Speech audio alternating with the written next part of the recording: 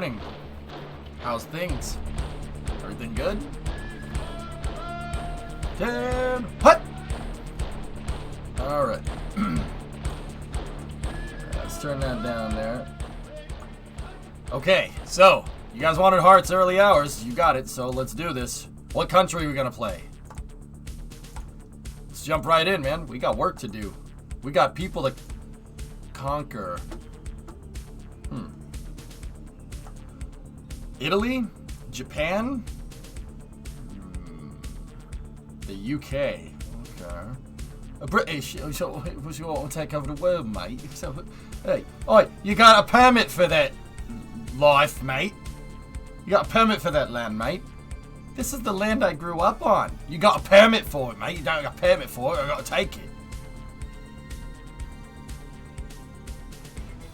We claim the 13 colonies. I can't do that. I can't do that on principle, man. I can't do that out of principle. That's not how that works.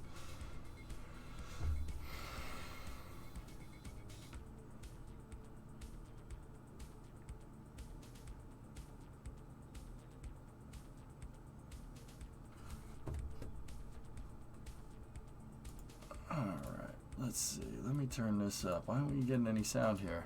Shouldn't Hearts be playing music? Hello?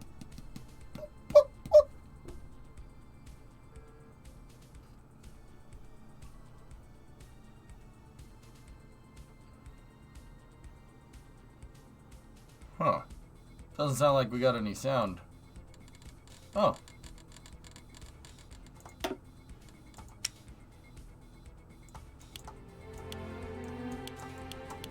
There we go.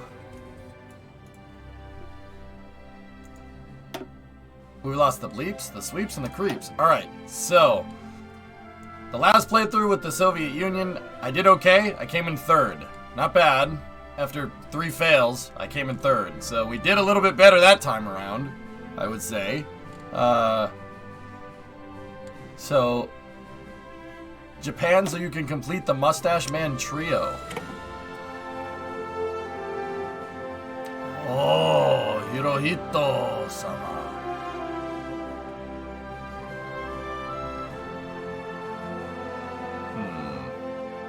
Who's this? Stanley Baldwin, yes. Did you score? What do you mean? I score. Wait, I'm confused.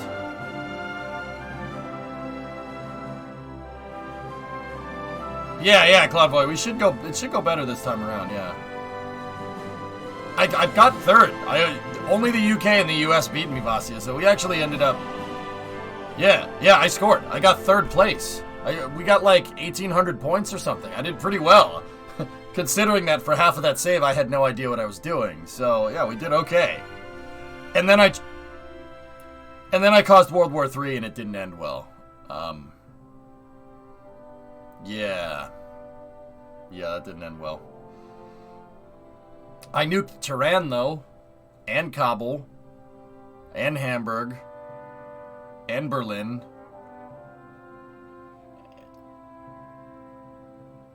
Wait, I don't think that's a good thing. Hello, I'm happy that I was able to get the 3D prints to turn out yesterday. Now it's time to take over the world or something. Yeah, it's a good feeling. I gotta fix mine, Draco. And Helsinki. Yeah. Uh-huh. Gotta do the early Japan takeover before they did it with the CCC cars, consoles, calculators, printer.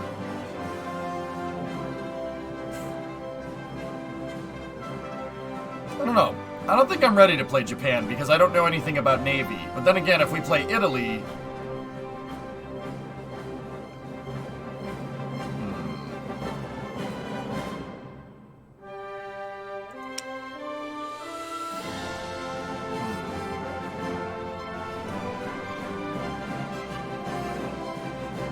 Time to learn, Navy! Alright. Okay. Are we going historical? Play as Australia? You think so, Gibby?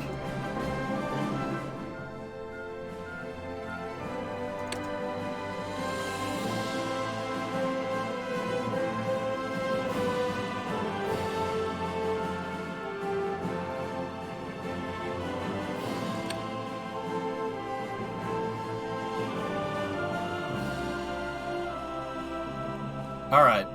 Alright. I'll put historical on Japan. Okay, alright. I've formulated a strategy. The strategy is going to be don't do Pearl Harbor.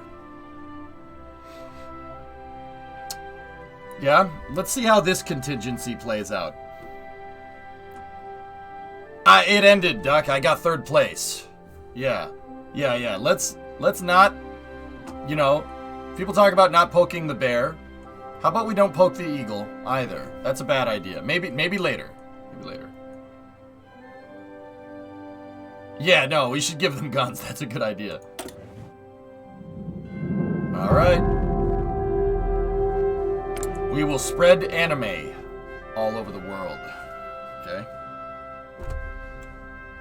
Oh man, Japan, good luck. Oh, Joe, don't say that to me. Don't say that to me.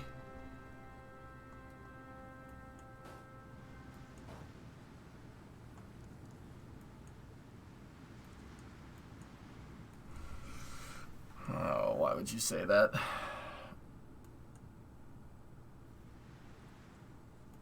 Alright, so we are the land of the rising sun.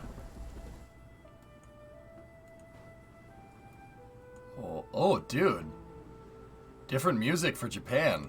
Neat. Word. We will spread Bushido code everywhere. Chopsticks forever? No, not chopsticks. You get soba. Do you understand what soba is?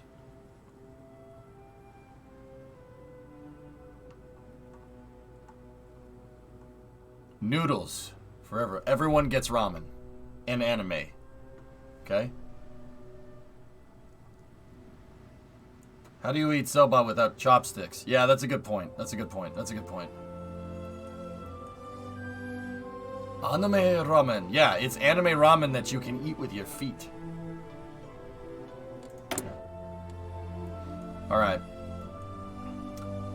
Let's take a look. Konnichiwa, EJ-san. Oh, Chattu-sama.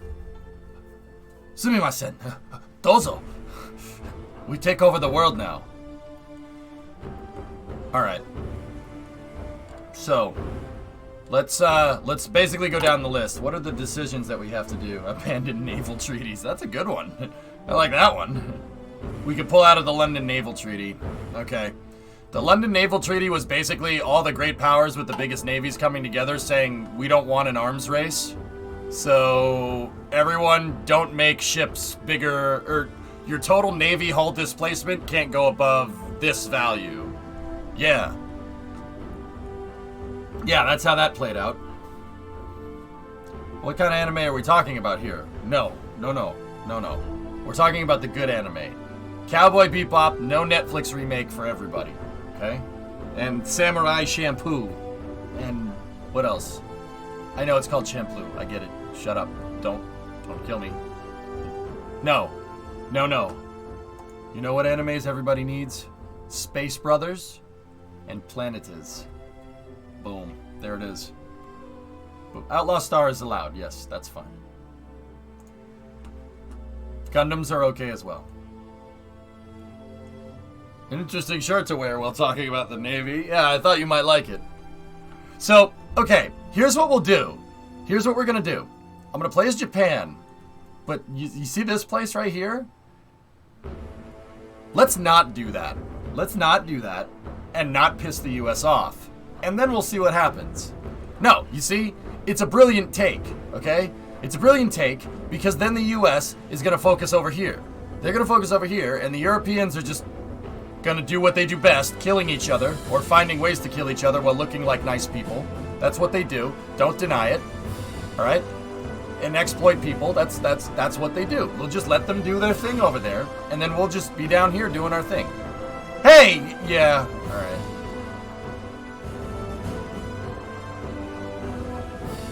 It's fine. It's fine. Just let them do their thing. Let the U.S. get involved over there in the European front, and I'll just keep doing my thing over here. I'd imagine it might even delay the U.S. entering the war, too. Yeah, it'll just weaken everybody. It's great. The U.S. doesn't want to enter the war. They don't land at D-Day, and then the Germans take out the Soviet Union. And I'm allied with them, remember? But we'll betray them. They're not very honorable. They're not very honorable.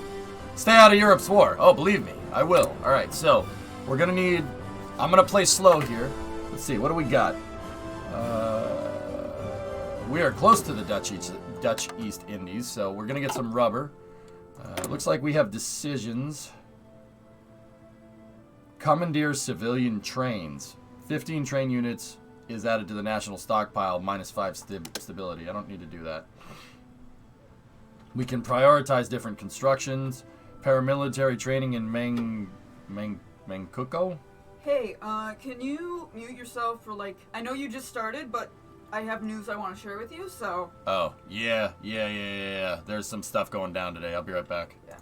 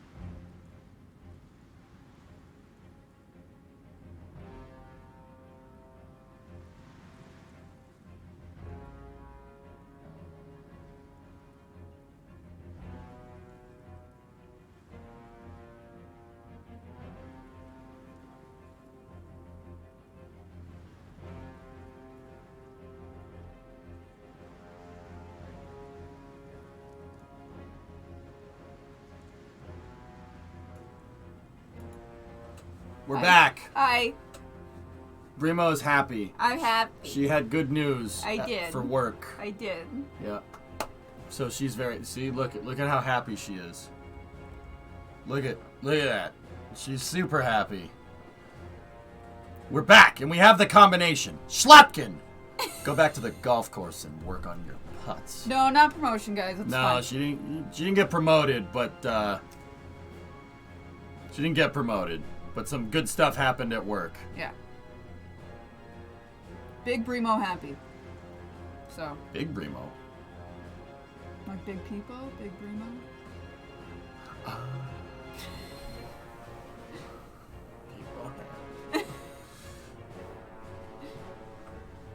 Look at me. I am the boss now. No. No, what do? They shifted around some people to make your job easier, basically. Yeah, exactly. Yeah. So. You know, like when you're at work and you're like, wow, this is a really stupid way to do this. We shouldn't do it this way. We should do it this way. This is better. They actually listened and they actually did the thing. So, yeah, turns out when you work at a company with bosses that actually give a frick, you know, they listen to you. They listen! The dream! They did, so, like, I can't be specific, but long story short, they did the thing.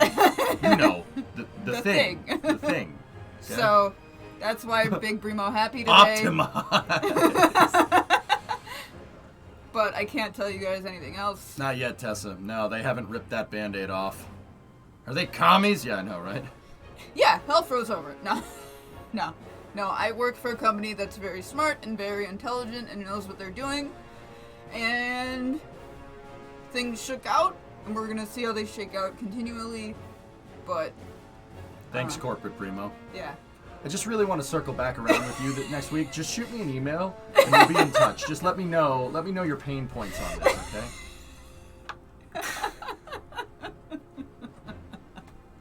Alright, anyway. We could have further happy news today. I don't know. We'll see. Yeah. Make sure he gets a copy of that memo. Yep. Did you get that memo? I don't remember the next one. Hey, Bruno. Chat, do you know how many times... What's happening? Chat, do you know how many times I say that would be great at work? And how many times I, feel myself as a meme. Like, so many times. Corporate structuring is at odds with the human condition. There, Further happy news, have your people reach out to my people, EJ. Will organize a scrum and bash these numbers out for all the happy. Please don't do that again. What did healthy gamers say about cringe? Cringe is when you're in a situation when somebody is like saying something to you and you can't get out of that situation. So corporate ideology is the definition of cringe. You heard it here first. Chat, it is so weird. It is so weird. I love being a cog. I am so happy to be a cog. Happy Bremo coggers. Like, I didn't ever think I'd want to be a cog, but like... Everybody wants to be coggers. I'm very cog champ. Yeah. Alright, I love you. we gotta get to work. Love you too. We have some countries to conquer again. Oh, okay. Yeah, I'm playing as a Japan this time. So, we have an idea. And this, I figure I might as well explain it while you're here. Because you had trouble figuring out hearts, right? So what we're playing as Japan, and it's 1936. And I got an idea. When 1941 rolls around, we're going to, wait for it, not attack the United States. We're going to see how that pans out. I like that idea. Yeah, let's not do that. Yeah, that's a good idea. Alright, I gotta get back to work now. Yeah, we also need to spread anime everywhere. Okay. Alright. The good animes, not the bad ones. Do those exist? Whoa! I don't know. I don't care. So that's the plan. The plan is to basically, not attack the United States. Yeah, that's a good idea. Anime wasn't invented until after the second. Yeah, that's true. Said this earlier, but be aware. Even though you might only DOW, British Malaya, and the WD will probably allow the U.S. to join the Allies, and they'll join against you. Yeah, okay. You can't touch the Philippines either. Hey! Okay. Yeah, MacArthur. That whole thing. Yeah, John, we know how that ended. Okay. We should probably be careful. Skip Pearl Harbor and take San Diego instead?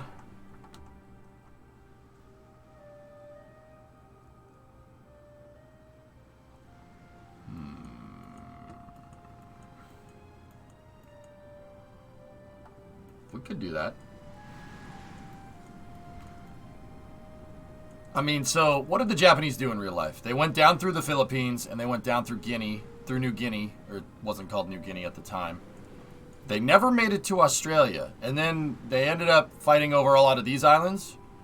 So Marianas Islands, and then the Marshall Islands? I forget the names. That's not good.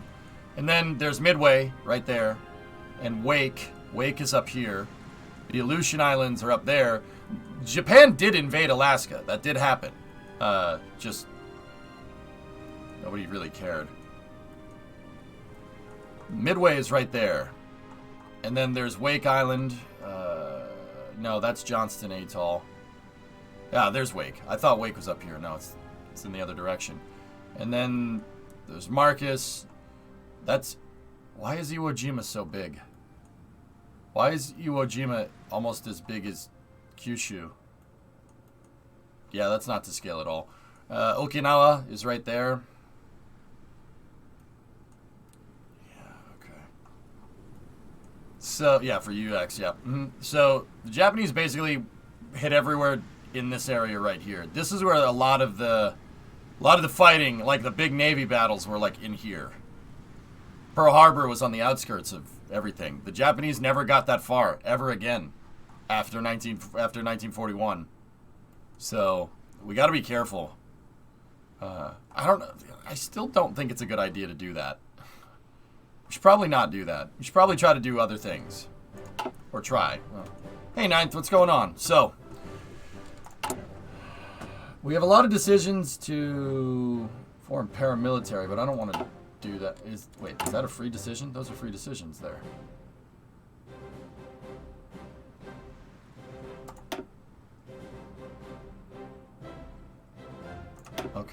Get some good XP gains there. All right, let's go into the research. One thing we really need to mess with in the national focus is... in the national focus, we really have to mess with research. Getting those research slots early and being able to do multiple avenues of research right off the bat is super, super useful. Just got here. We're playing as Japan. Take China and then make Type 5 heavy super tanks to take over Russia. Wait, why are we poking the bear? No. Sneaky, I think we should, if you really want my honest opinion, the strat I'm going to go for is to take China and maybe India. Maybe, but that's going to piss off the allies a little bit. All this area here that's not allies, right, or not colonial, that's all there for the taking. China's in freaking turmoil. In 1936, China was a mess, and China basically stayed a mess until 1949. So, I'm going to try to take all this, and we're going to try to consolidate it. We're going to consolidate this sucker, and then I'm going to bunker down. We're going to bunker down, and then we'll see what happens. My goal is to take all of this. I don't need to go this way. That's a bad idea. They tried that. It didn't work. Now, we do still need to build up Navy, because Japan is an island that... having amphibious forces probably would be a good idea. I don't think it's probably a good idea. Will you fight the Soviets when Germany does? If I can bunker down in time, yeah, I'll join them. And we'll try to hit the Soviet Union from the belly. Like what they did to me when I was playing as the Soviets a second ago. Can you make undersea Shinkansen to the Korean Peninsula?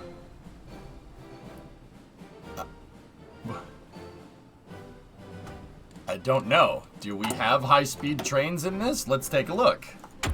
Trains would be down... Where are the trains? Where are the trains at? Oh, there they are. Nope. We do have that, though. Type 90. So, fellas, I don't really know too much about Japanese weaponry.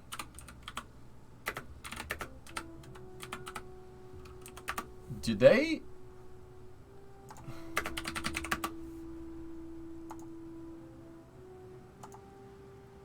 Yeah, okay, that doesn't exist. I don't think Japan ever had railway artillery. Are you on the open beta? Open beta.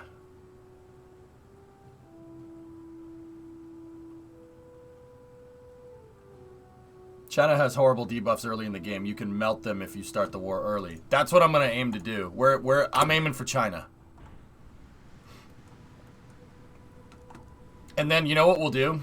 We'll establish a puppet state over here, Kem, and we will call it the Chinese Cool Party. Not the Communist Party, the Cool Party. They will be known as the CCP.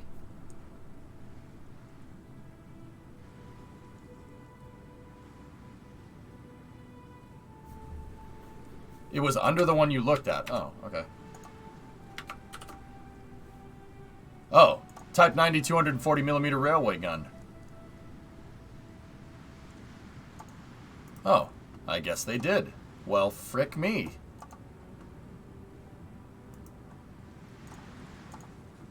Huh. Look at that. Interesting. They put stringers around the breech of the gun. Huh. Gee, I wonder why you would do that. Maybe for, I don't know, radial outward pressure? Like a rocket booster? Huh. Interesting. That's pretty ahead of its time. Stringers on an artillery piece. Yeah, rockets do that. Oh, only the stringers are on the inside, not the outside. But, yeah, interesting. Oh. Alright.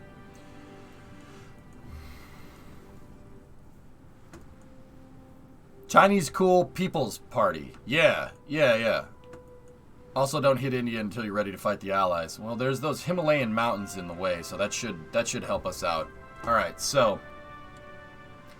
let's go. Research slot available. What do we want? We really need to focus...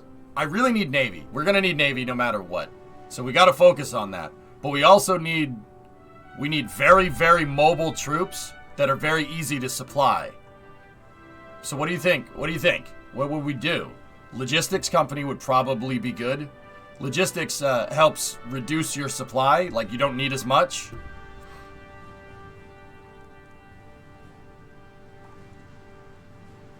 So we need, yeah, okay. So basically we need Marines. That's what we need. So we're going to train them in amphibious combat. And we're going to give them old stuff, right? We're going to give them old stuff that, you know, that doesn't need a lot, right? But it's old, right? And we're going to say, here, invade people with this. It's 50 years old and it doesn't matter. Just... Okay, so we need amphibious forces. We basically need to make Marines. That's fine. There is a Marines... Yeah, see? There is a Marine counter right there, but that's not open until 39. Hey, DNF. A good template is straight infantry, but with armored recon tanks so the Chinese can't pen the tanks. Yeah, so the other thing we got to take into account here is that there is a lot of crappy terrain, especially up here. There's a lot of mountains, lot of not good stuff, and because we're amphibious, we can't really run heavy tanks. We have to run medium duty tanks. So we need something like the wrong time period, but we need something like the Sheridan tank. The Sheridan tank is an airplane that's masquerading as a tank. We need something like that. Super light, but can pack a punch. Yeah, I think infantry. We need infantry with light tanks. And then in the case of a Sheridan, that tank is actually light. Yeah, Sheridans are made out of aluminum. They can be airdropped out the back of a C-130. Airdropped. True story. Yeah, they're super light. They were used a lot in Vietnam. They used them a lot in Vietnam. Look, you can lapes drop the tank out the back of a C-130. Low altitude parachute system. It's got a huge freaking cannon on it. See? They're very light, so they can go over whatever, and I believe they were amphibious too. So we need something like that. See? Oh, yeah, the skirt. Yeah, that didn't... Yeah, okay. That wasn't a good idea. Probably shouldn't have done that. Anyway, we need something like that. We need not heavy tanks. We need light tanks. So, alright, Marines is not ready yet. Let's go over to the tanks.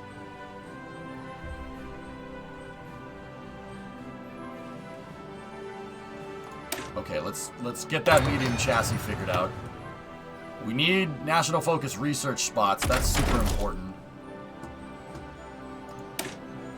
Okay, let's get some cannons right there, and we could do paratroopers, or we could go up the industry tree. All right, we'll do industry. Construction, we're gonna need to go fast. All right.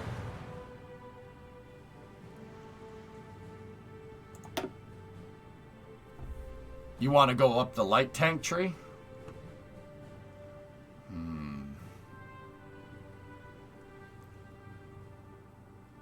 Planes, planes, planes. China has none, so you can get away with it early. Okay. Alright. Dawson? Alright. Alright, fine. Let's do that. Alright, so we have free civ factories. So what do we want to do? Build more civ factories. We're going to build it on the island.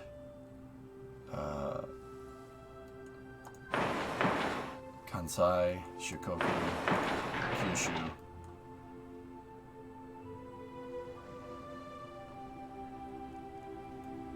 Yeah, Arsenal. Yeah, okay, that's fine.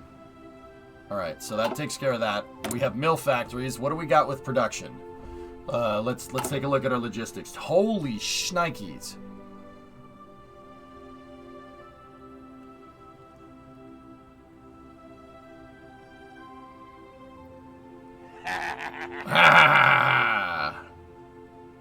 China time. Yeah, something like that.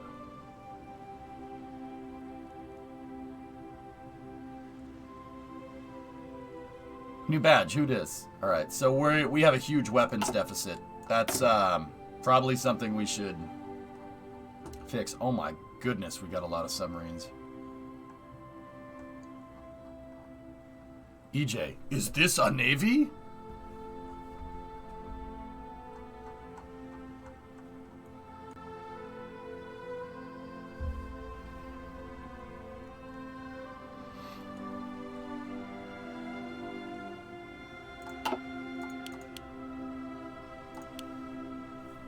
Yeah, our guys have some pretty nasty supply problems, so we're gonna need to fix that. The support equipment ain't much better. Looks like all these troops that are out here are not doing very well. Soviets are moving guys around up there.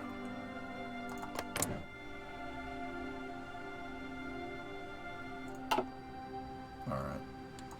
National focus. What do we need? I gotta look at the whole focus tree, guys. This is gonna take a second.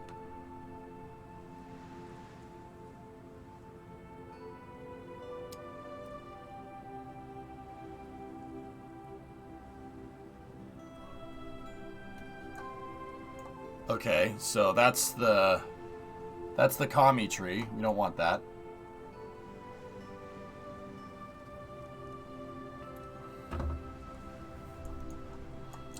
Wow, we have a pretty gnarly tree here.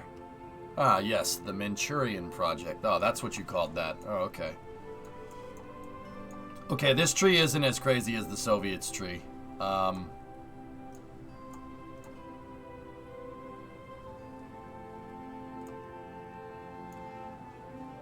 So anytime you see these exclamation points, it means they're mutually exclusive. You can only choose one. I can choose Unthinkable, Purge the Kadoja Faction, or Support the Kadoja Faction.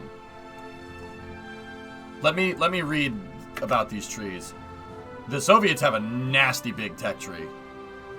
We need to bring back the Bushido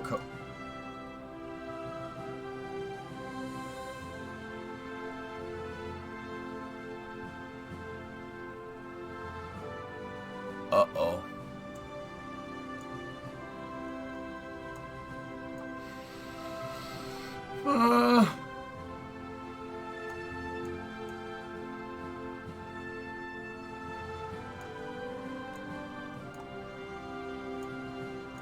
Rocketo! Ah! Rocket-san!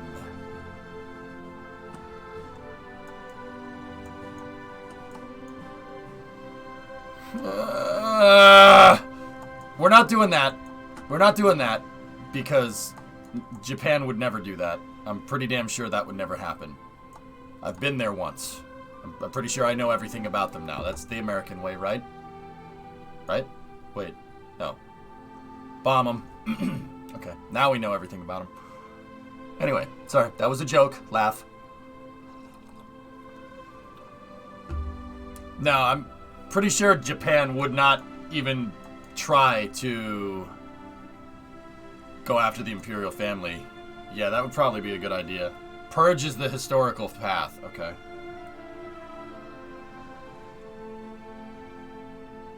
In the interwar, Japan had a sizable communist movement, but one of the first ones slaughtered when the military took over. Fascism do be like that, though.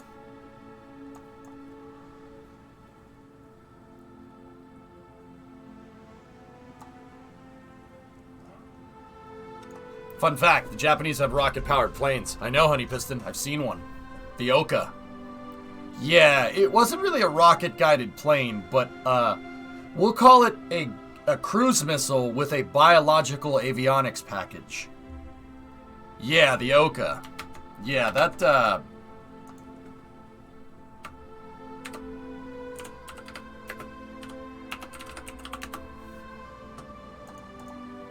Yeah. Yeah. Very primitive, very old avionics package in that cruise missile. Yeah, I've seen one. I forget where I saw one. I think there was one at Pima. I've seen one of these things up close. Either that or the Smithsonian. Yeah, it's a rocket-powered cruise missile.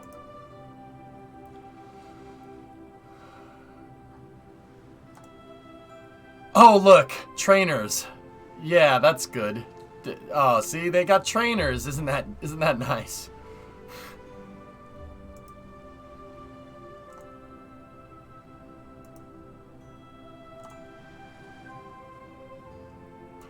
If that thing looks like a death trap, regardless of the whole cruise missile thing, yeah, pretty much. Yeah, that's... Yeah. Alright, so...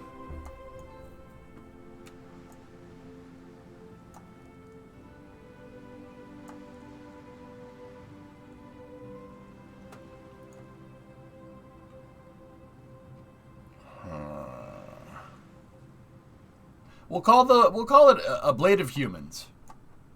Tessa, a blade of humans. If I ever start a metal band, I think that's the name. A blade of human.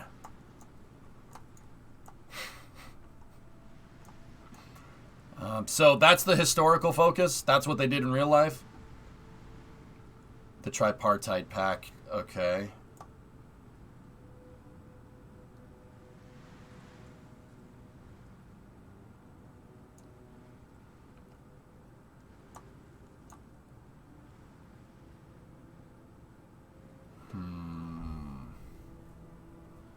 Yeah, well, somebody already used that as an album cover. Louisa. Yeah, we came in 3rd place in the Soviet playthrough, guys, so I need to learn Navy, so we decided to play a country that's surrounded by water. Yeah.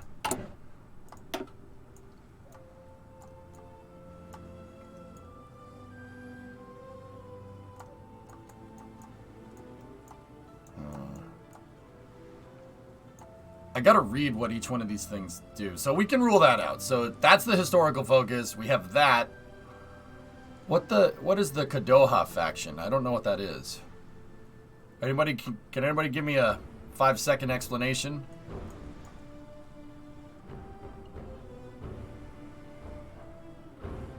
Strengthen the civilian government.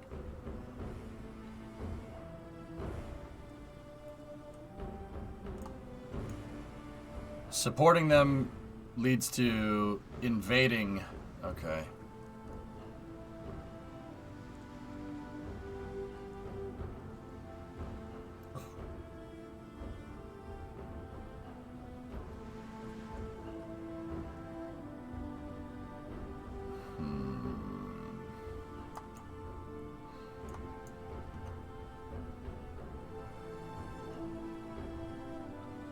Ooh, Japan joins the Allies.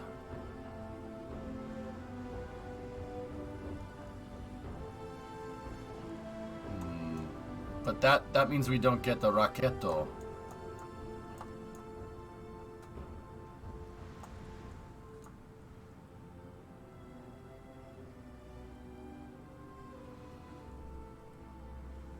Yeah, the early research slot is in research spending.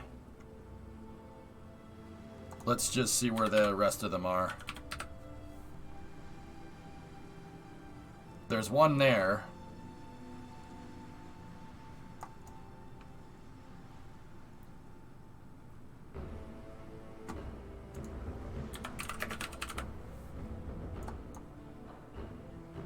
The other one's over there. Is there no way you can...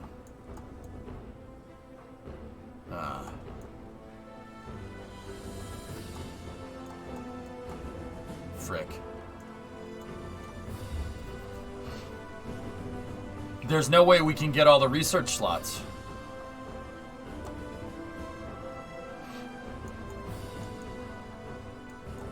Damn.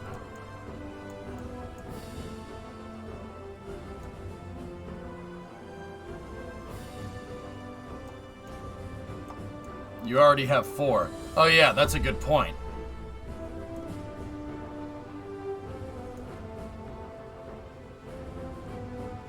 Discovery, go and throttle up.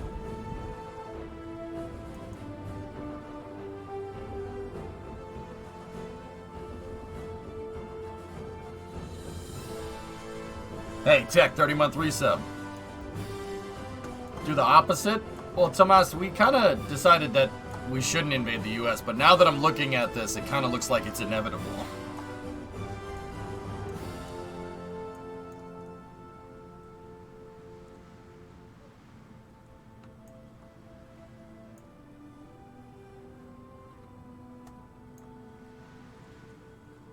Historical is on, yes. Mm-hmm. Historical is on, dudes. It's either the Allies, the Soviets, or pacifists.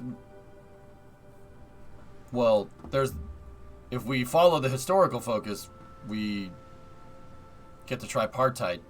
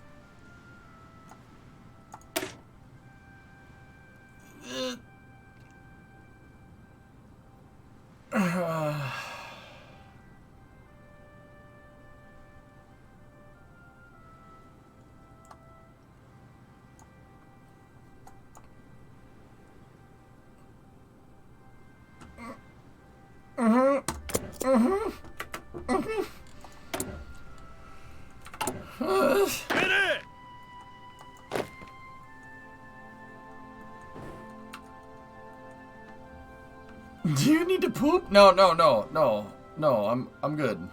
I'm alright. I think. Who are you? No faction. Hi. 준비 완료. Oh. Okay. 이동 준비 완료.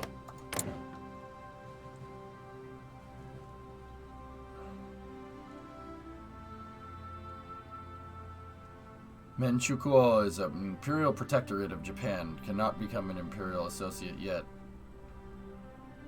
Okay.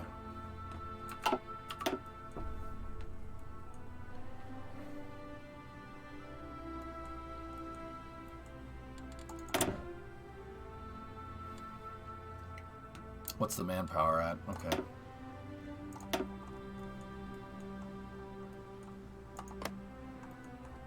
Oh yeah.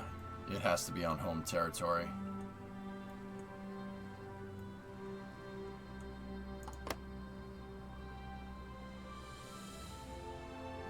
Yeah, training people right now is not a good idea because we have no... We have no... anything. We're supporting the Kadoja Faction, which is the opposite of what they did. Which means that we're gonna end up... Yeah. Oh boy.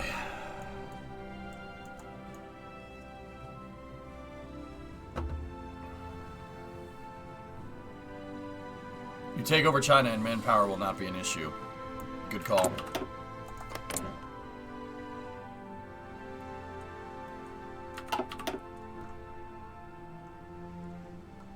Xingbei. No faction. But it's an imperial protectorate. Mongolia? What Mongolians doing here? Shanji. Okay, no faction. Oh man, this is all here for the taking, man.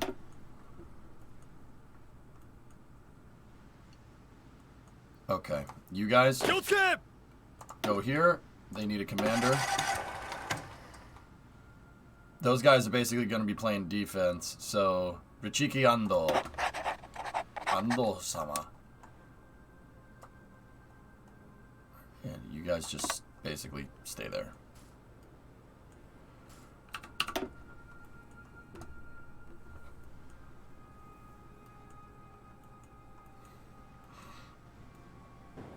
Alright, these guys that are on the Korean Peninsula, well, you guys can go down here. You guys go down here to Beijing.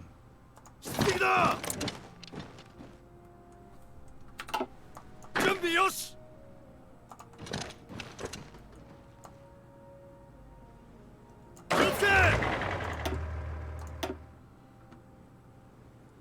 Toshizo Nishio. Okay, you go right there.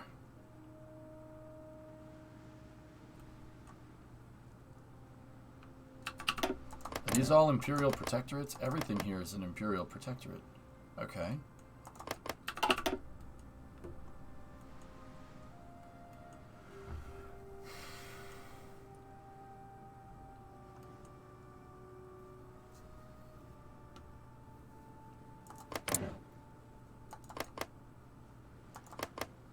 That's just Japanese territory. Hebei. Okay. And Dalian is Japanese territory too. Interesting. Okay. Okay.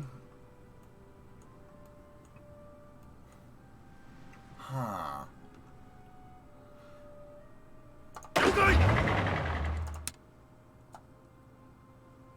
Yeah, you guys just go right there then. Who are you? Shenji, non-aligned. Okay. Did the Cold War turn hot? Yeah, it did, and I lost, Beer. I couldn't match the U.S. It was too much.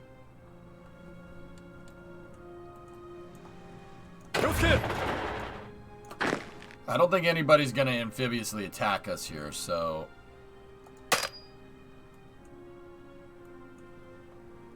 let's get these guys that are on here to the mainland. Naruhiko Hagashukuni. Alright. You go in here and just go to South Korea for a little bit. And then you guys stay out on the islands, right? Okay, that's fine. Now we need like all the island forces as one here.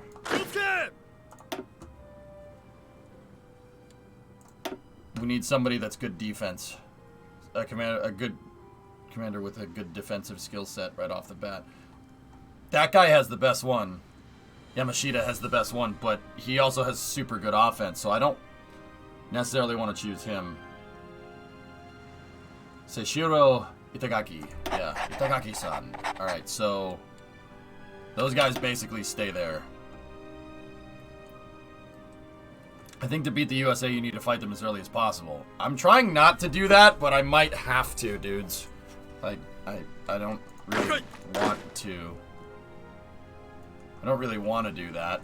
Might have to do that.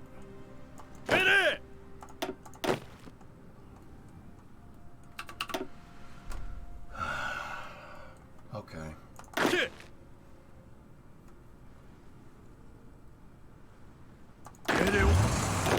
Okay, we got a pretty sizable force here. It's not the worst.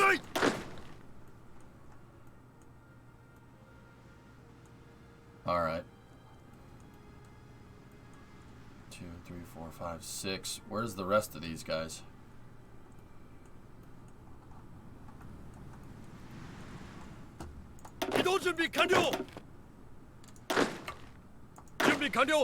Oh, okay. There's those guys in the Korean Peninsula. Alright,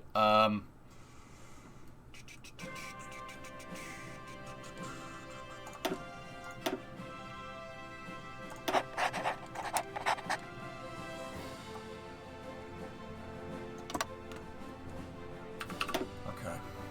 Cool.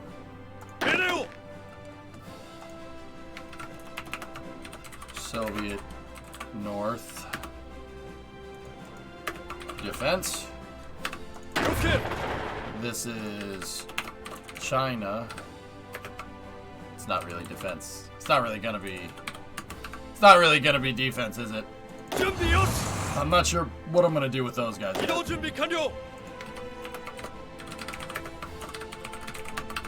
Call them Island Garrison. And then this is Korean defense. You have one Marine division in that 3 army you created. Just something to keep in mind. Yep. Yeah, the one that I sent to South Korea for defense with the defensive order was just a way to get them there. I'll figure out what I want to do with them later. They do have a Marine division, so we could amphibiously invade. Decisions available. We have a very small PP right now. Very small PP. We need to change that.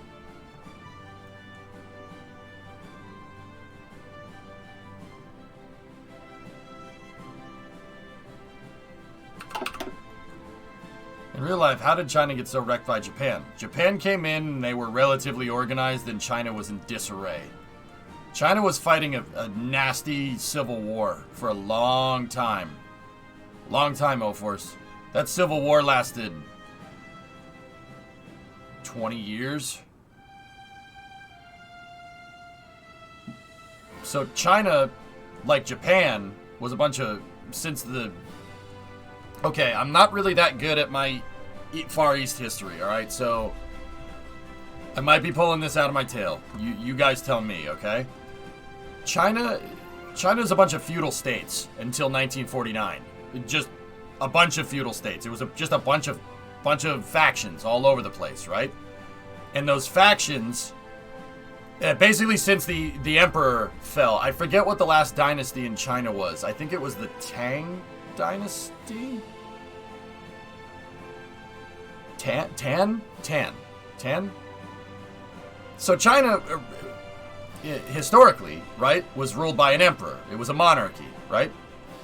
And there were all these really awesome dynasties. There's the Tan dynasty, there's the Han dynasty, there's the... Was there a Han dynasty? I don't know. See, I'm really bad at this. I know my European history way better than this. The Dong dynasty? No, I don't think that was one. And then they overthrew the emperor, right? I forget when that happened. Honestly, I don't remember. The Ming dynasty, I know about that. Yeah, that's right. We studied this in school, Tessa. We studied all the different factions in China, but that was like 15 years ago, and I didn't care because I wanted to read about what happened over here. I know this area very well. Not so much over here. I'm pretty bad at this. 1911 is when they overthrew the emperor. Thank you, Joe. So China was in disarray. Just disarray. Like, there's just all kinds of factions going at it. Huge civil wars. I mean, these civil wars make the U.S. Civil War look stupid. Like, a lot of people died, man. Like, it's not good. They were fighting a civil war for 40 years. Why do you think that nowadays China doesn't take no crap from nobody?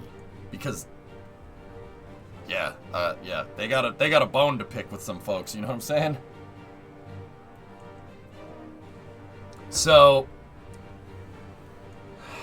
basically, they were fighting a civil war, and Japan saw all this was for the taking, and went in there and did despicable things to kind of take advantage of the factions there.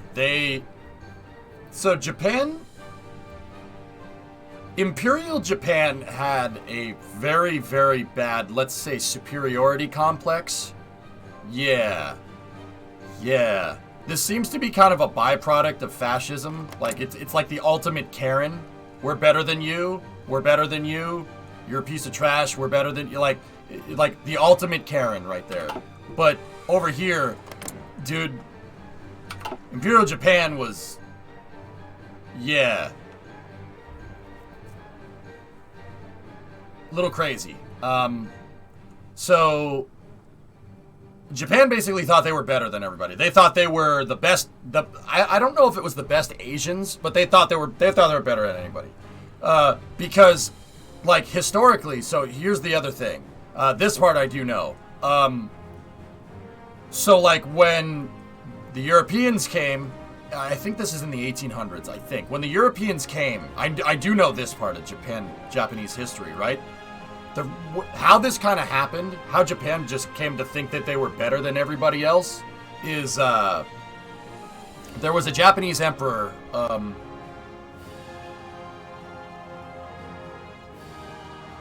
Meiji, that's his name. So the Japanese emperor Meiji saw the British. The British landed, right? The British colonial forces landed, and Japan was a bunch of feudal states as well. But this was like a little while ago before this happened, right? So Meiji saw that the British were trying to turn their nose up at him like what they do. Oh, you don't eat crumpets. You savages. And he saw what they were doing in China. The British came in here and started literally peddling drugs to the Chinese to get them addicted to them. Like, they started peddling opioids and stuff. And that's kind of part of the reason why China was in disarray. And that's part of the reason why China, like, let the Brits have Hong Kong and Macau and stuff. And, like, that added more to the disarray. And the Chinese got pissed. There was this whole rebellion over there that happened. I think that, and Joe, okay, it's coming back to me. 1911 was the Boxer Rebellion, if I'm remembering right. It could have been more than that. See, I don't know this very well. Boxer was 1901. Yeah, basically 04, China was in freaking disarray. This whole area was just a hotbed of just everybody button heads and whatnot. But anyway, going back to the Meiji story. So the Japanese saw what the Brits did over here. They went in there and they colonized everything, and the Japanese were like, oh crap. Meiji was like, I'm not getting colonized by you. Hell no. So he instituted a bunch of reforms into Japan to get Japan out of its feudal kind of state that it was in, like samurai, you know, like Rurouni Kenshin stuff. You know what I'm talking about? Any anime fans out there, right? And bring Japan into the modern era. So the Emperor Meiji is like very renowned in Japanese history because he brought Japan out of the Middle Ages, basically. And he brought Japan out of the Middle Ages so much that the Brits were like, oh, you're our equal. You're one of the great powers. We don't need to conquer you. We're good. Seriously, that's why it's funny because that's one of the national focus. See, one of the national focuses is rekindle that old alliance. We're not doing that though, but, so Japan didn't get colonized. They never got colonized. Everywhere else did. Pretty much every other Asian country from freaking like North Korea all the way to freaking Sri Lanka got colonized. All of this. Like, literally everything in this circle. Well, actually, it's pretty much everything in this circle right here got colonized, except for Japan. So Japan had kind of a little chip on their shoulder from that. And then that's when Tom Cruise fought the war. Yes, The Last Samurai. Yep. There's a huge civil war in China.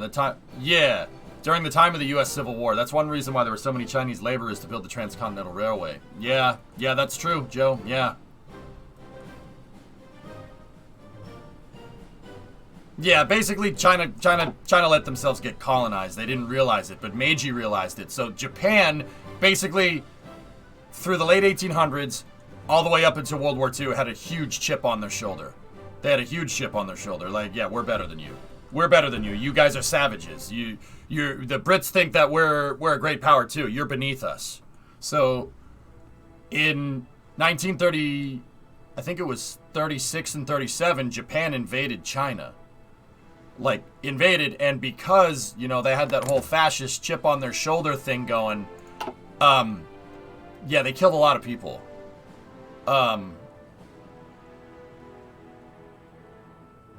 Yeah, a lot of people died. On top of the Chinese Civil War. That's how Japan was able to get in here and kind of take over a good amount of stuff, because they took advantage of the chaos, basically. Sounds familiar.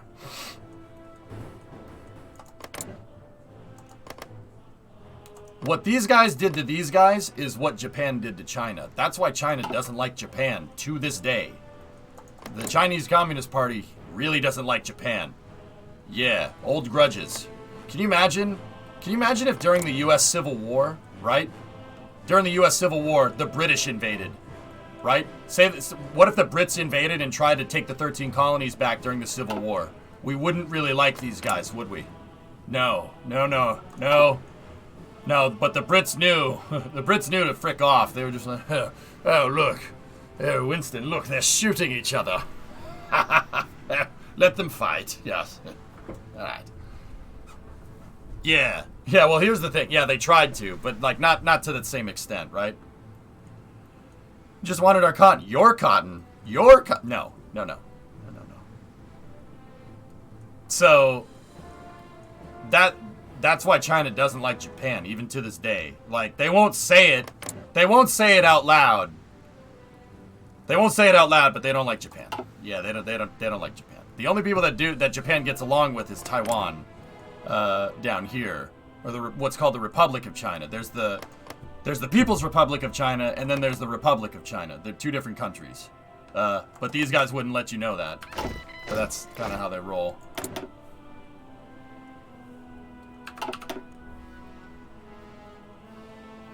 Yeah, they like to say it out loud, but diplomatically. We will not stand for Japanese aggression in the South China Sea. The South China Sea is ours. But yeah, they're basically, yeah, they don't like each other very much. So, don't get me wrong. I'm not trying to fearmonger or anything. Nothing should happen. Knock on wood. But yeah, they don't like each other. Let's just leave it at that. And that's kind of a huge Rule 8 issue nowadays. Like, I don't really want to bring in around here. But, yeah, let's just say they don't like each other and leave it at that. Glitterup, I like China's history. You know, I should really know more about it. But it's a very rich history. It dates back just as early as, like... What I do know is, like, it dates back as early as the ancient Greeks, and some of the ideas that came out of China, rockets, were pretty damn good. Yeah.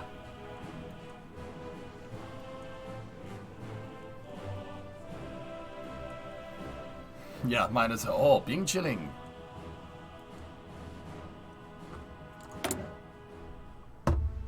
Yep.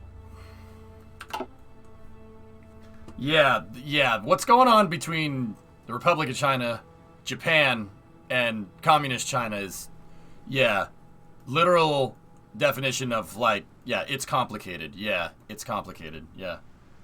China endured a century of shame, as they now call it, from the mid-1800s to 1949. Yeah, so what happened is after World War II, the Japanese pulled out, there was a huge power grab, and the Civil War was the worst from 45 to 49. Like, bad. Very bad. A lot of people died.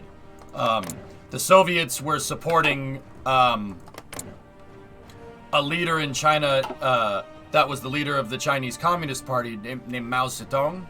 And they were supporting him, right? Kind of under the table, supporting him over there. And the U.S. was supporting this guy, Chiang Kai-shek. But after the war, we kind of just said, all right, you fight, whatever. Kind of left. So what happened is there was a huge bloody civil war between the, what are they called? The Kuomintang, which is the Chinese, it's not, I think they were called the Nationalists. Yeah, see, Kuomintang right there. See it up on the left? That's like the Chinese Nationalist Party, and then there was the Chinese Communist Party, right? And there was all kinds of fighting going on through here. Nasty civil war. This was like 70 years ago. This is not too long ago, right? And what happens is because the Soviets reinforced Mao, because similar ideologies at the time, right? They ended up pushing Chiang Kai-shek and the Nationalist Forces, the Kuomintang, back to Taiwan, and that was in 1949, and it's basically stayed the same way. And then, after the Chinese won the Civil War in 1950, the U.S. invaded South Korea, because North Korea invaded South Korea, right? And the U.S. pushed the North Koreans back, basically to the... I forget what river that is. They pushed them back to that river, and then the Chinese thought they were, they were threatened, and they were battle-hardened, so they poured in through North Korea and pushed the U.S. back to the 38th parallel. Which is literally where the armistice in 1953 was signed. And that has stayed the same since then. North Korea and South Korea are still technically at war with each other. They are at war. Yeah. Yeah. And the reason why, like, South Korea doesn't want to invade North Korea, or North Korea doesn't want to invade South Korea, because if the South invades the North, you're going to piss off the Chinese. If the North invades the South, you're going to piss off the Americans. It's complicated. Yeah. Humans do be like that, though. So what we're going to do is we're just going to take over all of it. And we're going to avoid all that. Yeah, I think that's a good idea. 気をつけ 14 and 10. Alright, you guys go there. Reassign that division there. We got a 移動準備完了 full battalion right there.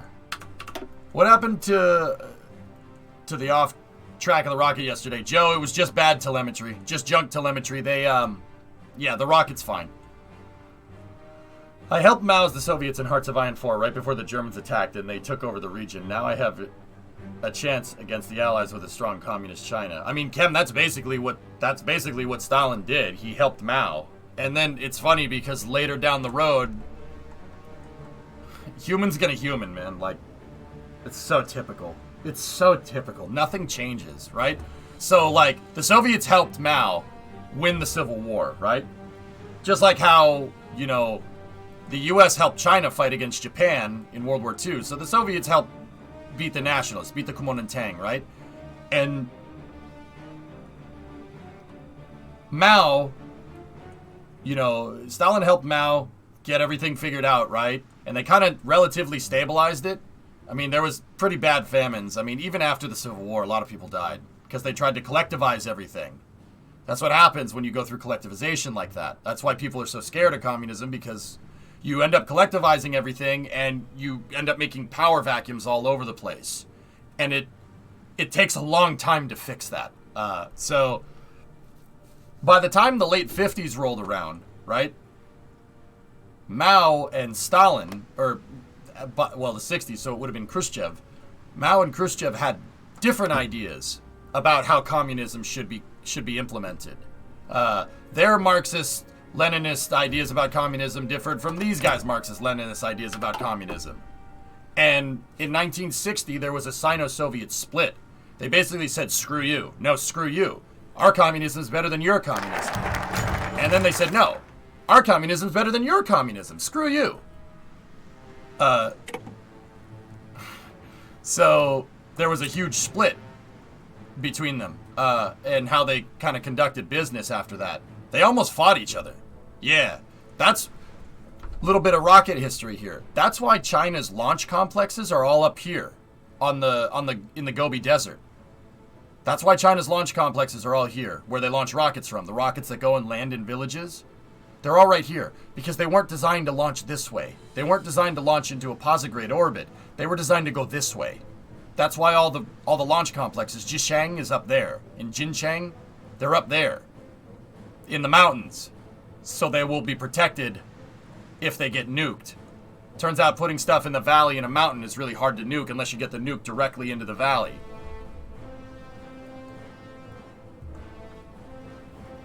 Hey Vulcan, good afternoon, hope all is well. Guess who's 4K Falcon 9 launch and landing? Picture started finished processing. Nice. Whatever happened to the Motherland playthrough? We came in third. I let the game end because we came in third, and then I tried to make the Cold War go hot, and the U.S. and England promptly kicked my tail in. Yeah, I ended up losing. And before I fully lost, I just left. Just said screw the lemons and bailed. No, I wanted to play Japan. I need to learn how to do Navy stuff, Panta. But yeah, so yeah, the reason why the Japanese 04s were able to invade China is because they took advantage of the chaos. And China was basically in chaos until the mid-50s. It was a freaking mess. And yeah, that kind of gives you what's going on today. Yeah, Isaac, I just think it's funny how dude, it doesn't matter if it's in the Far East or if it's in, you know, North America. It doesn't freaking matter, right? Like, you have alliances that get forged, but they get forged, like, eventually somebody's always going to disagree. That's what I've learned about history. That's one of the biggest things that history has taught me, and this is an important lesson to understand. Someone's always going to disagree. Every single freaking time. Somebody would complain about a free lunch.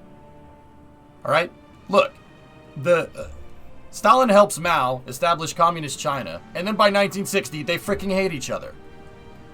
The U.S. has the American Revolution, 1776, and we basically get things kind of up and running by 1789, right? And we fight the British off in 1812, and then we fight each other because frick you, because our ideas are different than your ideas. It's inevitable. Someone's always going to disagree. It happens all the freaking time. Like, this is not just the U.S. It's not just here. This happened in Rome. This happened in the Holy Roman Empire after that, the Byzantine Empire. It always happens. Someone always disagrees. Every single time. Every time. Without fail. There's always going to be somebody that has a little different perspective than yours, and they're going to disagree with you about something. It happened in Spain. It happened in France. They killed the monarch because they disagreed with him. Who was it? Louis? King Louis? Italy? Italy was the same way.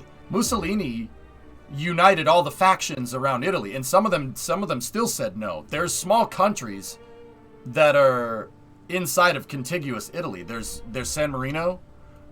There's Vatican City, obviously. That's a separate country. It's not part of Italy. It's a different country. So is San Marino. Like Monaco over here. There are all these principalities. Mussolini couldn't get all of them to agree. But that's what he did. He got most of them to agree, kind of by force, because that whole fascist thing. In 1922, Italy was not like a contiguous country until the 20s. It was a bunch of small states. Kind of like how, like, the Netherlands, Luxembourg, and, like, Denmark are all these, like, little tiny countries. Europe was a bunch of feudal states, and, over time, they kind of consolidated everything. Yugoslavia, yep, there you go. Another great example. All these guys, I'm pretty convinced, hate each other. Well, maybe not hate each other. That's a strong word. Not nowadays, but someone's always going to disagree every time. The Greeks hate the Turks. It happens. The Germans hate the French. The French hate the English. The English hate everybody. Like, that's just how it is, man. Like, that's just the human condition.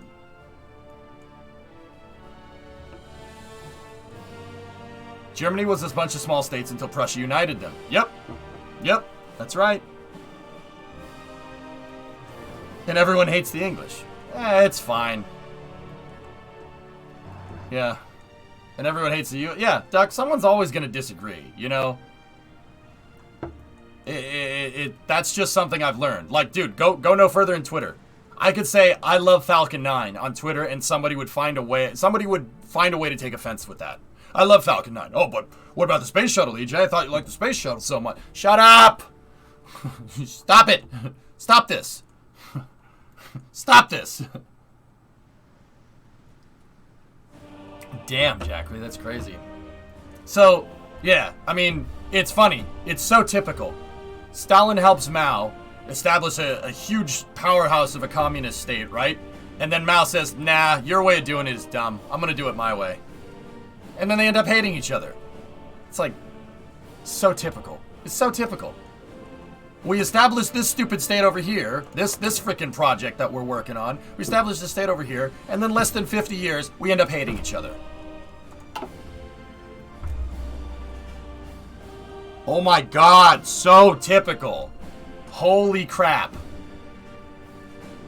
We have this state that's based around free thought, and we have differences about what should be free thought and what shouldn't be free thought. Like, it's just like, oh my god, shut the frick up. Like, so typical. It's like, just, bro, like, come on. It's just, really? Oh, whoa, someone's disagreeing, oh my god. Some states still hate each other, yeah, right? Like, that's why it's so stupid, man. And that's why it's okay to be cool with people that you don't necessarily agree with, because everyone's going to disagree. That's part of human nature. It's something to be learned here. Like, there's a lesson learned here. We should probably learn that lesson, or else we ain't going to get anywhere, that's for sure. So how do you think the Moon and Mars colonies are going to go? Same thing will inevitably happen, Kajsing. Let's hope we're smart enough to recognize it. It will inevitably happen. There's not a doubt in my mind. And I don't mean to be cynical, but that's part of how we learn. Humans are stupid. We learn by failure. Myself included. It's the only way I know how to learn things, by failing miserably and having the experience be so annoying and bad that I don't want to repeat it. I don't want that to happen again. I killed Jeb. I don't want that to happen again in my Kerbal save. So you learn like that. That's how we learn, man. We're a freaking bunch of monkeys. You know what I mean?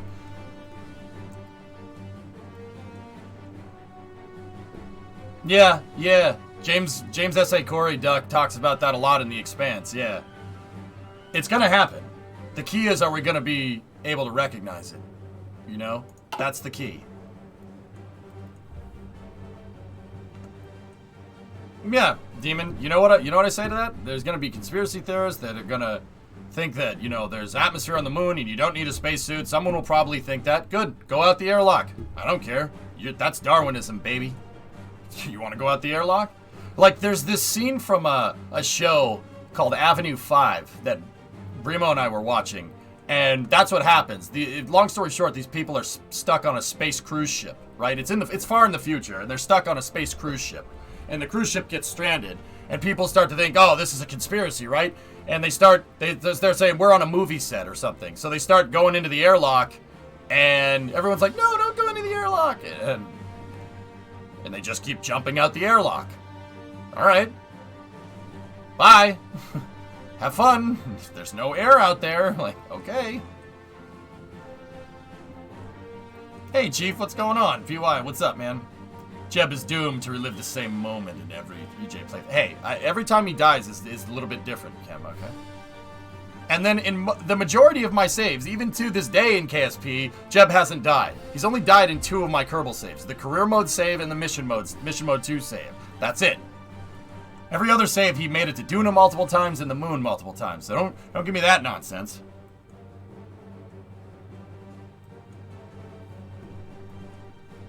Don't Look Up such a good movie about this stuff. Yeah. I mean...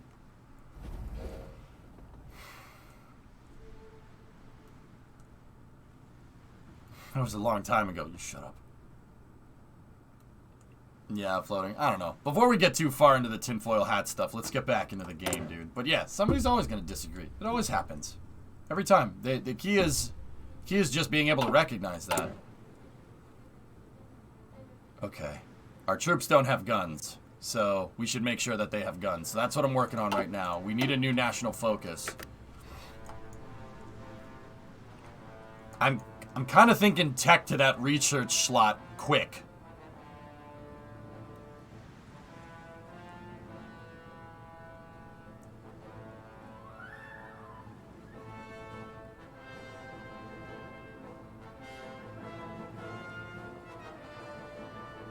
Yeah. I'm gonna go for the research spot.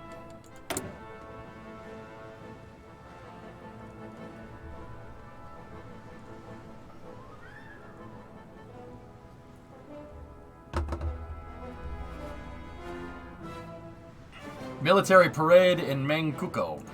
Yeah, it doesn't cost any political points to do that. Sure. Form special air landing forces. What does that do?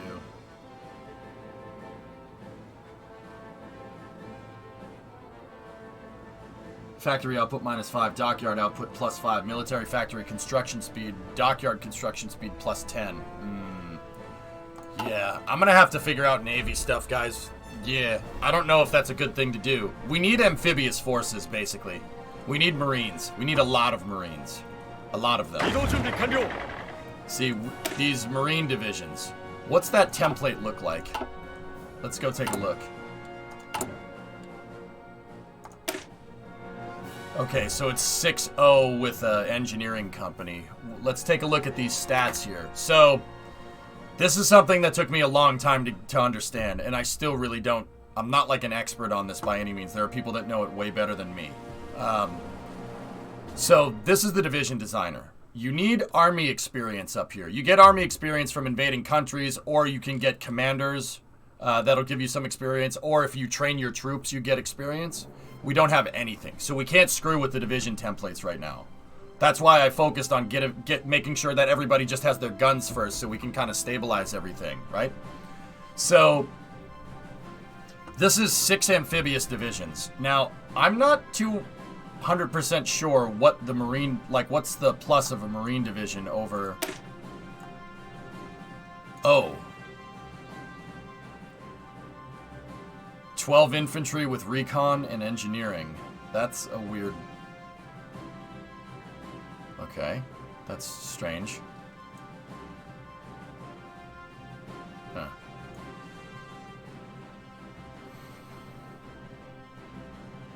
Bonus to landings and river crossings. Yeah, okay. Adjusters. Okay. Yep. How did MSC end last night? The van, when I was towing it back, Hillness, got stuck. The tow cable snapped and it flipped over. And I was just done with it, so I just drove home. So I have the truck.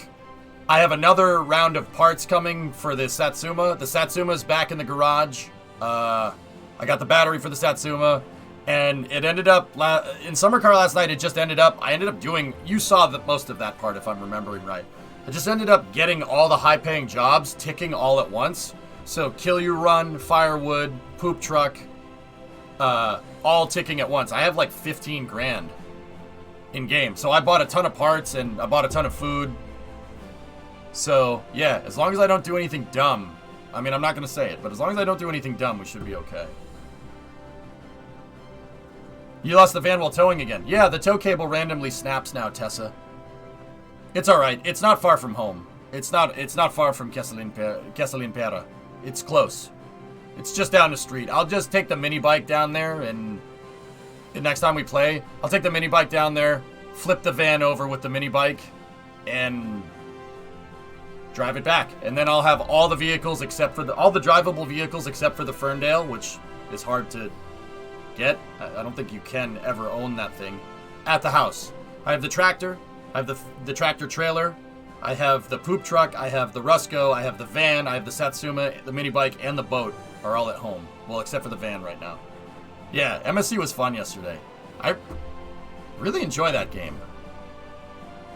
It turns out you get better at MSC. Like, you get better at playing it, and you're less likely to get killed if you play it more. Like, you don't try to force all the gameplay into, like, a 3-hour segment, like what I always used to do for After Hours. I had never played MSC before this year, literally 2022. I never played MSC in one contiguous sitting, like, except if it was for After Hours. I only played it in 2 to 3 hour segments, and that was, like, once a week.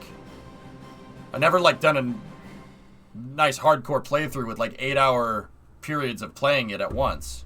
Like, yeah, turns out if you play the game more, you get better at it. Yeah, yeah, exactly. Oh, that looks great, Hillness.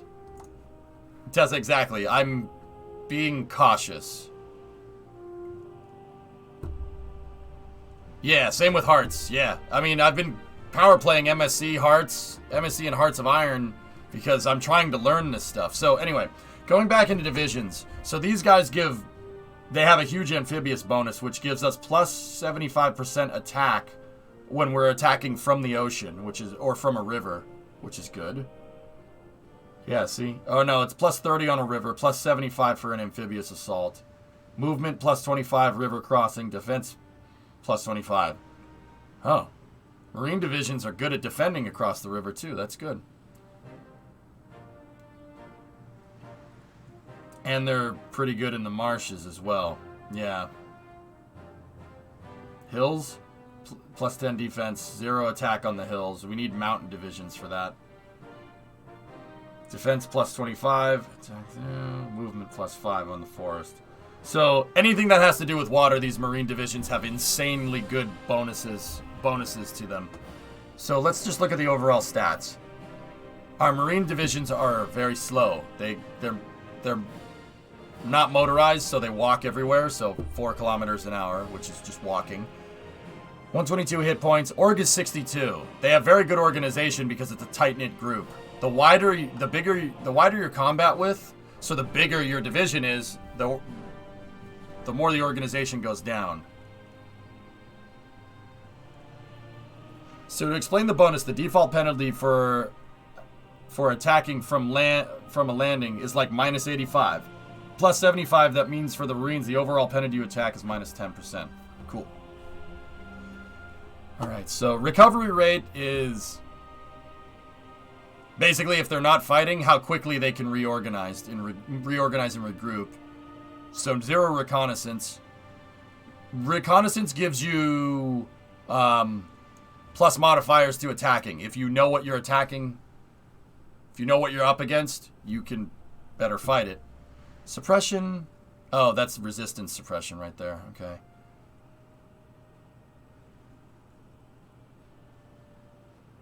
Okay, wait. Okay.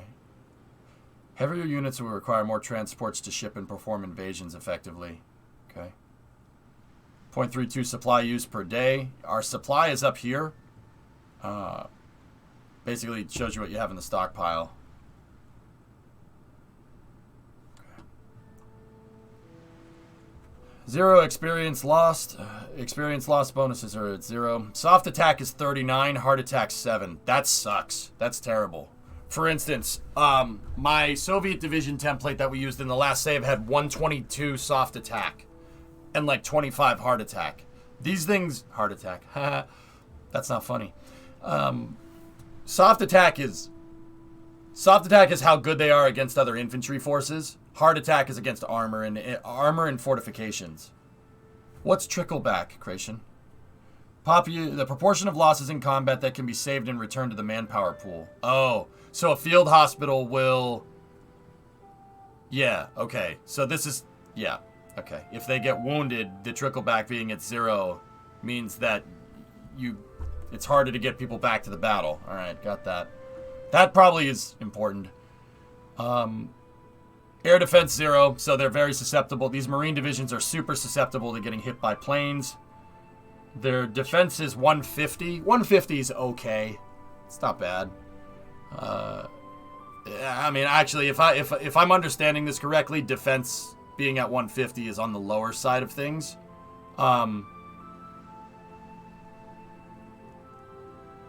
Artillery gives you lots of soft attack. Yeah, it turns out that squishy human targets are bad against cannons. Yeah.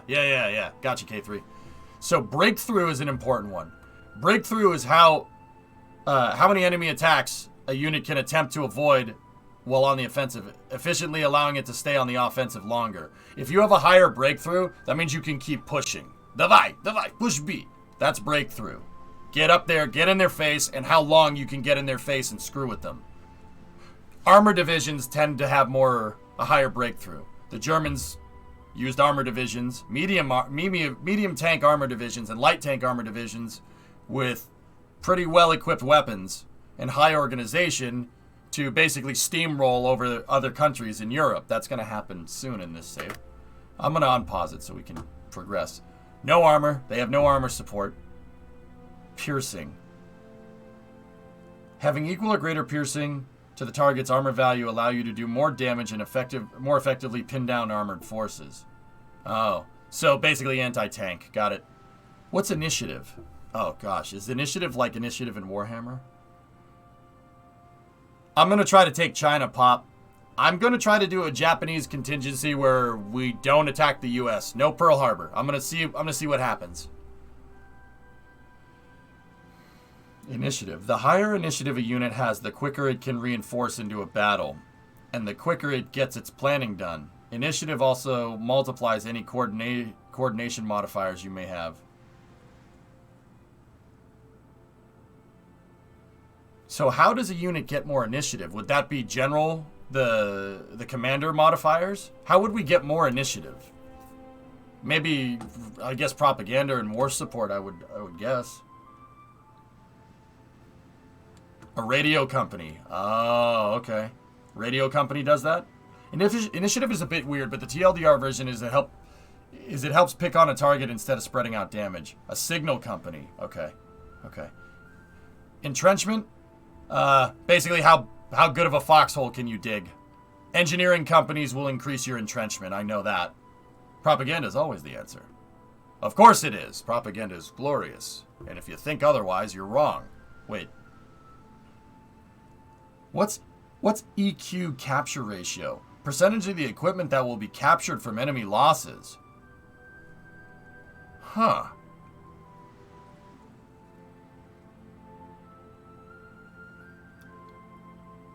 What would increase equipment capture ratios? My guess would be an engineering attachment, right?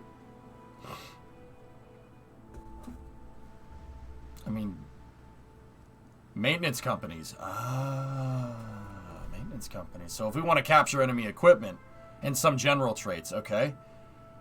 And then, here's the most important one.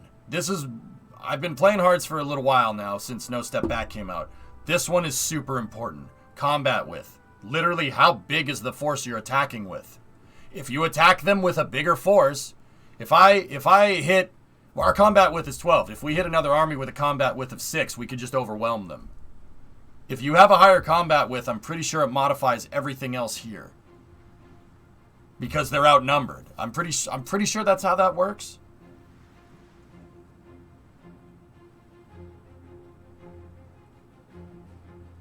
No, that's not the case. Oh, all right, Joe, fill me in. I know that combat width is super important.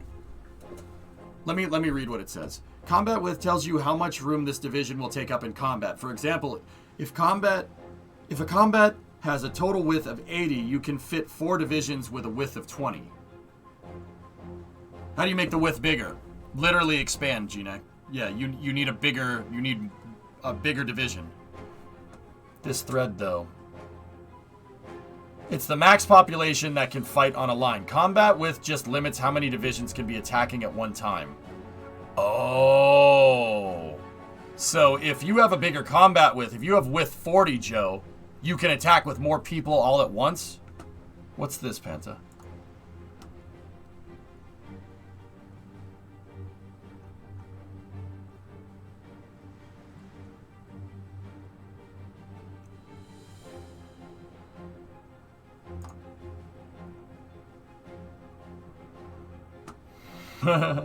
Nice. Hey, Balxy, what's going on? I'm not good at these strat games. So many things to remember. The key with this pop is to take it slow, like KSP. Dude, this is the same side of the same coin as KSP, or it's the other side of the same coin. We got to engineer out these divisions. It really like getting all these stats right. It's not just about getting every single stat up, right? What are you doing? Right? Not why are you doing this? What are you trying to do? Well, I'm trying to take China right now. And I'm Japan. Trying to take China. There's a lot of treacherous terrain here. And there's a lot of rivers. And there's a lot of beachfront. Right? So Marine divisions would be really good. Especially with supporting activities that happen out here if we ever get to that point. Right? That's going to be really important to understand. I need high mobility and amphibious assault. I need Marines, basically. So we're going to modify our stats.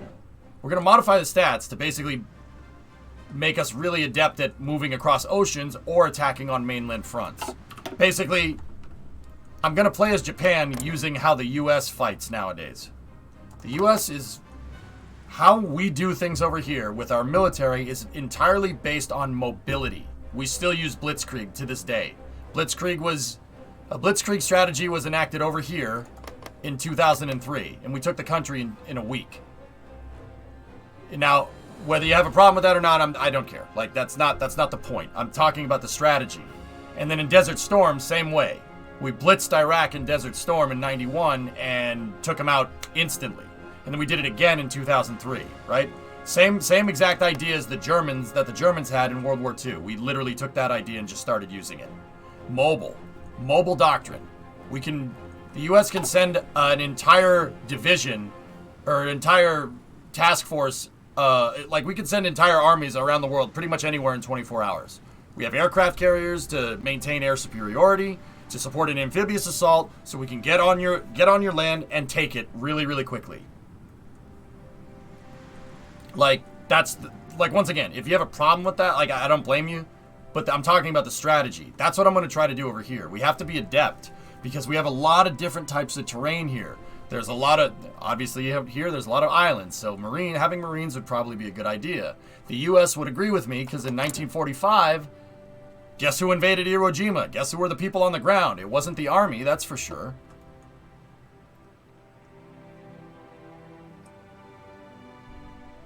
We're going to need a separate template, I think, for mainland China.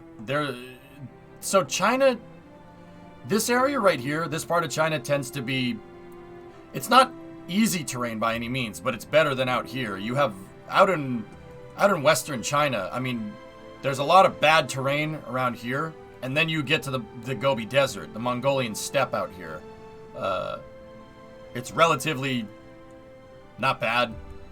And then once you get into Mongolia, there's more mountains out there. And then to the south here, you have the Himalayas. So it's kind of a natural barrier right there. So I'm thinking we're probably going to need some mountain divisions here. But we need to make a main attack force that's basically kind of adept at doing everything. But jack of all trades, master at none. So we still are going to need some specialized divisions as well. You're going to fight through Manchuria anyway, we're taking the Marines is a good idea. For China, you want to have a good plan. My main strat is to hold the line on the mainland and Navy invade Qingdao with 10 divisions. Qingdao. Where's that, Belxi? I don't know where that is. There's Fuzhou, Ningbo, Hanzhou, Shanghai, Suzhou, Nanjing. Okay. Beijing up there. Qingdao. Oh, right, there it is. Alright. There's a search function. Yeah, okay. Alright. So, we're going to need to put a big emphasis on Marines. Especially if we're going to kind of... I don't want to attack the U.S. out here, but I definitely want to curtail them. Like, I want to show them, like, look, don't come over here. You do your thing down there. Don't come near me.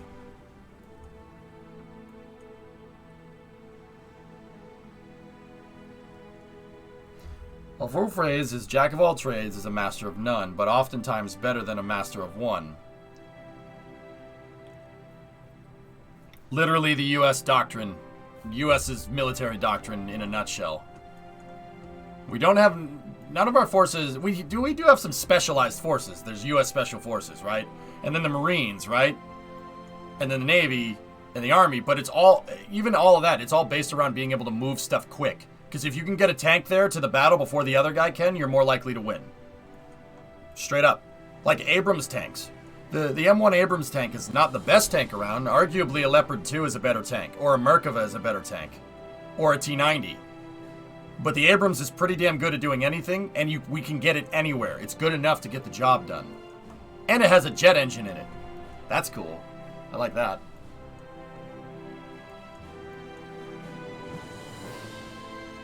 Yeah, breaking the front line. Yep. Cool. The Abrams is pretty damn good, and it's quick. It's pretty fast for a tank. Yeah, exactly. You said it, Creation. Bored with Russia? No, the game ended, Havocs, and then I tried to start the Cold War and lost. Yeah, I got killed real quick. I wasted too much time. The U.S. was too powerful. They invaded me through the Crimean Peninsula, ironically. Yes. I came in third at the title card at the beginning in 1949. I came in third place, which is pretty good. It's not bad. And then I decided to make the Cold War go hot. I invaded Iran, took it. We invaded Afghanistan, took a good deal of it. And my Western Front held pretty damn well. The problem is the U.S. went around, and they invaded through the Crimean Peninsula. And then came in behind me. And then they invaded in Latvia as well and pincered me. And before the pincer gap closed, I just said, screw it, I'm done. Yeah.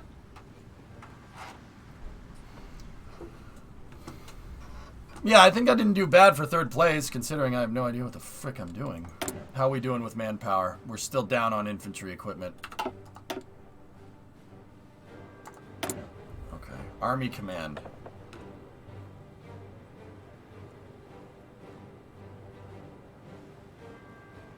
I'm going to put Tojo in there.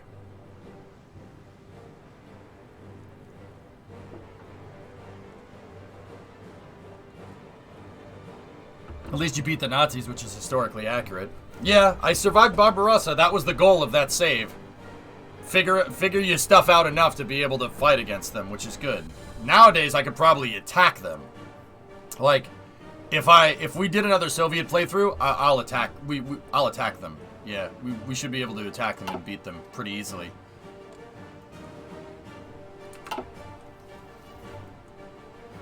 Yeah, Bauxy, we're gonna focus on infantry first, just like I did with the Russian playthrough. Yeah, the Dnieper wall, dude. That worked really well, Kem. That was a really good idea. It freaking worked, dude. They couldn't pen it. They couldn't pen the stupid thing. Hilarious.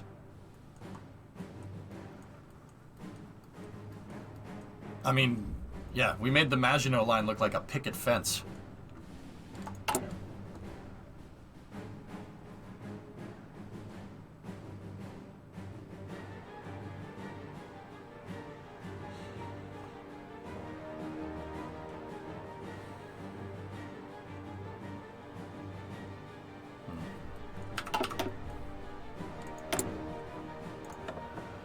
I can't put Tojo in. I have enough command power to do it, but I don't have the political points to put him in there. You need to build up some political capital in this game as the leader, which is funny because the Emperor, like, if he said jump, everyone would be like, yes, how high? State Shintoism. Zaibatsus. Okay, duplicate research efforts. Duplicate research efforts, air research speed -10. Militarism, war support +20. Inter-service rivalry, oh my goodness. London Naval Treaty, carrier max cost. Cruiser max cost, oh yeah, we should get out of that. Oh, military purges, nice. Height, yep. Maginot Line was a baby. Yeah, little baby French wall.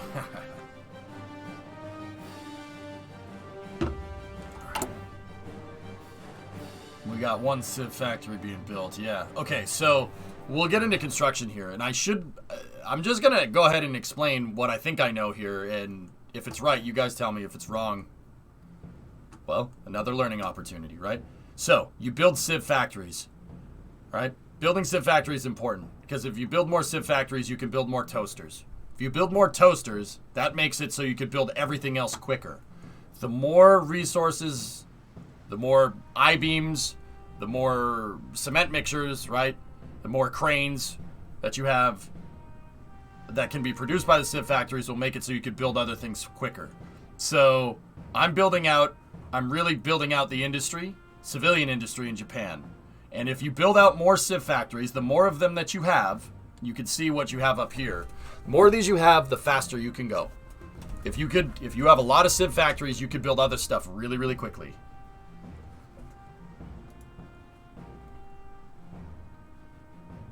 Yeah, build Civs where your infrastructure is the highest. My Civ factories are all built on the mainland right now. And of course, Tohoku. No, get out of there. Yeah, switch that and build it to build in Chugoku instead. Shikoku, that doesn't have a good modifier. Yeah. You get plus bonuses to construction efforts if you build roads. You also have the infrastructure. How fast you can build out the infrastructure is dependent on the civilian factories. But if you have good infrastructure, like Balxy said, you could build the Civ factories faster. If the construction vehicles have a road to get to the factory site, they can build it faster. I know, funny story.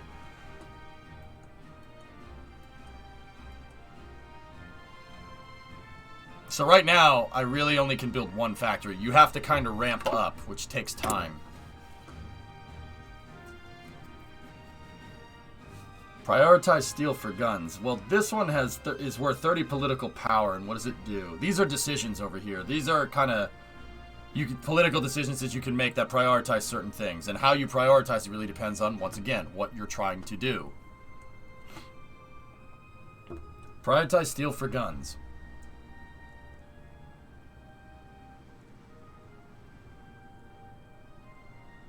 That will screw with the inter-service rivalry.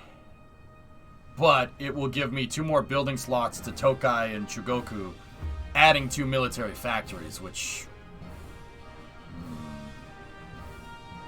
Prioritize steel for ships. That'll balance it in the Navy's favor, and it'll add dockyards.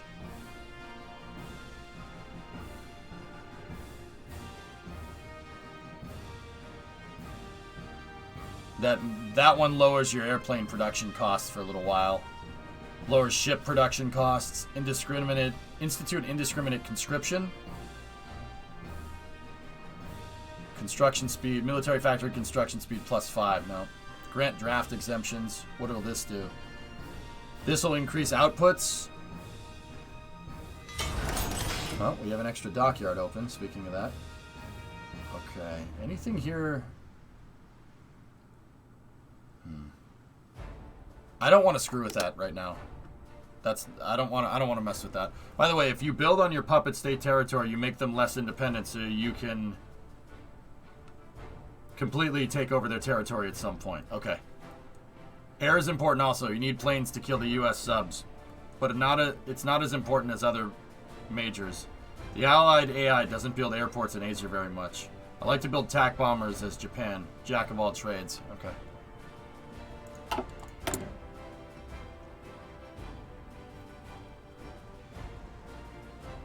Carrier hull. Soryu carrier. Okay.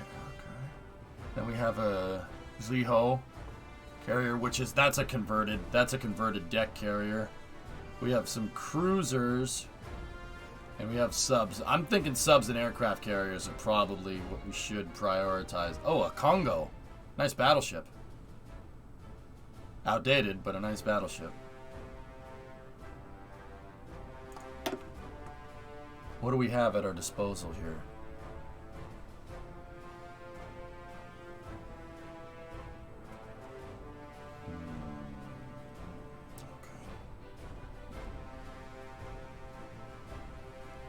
Okay. Alright. The Soryu. Let's go there. Put dockyard work on the Soryu. See if we can get that done. You also need to build some carrier planes. Yeah, and we have to modify them, I know. Alright, what do we have here?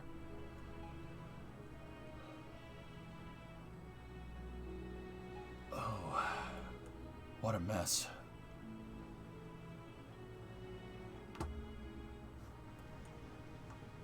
Okay.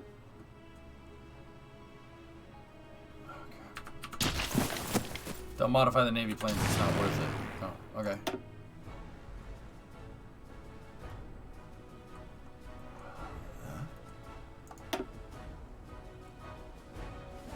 Oh, this is a mess. This is a freaking mess.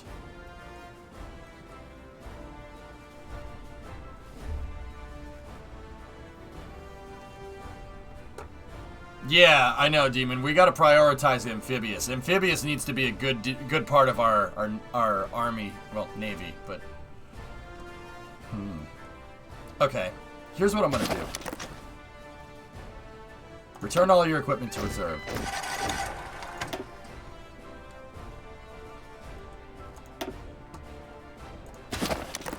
We're gonna completely reorg all of this.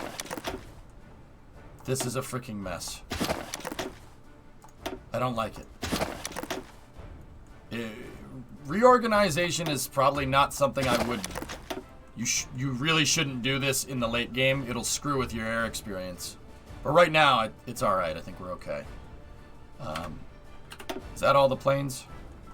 I have no other planes around. Okay, cool. Alright, so let's start. Start in Kanto. What do we have? Let's take a look. We have interwar fighters. We have carrier Navy bombers, a B-5N. We have close air support, carrier close air support, carrier fighters, and interwar bombers. Alright, interwar fighters. Let's go.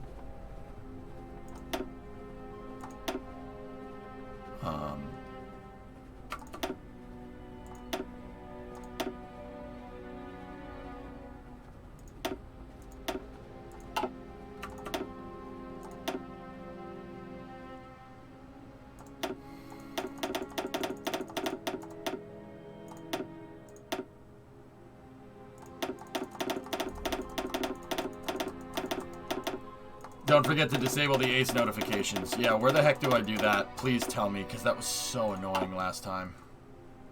Oh, I hit the wrong button. Oh, minus 50. Jesus, what am I doing? Control-click to move 10. Yep. And then shift to move 100. Okay, so 50. Perfect. Okay, you guys go right there. Hidokan, or Hikodan. excuse me, trained.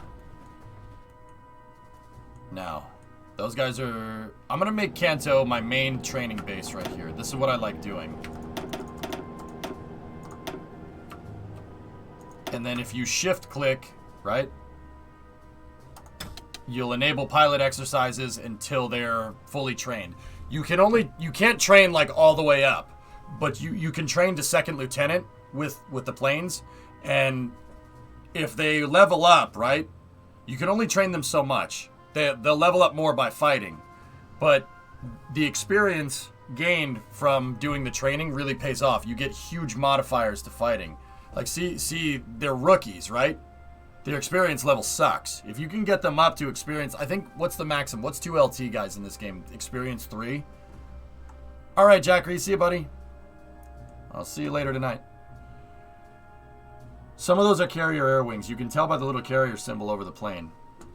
These ones aren't. I don't think. These interwar fighters are...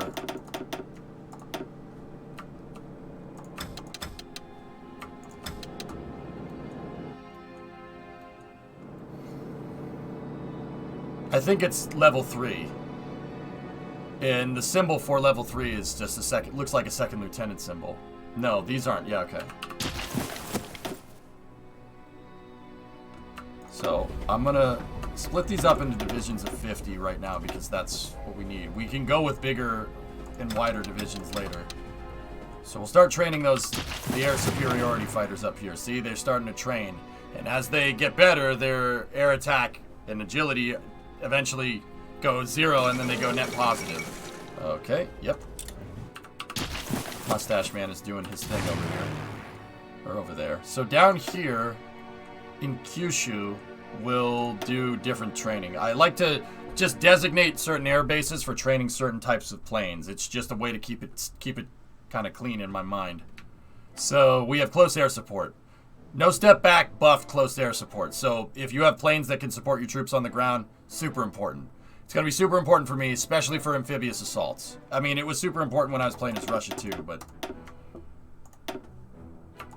Train up. And then, I don't think I have enough to make 3.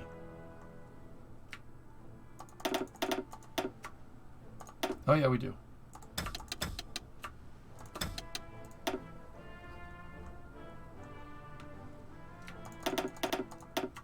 I don't ever like to scrape the bottom of the barrel. I always leave some planes in reserve. The reason why you want to leave... Okay. The reason why you want to leave some planes in reserve is because when you train these aircraft, when you train the pilots, there's a possibility that they might lose a plane during training exercises, right? So... they might need to be resupplied, so you always need to keep a little bit of a surplus. A little bit of surplus planes. Never put all the planes on the table. Keep some in reserve all the time. Max unit level training, max unit level is 5. Training gets you up to 3. Hard to get above that. There you go. Turns out if you train your army, they do better. Weird, right? Okay, so that's close air support in Kyushu. I have my air superiority up in Kanto. I'm gonna put my bombers here in yeah, Chugoku should be fine. Interwar bomber, and once again, leave some in reserve. So, 1, 2, 3, 5. Bombers, I don't need 50 in these divisions. Let's do 20 bombers. 20 bomber should be okay. For now. Just for now.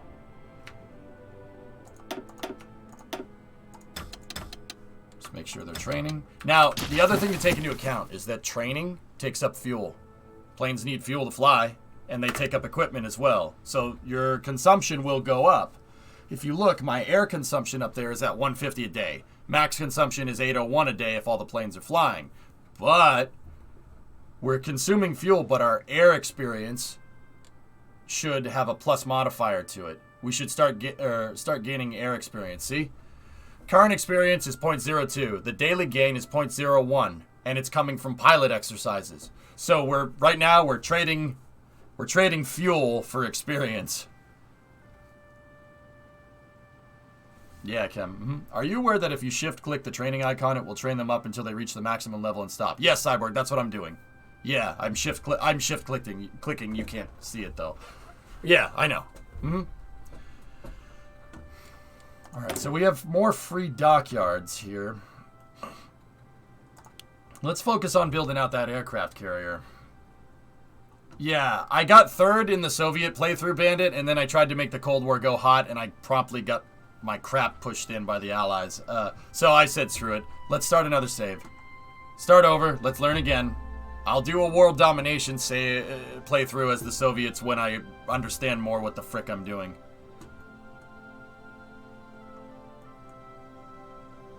Yeah, Nardog, yeah, I don't know. Maybe he won't. Who knows? I don't want to attack them. I'm gonna try to find another way to deal with this than Pearl Harbor. Pearl Harbor wasn't a good idea. That wasn't smart. So, if I have to end up fighting the US, I will, but it's not going to be like that.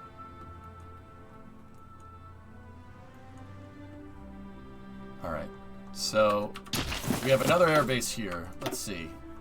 We have some reserve fighters. We have carrier bombers and carrier close air support.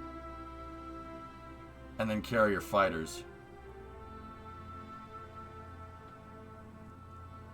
As Soviets, you really need to make more friends to fight the Allies after Germany capitulates. Yeah, or try to get them, or try to kill them during the war, which I don't know how the hell you do that. But I mean, once again, when I understand this game better, Kem, I'll go back to it and I will destroy everyone. Yeah.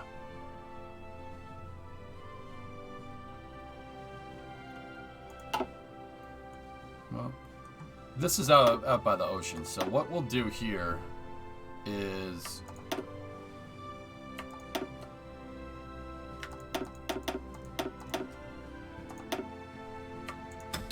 I am not 100% sure how we assign these carrier planes to...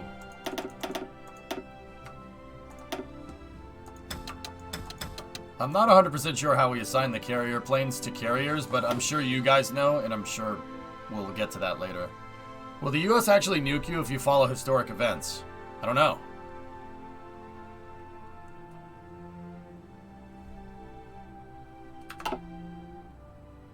Yeah, I don't have the answer to that question, man. I'm not sure.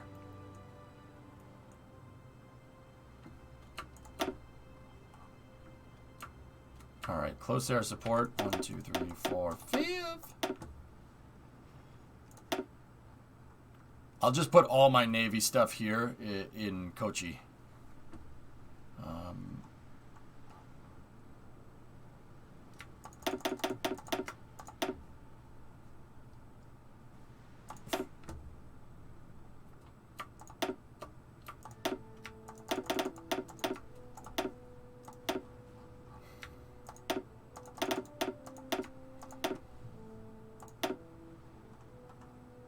We can do more close air support. And we have some planes left over. Excellent. Carrier bomber, we don't have enough for that, we don't have enough for that. Okay, cool. Carrier fighter, we almost have enough to make another division, but I'm not going to do that. Now, make sure everybody's training here. Shift, click. Okay.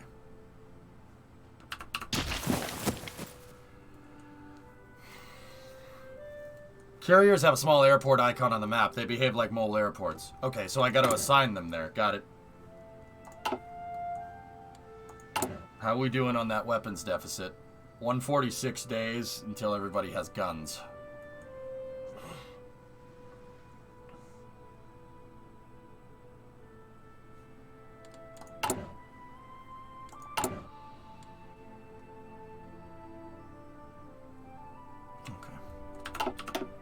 We need to do the man in the high castle scenario.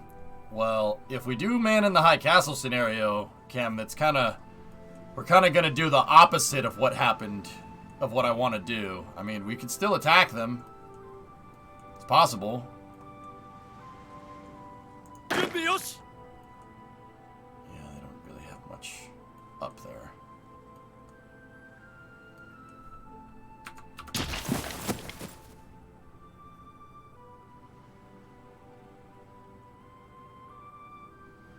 I was gonna say, let's try not to do Pearl Harbor. Like, try to avoid it as best as I can. But, I don't know.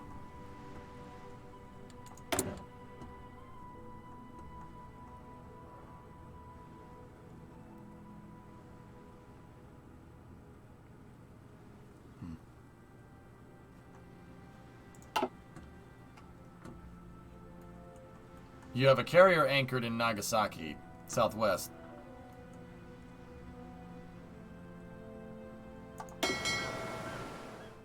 Whoa, we got a lot of stuff, huh?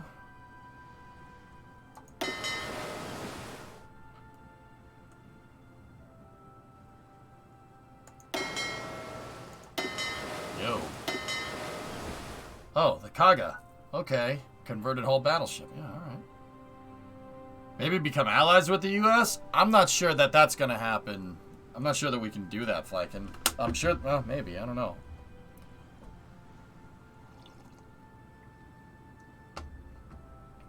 Alright. Yeah, the supply lines kind of suck.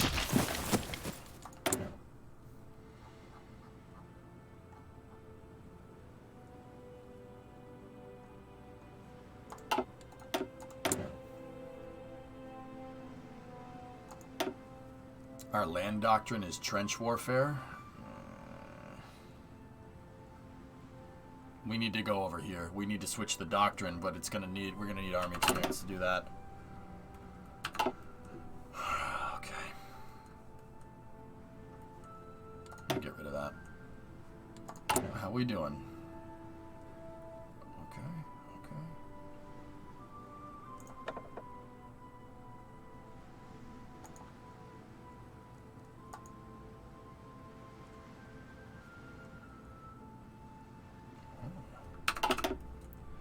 Does Japan have any allies at this point other than Germany? We're not allied with anyone, Flykin. Japan, Italy, and Germany signed the Tripartite Act in the late 30s. And formed the Axis, basically. The Axis powers. Because, well, long story short, because Britain and France and the US and everybody else formed the Allies. The alliance between Germany and Japan was not... It wasn't... I mean, they worked with each other, but it was not the stablest... They weren't the most stable of allies. The reason is because they're just so damn far away from each other.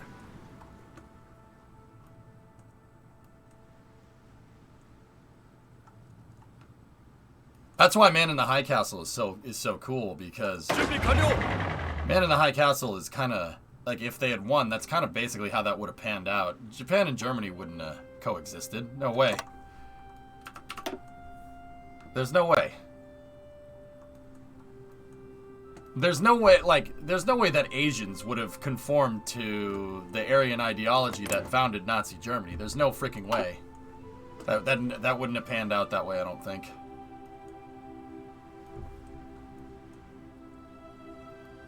They do that, yeah. They did help each other, Vinias. They had trade and whatnot, and the Japanese, Germany shared their tech with Japan.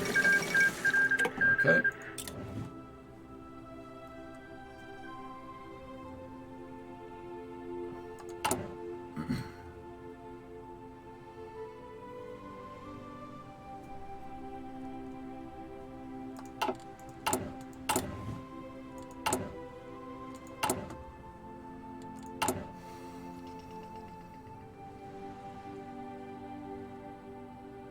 Why did the airport in Dalian get damaged? That's very strange.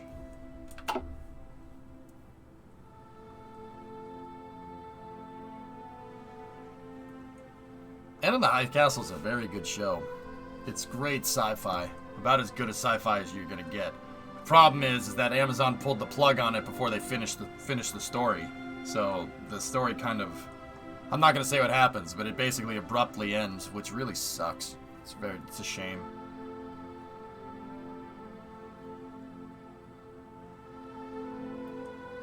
Don't you have occupied territories? Yeah.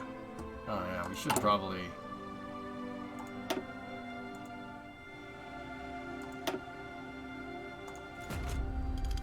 do that. Pretty much, Panda Man, yeah. Yeah, High Castle was amazing, literally until the very last episode, and then it was terrible. Yeah, terrible.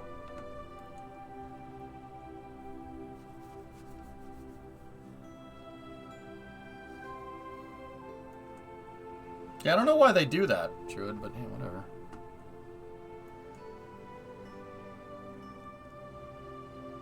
Like, the entire last season of Man in the High Castle, you really don't even need to watch. Season 1 and Season 2 are just so good.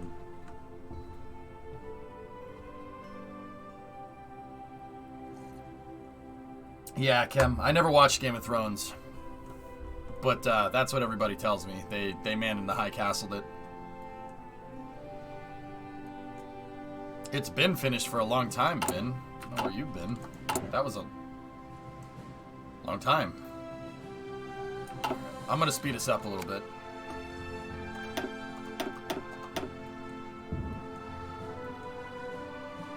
Yeah, Breaking Bad was fine. Yeah. And Better Call Saul is pretty good too. Doesn't have the hype that Breaking Bad does, but...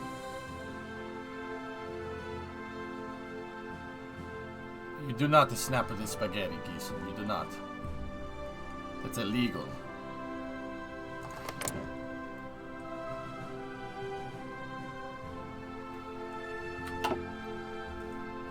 Yeah, they did that with Man in the High Castle, Tessa. It's annoying. No, Grand Tour still gets made, just on a very slow basis. Flykin. They basically... Jeremy, Richard, and James and Andy Willman work on Grand Tour basically when all of them have free time. It's not... So it's pretty much only specials from now on, which... sucks. The last real, like, full episode of Grand Tour really bummed me out.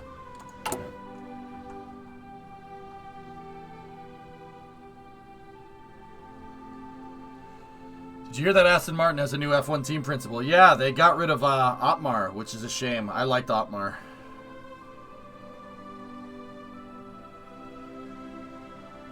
Yeah, Clarkson's Farm, and then Richard has a really good series too. So what Richard Hammond has been doing is he started a car restoration shop called, what is it, The Tiniest Cog or whatever? And he has a whole thing about him trying to get that off the ground, which is really cool. Yeah, that's a really good series. I've only watched a couple episodes though.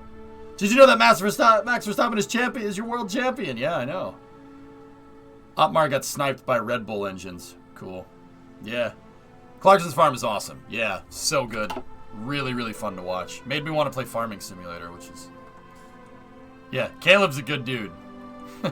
I like that guy. Caleb's funny. Ah, I got a perm. Why'd you get a perm? Because I freaking wanted one. Alright.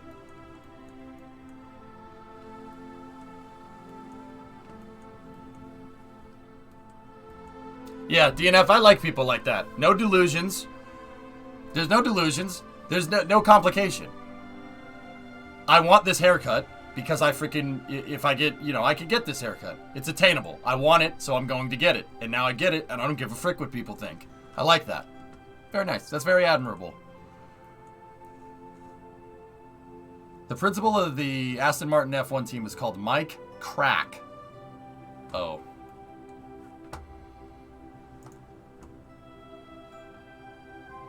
Cheese. And then James basically, so James, Richard, and Jeremy have a YouTube channel, guys, that they upload, not they upload, but it's called Drive Tribe.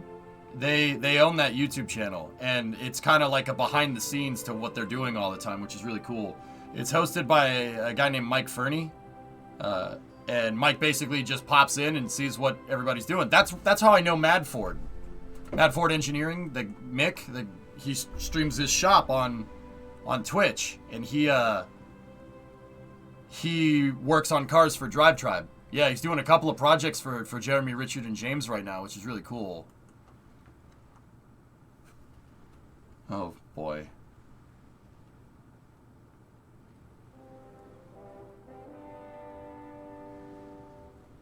Oh, give me 1 second, dudes. I'm gonna...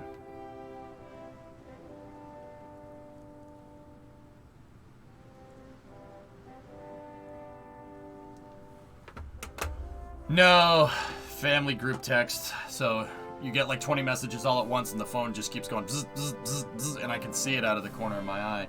Can you ELA 5 to me why Webb is now projected to double its lifetime, please? That happens from a precise insertion deadline. The more accurate the rocket can put the satellite on its transfer trajectory, the more, the less fuel the satellite needs to use to get into the final orbit. So precision orbital insertion is very important. The more precise your launch vehicle is, the longer the satellite can last because the rocket uses its fuel to get you more precisely to the target that you're aiming for. Ariane 5 is notoriously good at that because of its hydrolock second stage. Low thrust, high efficiency second stage with thrusters, which seems to be the MO for really, really high energy upper stages. Centaur is the same way. There's a reason, so like people dump on ULA all the time, like, oh my god, Atlas is expendable. They dump on it all the time, not fully realizing that the second stage is what makes Atlas insane. The second stage is like, doing needlepoint in space. It is so good at what it does. Its insertion accuracy is within like a 2 percentile, which is insane. That's not just inside of the nominal window for performance, that's like a bullseye of performance. You ask the Centaur to do this, it does that very precisely. So a more precise orbital insertion means you don't need to use the satellite as much to get to the final orbit. You don't need to use the satellite's thrusters as much. And if you don't need to use the satellite's thrusters as much, that means the satellite's thrusters, James Webb's in this particular case, can be more focused on doing what's called station keeping. Basically, staying where they need it to stay, and that extends the life of the satellite. The other reason is that most of the time this is over-engineered. You know, if you have a minimal life expectancy of James Webb, minimal life expectancy taking into account a terrible insertion, right, is like 6 years, you'd aim to give it 10 years worth of fuel just in case something happens because you don't want to strand the satellite in space, right? That doesn't make any sense. You wouldn't want that. So it's a combination of a precision orbit and good, healthy factor of safety for the propulsion systems.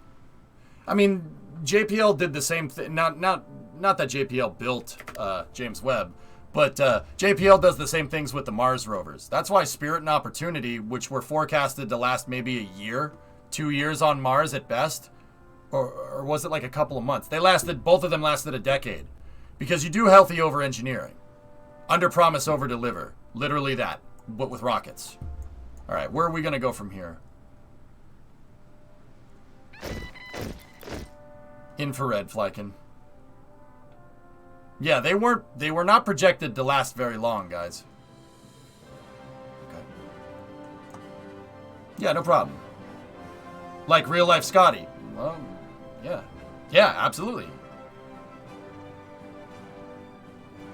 Yeah, Nardog, there's a follow-up mission. Alright. Let's go national mobilization. I want to tech to that research slot.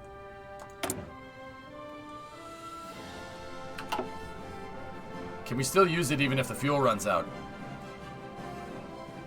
No, but they did add a grapple fixture on the bottom of James Webb K3. From what I understand, it has a grapple fixture on the bottom, meaning that something could go out there and refuel it eventually. They put a fueling port and a grapple fixture on it, if I'm remembering that right. I was reading that the other day.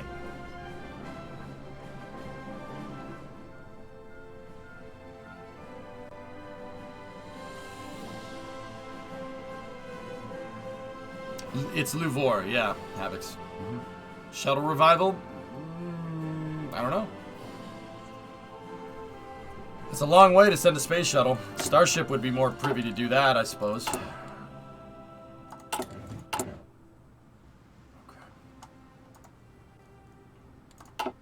I don't see why a starship wouldn't be able to go out there and come back flanking.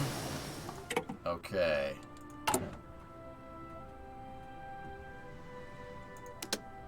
We need an operative. Slot locked. It will unlock in 29 days.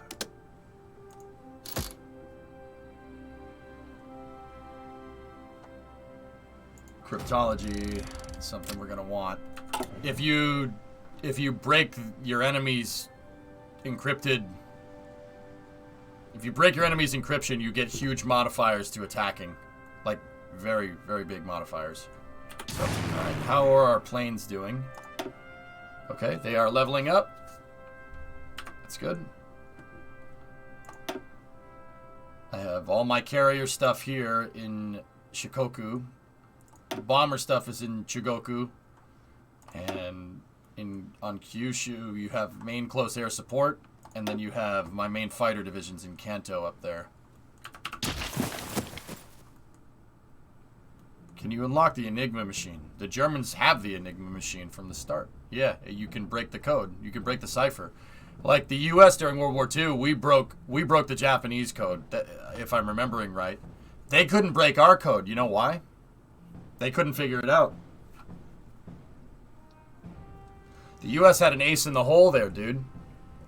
For encrypting transmissions. Who knows? Okay. This will safeguard peace better than any super battleship. Yeah, the Navajo code talkers.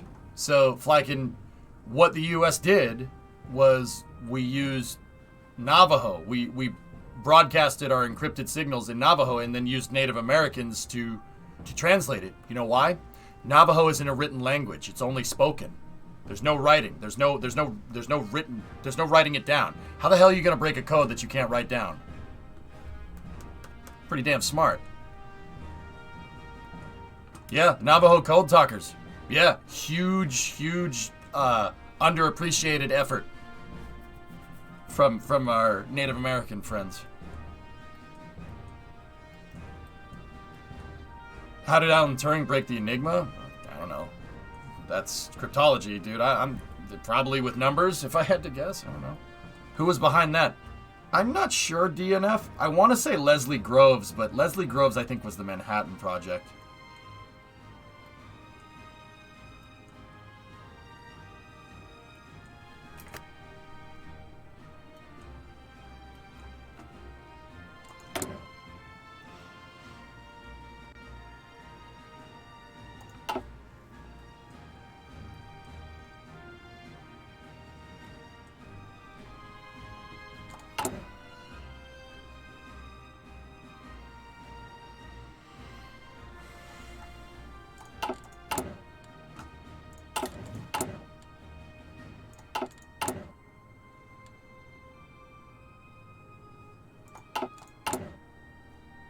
Resources are okay.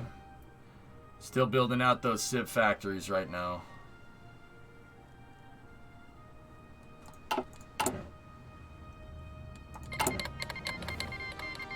Oh. I no longer receive the effects of military purges. That's good to know.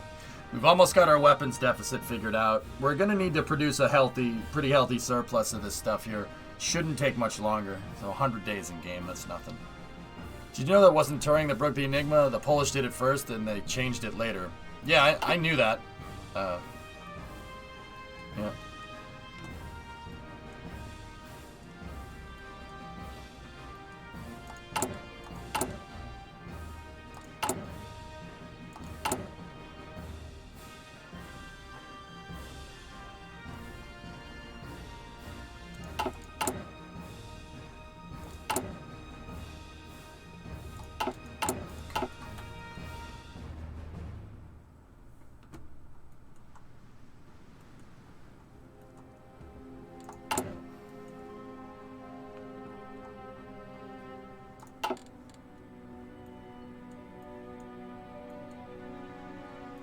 Yeah, Jack, that's what I'm thinking. We need,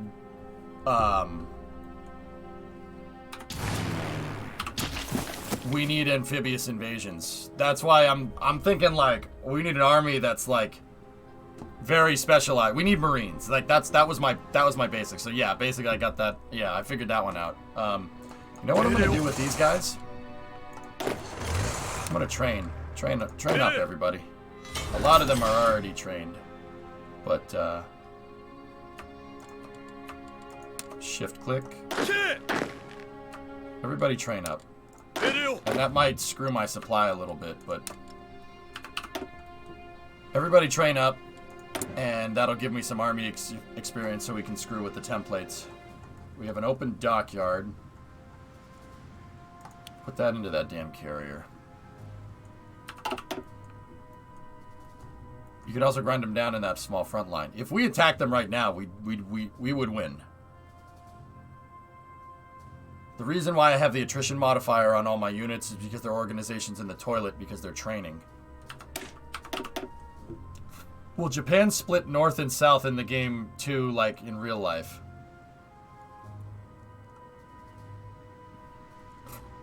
What?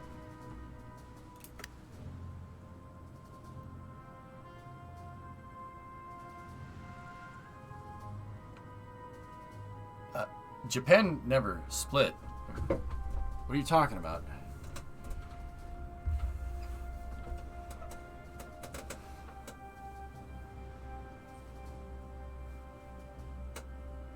Japan didn't split into like 2 or 3 parts at some point because of the government. No. In fact, the U.S. after the Japanese surrendered in 1945 chose to keep the country as one thing, one contiguous place. And they had to give back all the land that they took, but they kept the main islands all together. Yeah, that helped keep the peace after they surrendered, because you can be damn sure there were people that weren't happy about that. The hardest part about breaking code wasn't breaking it. It was knowing how to use the information to make sure they never knew you broke it. Yeah, right? I was thinking about that in my head while you guys were talking about it a second ago. I'm like, how in the frick are you going to, I need support equipment as well. How are you going, like, yeah, how are you going to test that? Like, how are you going to test that you broke the damn machine? It would take an insane amount of testing. So you gotta, not only do you have to figure out the cipher, which is a pain in the butt to begin with, now you gotta test that cipher against what they're doing. So, like, if they say, we're going to move troops to the north, you have to sit there and you have to kind of watch and see if the deciphered stuff matches what they're doing. And then once you figure that out, then you have to... Oh, speaking of that. Once you figure that out, then you have to know how to use it so they don't know that you know what they know. Intelligence is crazy, man. Alright, Hayao Katsura.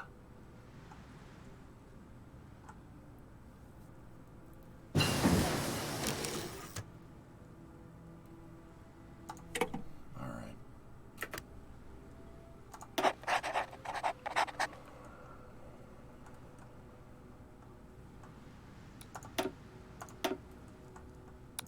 Go down here, figure out what they're up to. Build an intel network down there.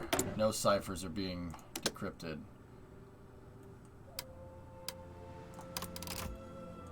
$960 days. Yikes. Go with radio intercept. You should listen to the World Greatest Con podcast. It's all about the deception of the Germans for D-Day.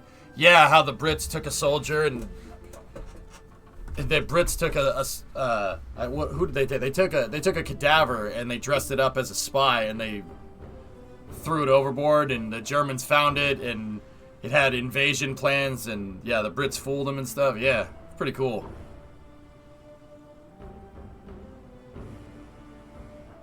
Yeah, I know all about that, dude. Like the Europe stuff, dude. I'm pretty well versed in this. Not so much over here.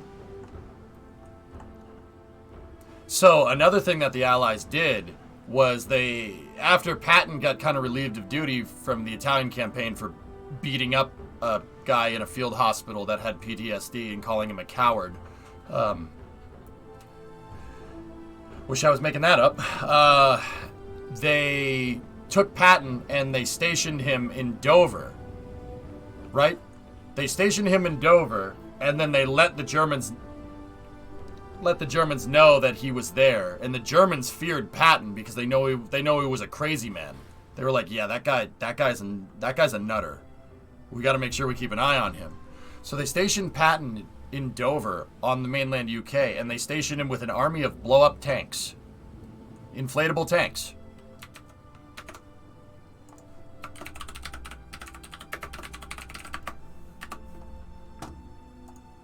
I'm not making this up. Yeah. They took a bunch of canvas and made inflatable Sherman tanks. And they put a bunch of inflatable Sherman tanks and inflatable soldiers and stuff and trucks and jeeps, and they put that all in Dover. So when the German reconnaissance planes flew over and looked down at it, hell, it looks the part. You wouldn't be able to tell from 10,000 feet if that's fake or real. You wouldn't be able to know the difference.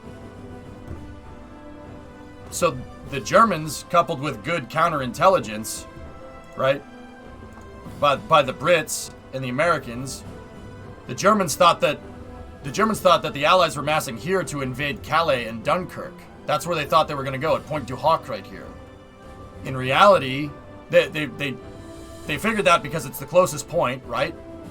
And they saw a huge army massing there. And then what the Americans and the Brits did was the real invasion force was over here, and they spread them out all over the coast. So it just looked like they were armoring up the coast. It looked like they were just garrisoning here in case of an invasion. And then what happened is they noticed the mass concentration here of inflatable tanks, thought the attack was coming here, and reinforced over here. And then the Allies hit here instead. They hit the furthest point across the English Channel, or one of the furthest points. They did it on purpose because they knew that the Germans weren't expecting an attack in northern France. They were expecting it over here. Or, well, this part of northern France.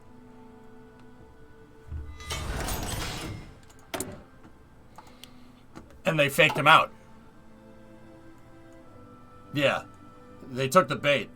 Germany probably couldn't really verify that information too well. They were having a grand old time over here, so... yeah.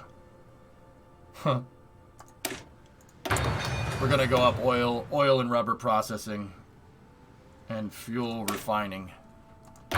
That's gonna be important because the U.S., if we have historical focuses on, the U.S. should cut our oil supply. That's why the Japanese attacked Pearl Harbor, because the U.S. embargoed our oil, or the U.S. embargoed Japan's oil supply. We were supplying them with oil, and then we didn't want them to expand anymore, so we cut their oil supply. We did to the Japanese what OPEC did to the U.S. in the 70s. Yeah, they just said, nah, we're not going to make oil for you anymore. You're a dick. And we tried to choke them off, and that's why they attacked Pearl Harbor, because they were like, are you kidding me? Are you kidding me? You serious? You can't be serious right now. Hey, Chief. I don't know what that means, but I'll translate it.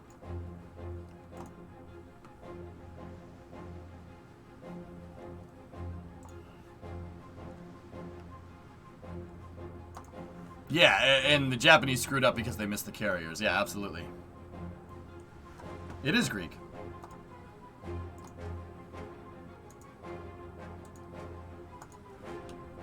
Did you hear the order of the AEF June 6, 1944 in game? No. Imagine if the Japanese fleet switched to all electric. I know it couldn't, but what if? Submarines are electric, TRP. Most of the submarines fielded in the war are electric. US, Germany, Japan, doesn't matter. How are you going to make an internal combustion engine operate underwater? It needs air, remember? Now, keep in mind, that's not the whole story. The reality is that submarines at the time are hybrids, diesel-electric, like a locomotive. So what they would do is they would surface, and they could only stay underwater for certain periods of time. They would surface, run the engines, and the engines would charge batteries, and then they'd go underwater and operate off electrical power. Yeah. Crazy, right?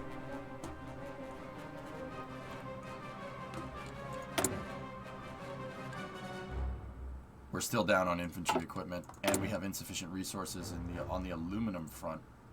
Okay.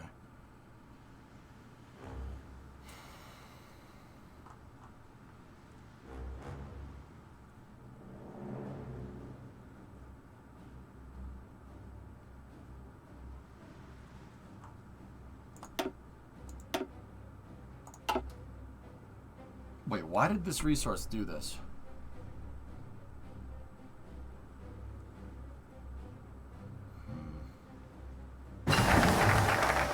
Radio Intercept Group, National Mobilization Law, finished. Research policy, there we go.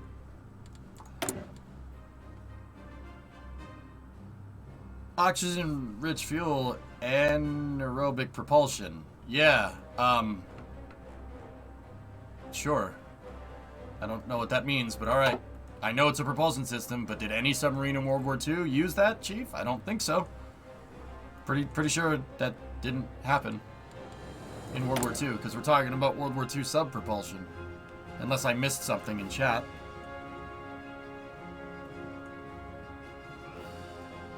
Today's submarines. Oh.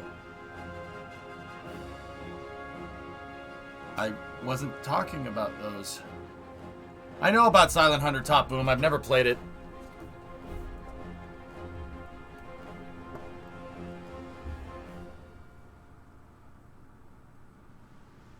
Rip public. Importing from your puppet gives you a much better deal. You can get much more than 8 steel for 1 factory. Alright, well, where are they?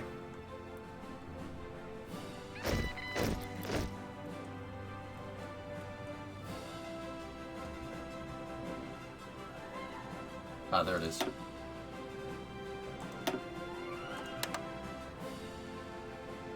Now we're producing a surplus. I'm confused.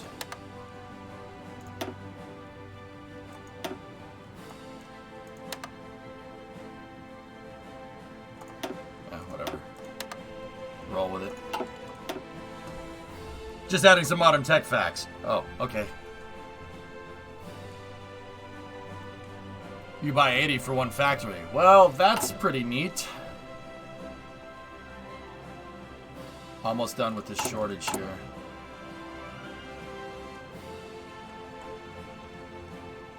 Alright.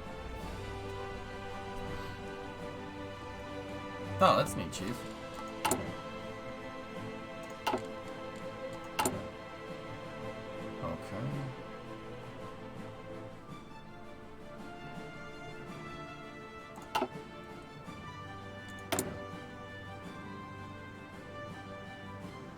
Guys, I'm gonna get some ibuprofen. I have a nasty headache today for some reason. I'll be right back. I need to get some Advil. My brain hurts.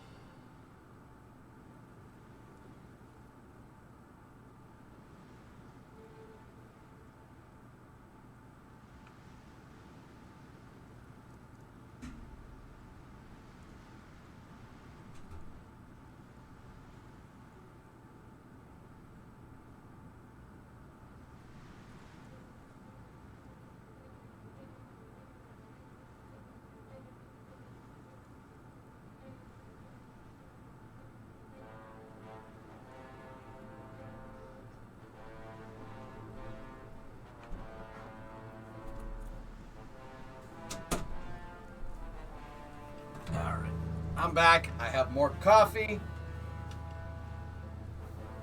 And we took some ibuprofen. Alright, let's do this. Of course, I unplugged my headphones.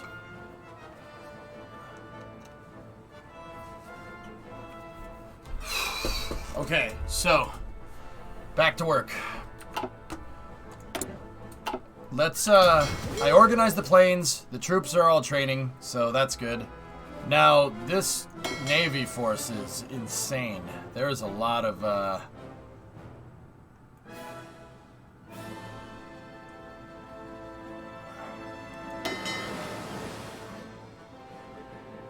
56 ships in this fleet right here. This task force. 24 subs.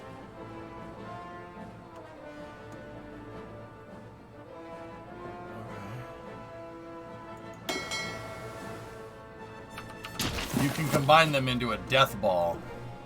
준비 완료.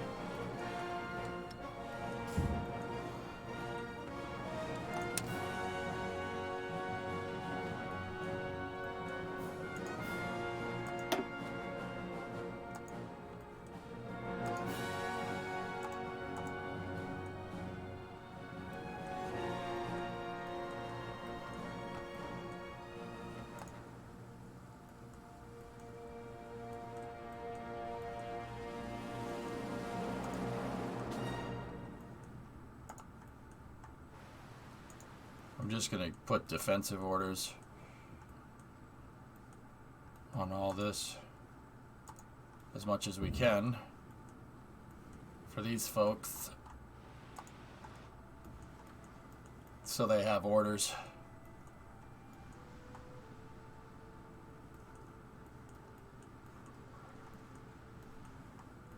Cool. You want some Navy tips? I mean, I don't know. I'll probably just ask questions. That's usually how my brain works the best, I suppose. Okay, so yeah, see, the carrier has an airplane attachment, and it can only take 40 airplanes.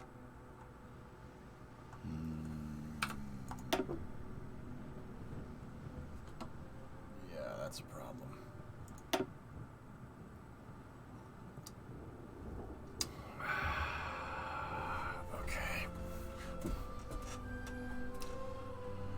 You can only merge task forces when they're at the same port.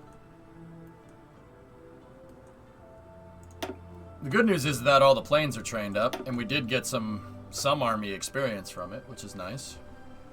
Do we have more bombers? No, more bombers being made. Carrier fighters. We gotta find a way to split up these carrier groups, or make a carrier variant that has way more plane slots.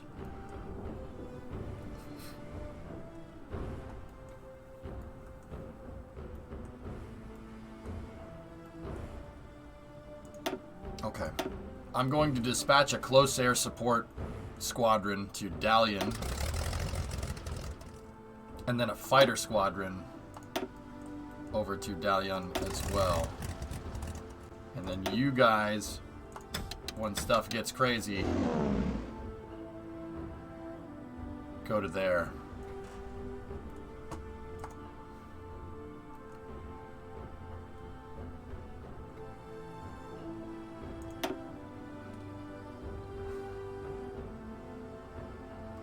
Yeah, we're gonna need fighters. You need fighters to protect the bombers. You can't just have all bombers. That's not how that works. Okay. Do I have any scout planes? I don't think so. No scout planes. Okay. And now, out here...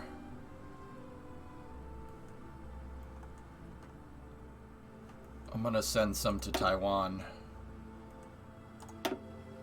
We'll send a bomber. One bomber group down there, another bomber group over here, and then a close air support down here, and then a fighter group down here as well. That's a pan out. Now I have all my carriers. We do have some CAS left over. Okay, there's the Spanish Civil War. That's good. Not enough manpower. We're missing infantry equipment. We're having trouble keeping them supplied. Basically, don't have enough guns for all the guys, which is something we can fix. That's no problem. Easy fix.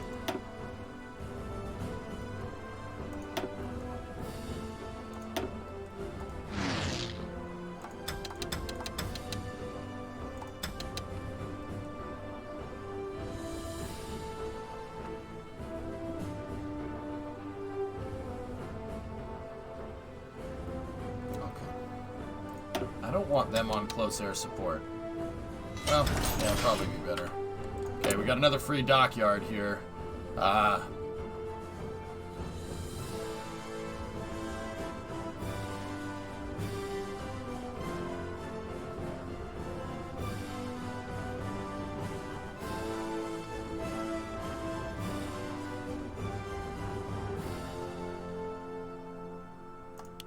Let's get those carriers working. I hate how it tells you to keep modifying your officer corps when you don't have the political points to do it. That's kind of annoying. It's like, hey, you should do this. Hey, you should buy this Ferrari. I don't have enough money for a Ferrari. You should buy this Ferrari.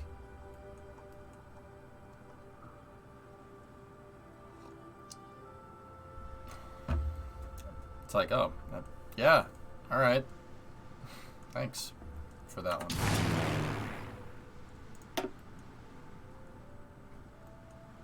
Alright, I'm gonna put CAS out. Well, no, that doesn't make any sense. Go back.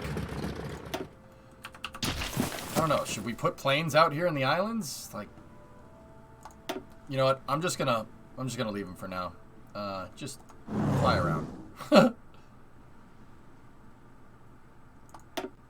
just stay there, I suppose. Or we could just send the fighters over here to protect and attack. But most importantly, smile back. Instruction 1, bingo. Alright. We're really going to need rubber processing. That's really important.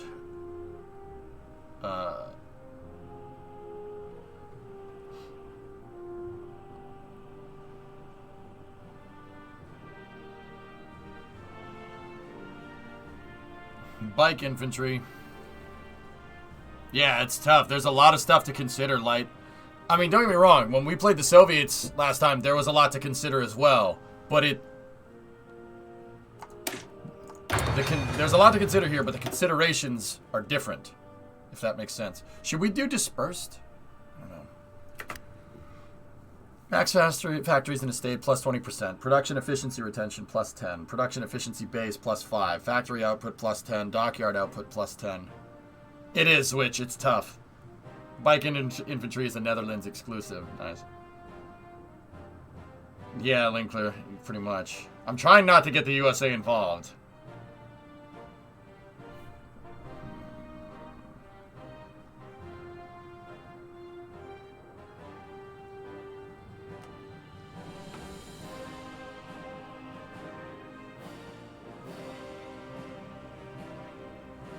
Yes, Northern, yeah.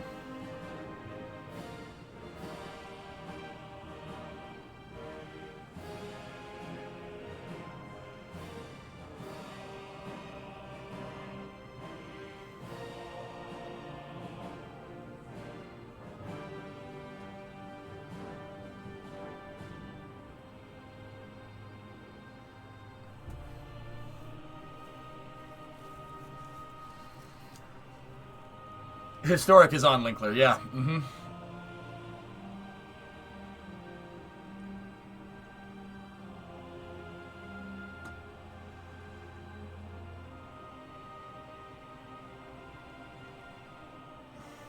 Is there any pluses about concentrated infantry? Like, what's the advantage here? I'm confused. You get these great production retentions that down the road... Oh, okay. Like you said, it's a long-term solution. Concentrated is a long-term solution.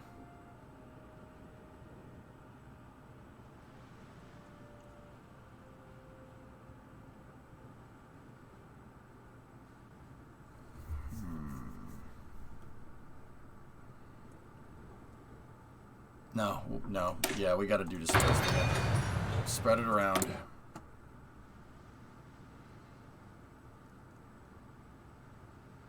Mogamis.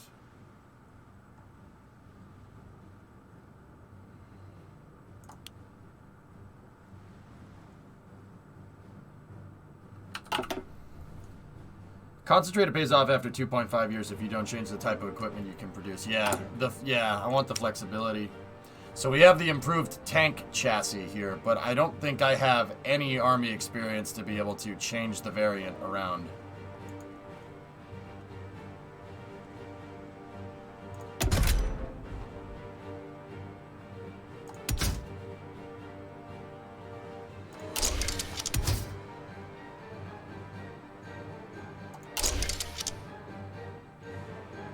Yeah. I can make it, but...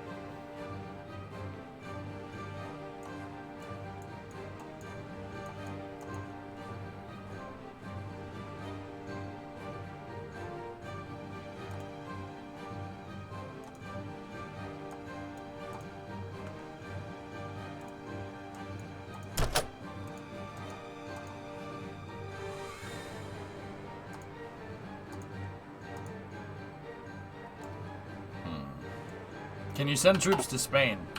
I'm not sure.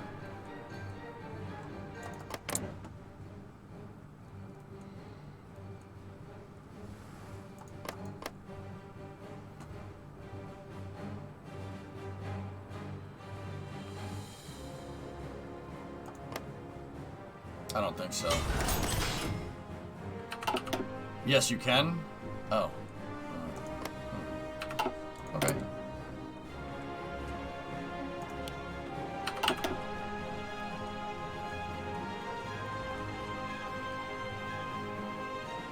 I'm having problems keeping your fuel up. Build more fuel or try to import more G.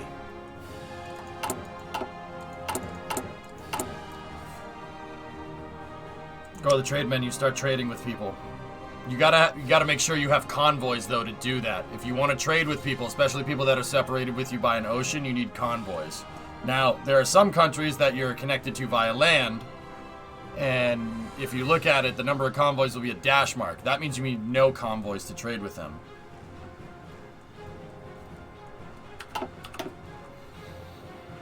How do we do it? Who's at war in Spain?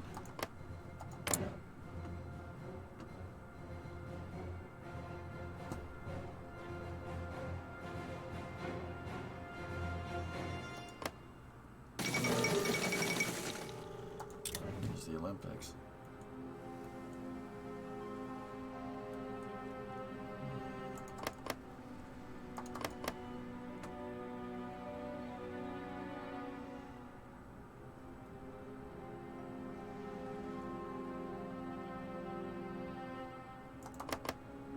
I don't know. It must be a focus. Maybe it's a focus where I can send them.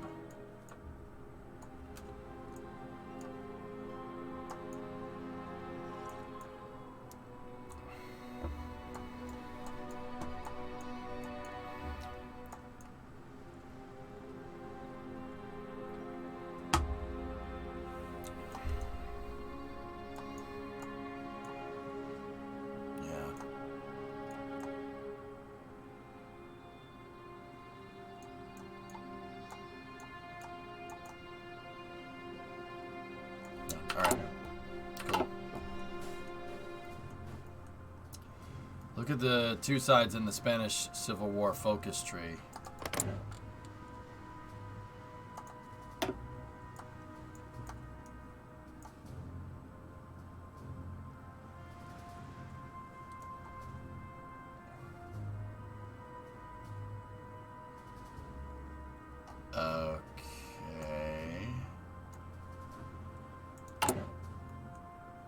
I don't know, Barrelicious, maybe.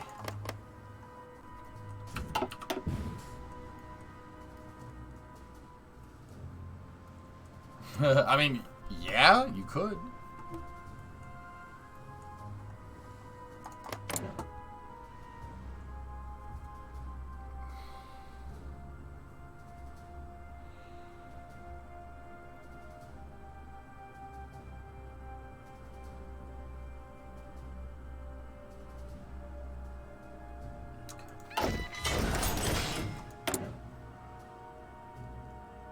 Still a little short, but dockyards are opening up like crazy. Why are we opening up so many dockyards? I don't understand. Where's all that coming from?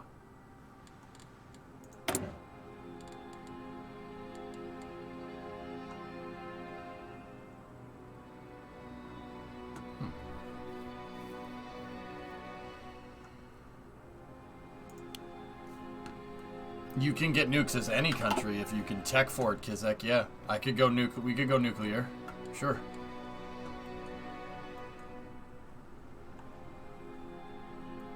More dockyards as ships complete. Yeah, that's probably it. That's the only thing I can think of. Yeah, we completed a lot of submarines. Yeah, that's right. Yeah, you have to set it to the amount of ships you can make. You can block buy ships in this game. Yeah, I remember now. Yeah, okay. Thank you, gentlemen.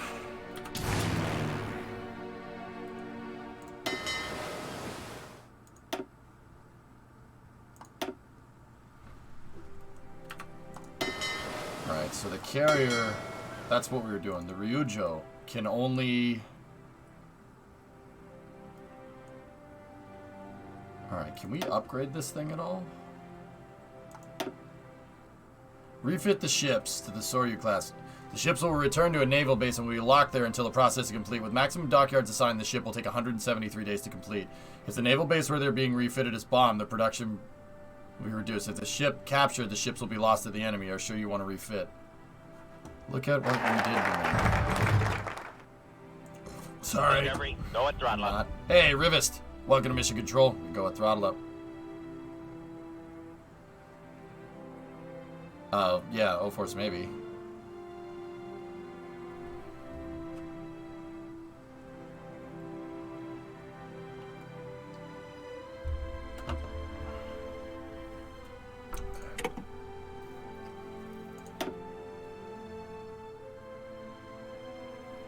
Okay, it's detached from the fleet. Got it. Alright, so I'm going to refit that to a newer variant. Hopefully that has more planes. Alright, so pause first. Well, I'm not going to pause. I'll slow us down. So we have another research slot. We have 5 research slots now, which is the maximum I believe you can have. That's a good thing. So yeah, we want modifiers to the research speed there. Now what else do we have? Prepare for war with the Soviet Union.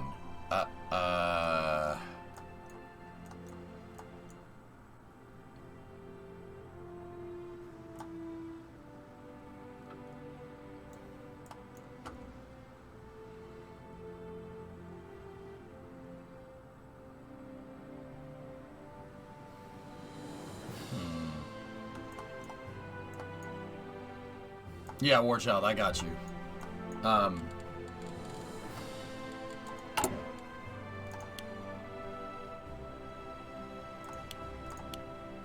Now, does the refit show up here in construction? Yes, it does. Alright, cool. Alright.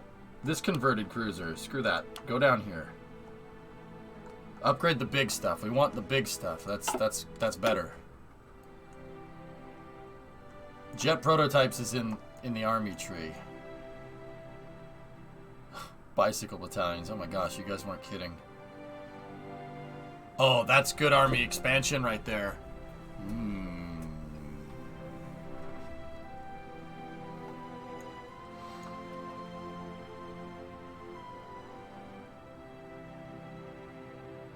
Carrier warfare experiments, cruiser modernization, long lance torpedoes.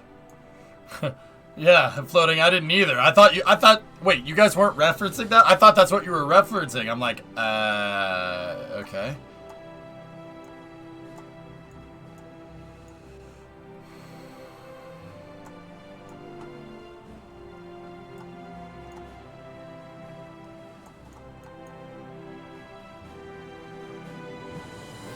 That'll give 150 political power, game-based stability, war support. Over here, this is all equipment modernization, which is good. We're gonna need to go down this eventually. I'm just trying to see if there's anything that's preemptive stuff that we should be getting right now.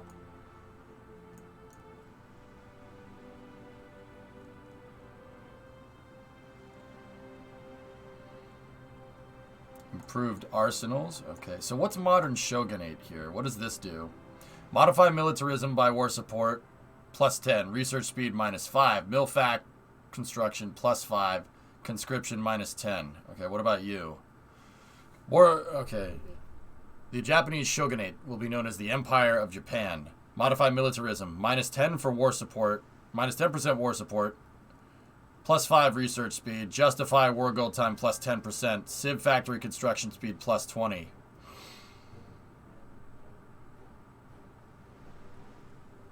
Conscription laws, plus 10.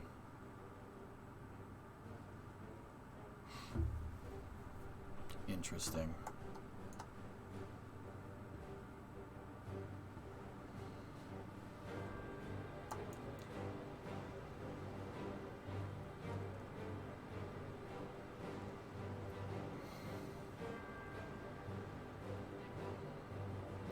That plus civilian factory construction speed, plus 20, is pretty good. What's my war support at? We're at 100% war support. You know what? I'll take the minus modifiers. Let's see what that does. I'm interested.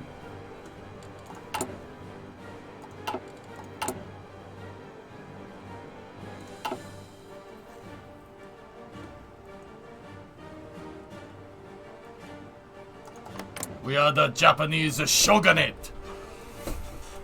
Hey, I got some space news for you. Really, really cool space news. No, you don't. This isn't space news, is it?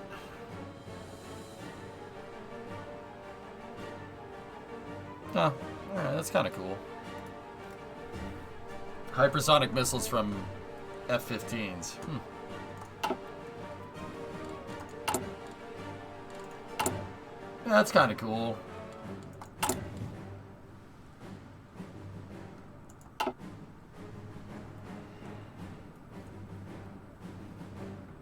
That's kind of cool. Okay, you have some skill. What's up, Honzister? How are you doing, buddy?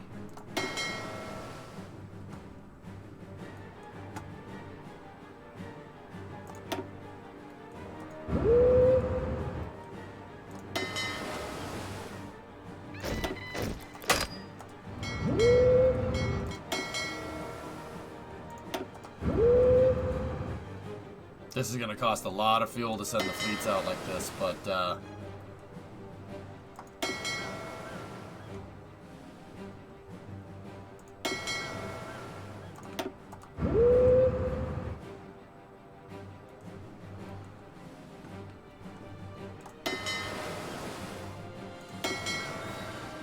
submarines. All right.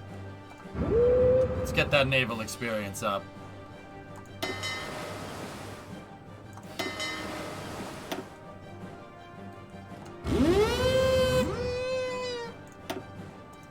Ding dong. Shift click. Oh yeah. Yeah, you got to do that with these guys too, huh?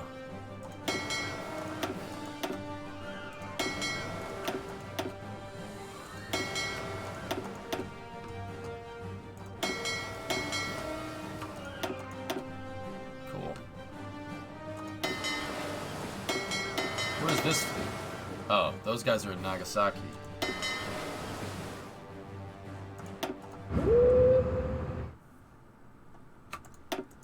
There we go.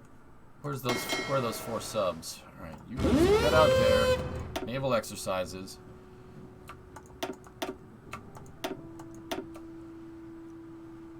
Oh, those guys already have experience. Alright, so yeah, just yeah, that's fine. Ding ding, watch the fuel. Yep, yep. Ding ding dong dong.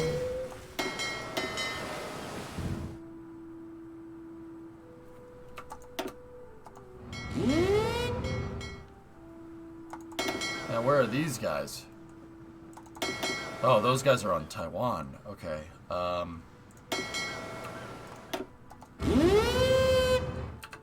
That's gonna take a lot of fuel to send out the entire fleet all at once like that. We'll see what happens. We're definitely running up a deficit of fuel. Yeah, we probably shouldn't send all these guys all at once.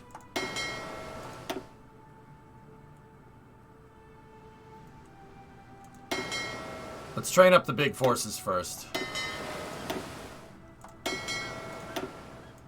Ding ding. Hey Greg, thanks for the raid. What's going on, man? Grandpa, EJ, do you have an opinion of the HMS Queen Elizabeth, the UK aircraft carrier? Your playing Hearts of Iron got me thinking about ships. Grandpa, yeah, no, that's the new one, right? With the F-35s? I mean, it's kind of cool to see England building, or the UK building big ships again. Yeah, that's pretty neat. And honestly, a carrier like that with F-35s on it will really mess up someone's day. I know that the internet armchair generals hate the F-35, but the F-35 is insane. That thing... Yeah, what that plane can do is kind of scary. I've seen one fly around. It's... Alright. It is, right? Right, Solon? Yeah. Yeah, excellent. Yeah, I'm with you on that one. Excellent. I see it. I get it. It took me a second. But yeah, no, it's fantastic. I've seen an F-35B fly around with my own eyes, and what that plane can do is nothing short of miraculous. It's just, it looked like a hummingbird, like, and then it came in, and then it just landed, like a helicopter, just down. I'm like, how does that even happen? Okay. So, the F-35, I'm a big fan of it because the F-35 has this capability. Little bit of a nerd time here. So,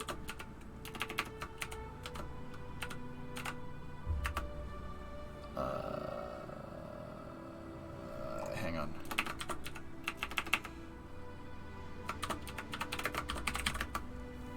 The F-35 is literally a Protoss carrier. You guys ever play StarCraft? It's a Protoss carrier.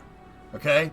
So the F-35 has this capability of being able to interface and coordinate attacks via drones. It's very, very messed up. So, or not the MQ-58, yeah, it's the XQ-58. So the F-35 has this capability built in to basically be able to command these small, nimble fighter planes right here. These things. They're called XQ-58s. They're unmanned.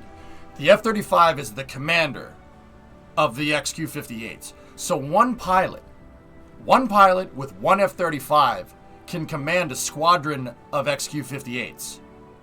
And if you shoot them down, who cares? Whatever. All right. The drones are really inexpensive. They're not really that complicated. It's literally a cruise missile with more avionics, and instead of a warhead at the front, you have a bunch of missiles, right? So F-35s basically can Protoss carrier things. You could literally just fly around and command the drones to go and do stuff, and then they'll just fly back and automatically land. XQ-58s are carrier capable too, which is unbelievable. It's really ridiculous capability. Yeah, it's nuts. And you know what connects everything together? You guys want to know something cool? You know what links the F-35? What the Air Force specifically had in mind to link the X-35 to the XQ-58s? Spoiler alert, it's not GPS or TDRS. Starlink. Starlink, baby. Yeah.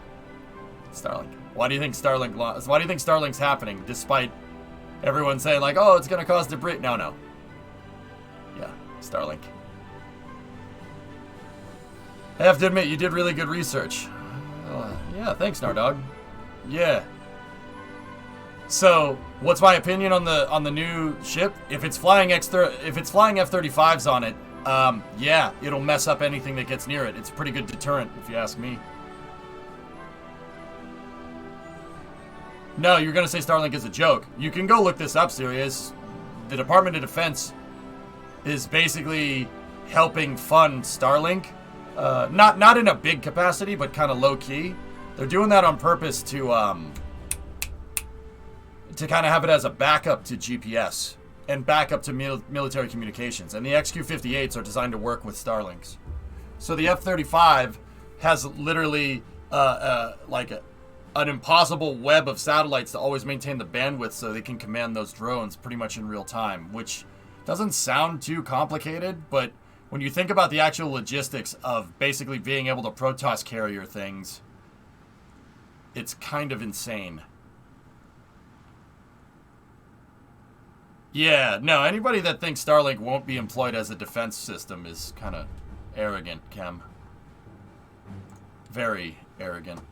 That's really not how that works at all.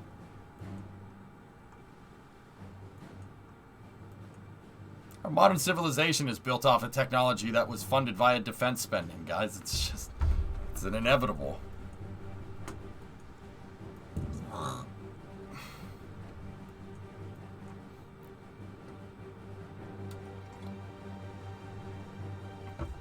Yeah, there you go, TRP. Yeah, so the F-35 is pretty insane, man. It's pretty ridiculous. Even bikes were militarized. Bikes!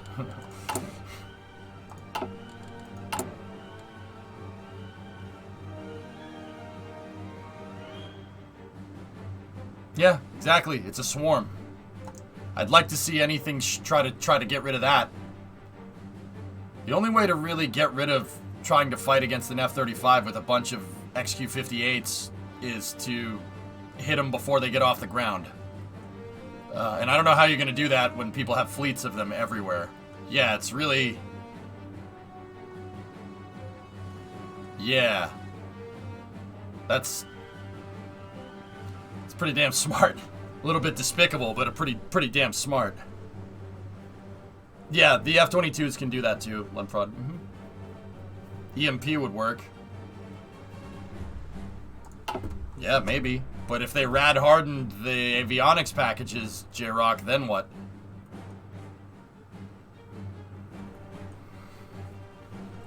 That's kind of scary, man. It's kind of a scary bit of kit. Anyway, yeah, that's what they're simple. Just nuke them.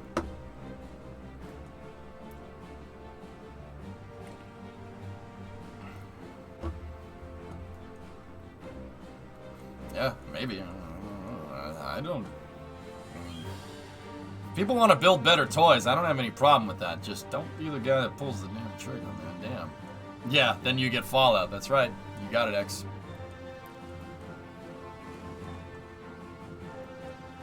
Yeah, NX, right? Like, how are you going to keep something like that encrypted? It's got to be a flaw somewhere. No, nothing is totally secure. Any system admin will tell me this. Or systems administrator. Any sysadmin. No system, no construct is totally secure. Nothing. There's nothing that's unbreakable. I mean, I'm not even that big of a software guy, and I know that. Yeah, Gravioli, that's right, yep.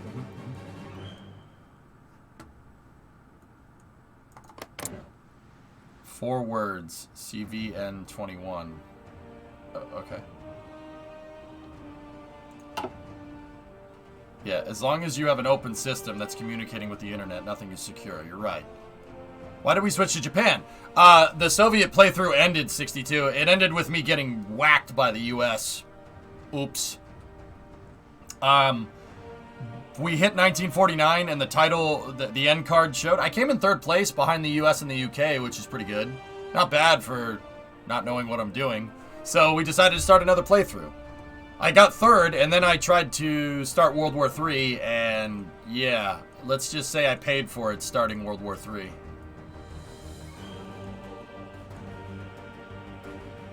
Off topic, but what wheel and pedals do you have? I couldn't find it on your page. It's just a G29, Def. Yeah, G29. That's it.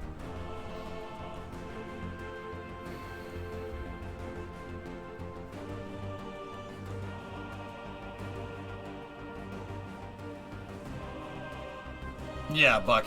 Exactly. It's just the fort and the castle and the trebuchet. All right. You build a bigger castle, someone's got to find a better way to break it. Straight up, that's how humans do.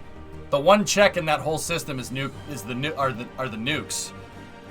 That's the one check in the system. They made a catapult that wipes out the castle and 30 other castles around it in anything in a however many mile radius. That's the only check and balance in you know, defense offense doctrine. It's kind of weird. It's kind of weird that it ended up that way. I mean, but that, you know, the funny thing is that was theorized by people in the 1800s. They theorized that eventually someone's going to make something so bad that no one's going to want to fight. Gatling thought of that. Seriously. The Gatling gun. The guy that made the Gatling gun. He said, if I make a gun that's so bad that'll just mow people down, no one's going to want to fight against it, and it's going to keep the peace. Well, that didn't work. But, right answer, wrong formula. Yeah, a lot more people had to die before we got to that point, but that actually is a pretty... Makes sense. Yeah, no, we predicted this stuff. The Maxim gun did the same thing. Well, that kind of made it worse, but... Yeah, Gatling had that idea in the 1860s. When he was supplying the Union Army during the U.S. Civil War with Gatling guns. Can you imagine having muskets and seeing somebody just going... With this thing that just mows down an entire company in like 5 minutes? Because that's what happened.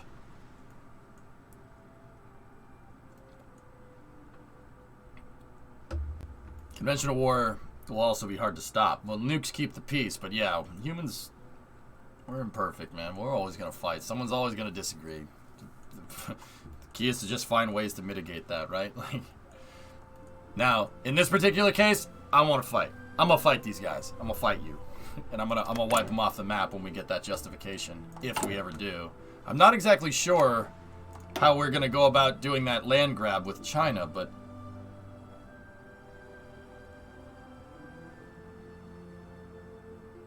I think the invade China is over here.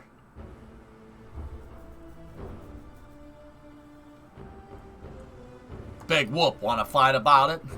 Yeah, so what? I wear a NASA hat pace. Big whoop, wanna fight about it? Nice reference.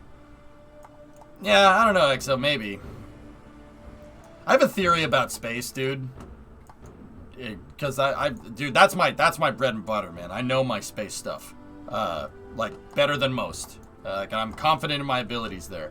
I have a theory about space. My theory about space is that space is always trying to kill you, so a peace, albeit uneasy peace, will always be maintained there, because space is always trying to kill you. Think about, like, the Wild West. I mean, there's gonna be violence, obviously, but,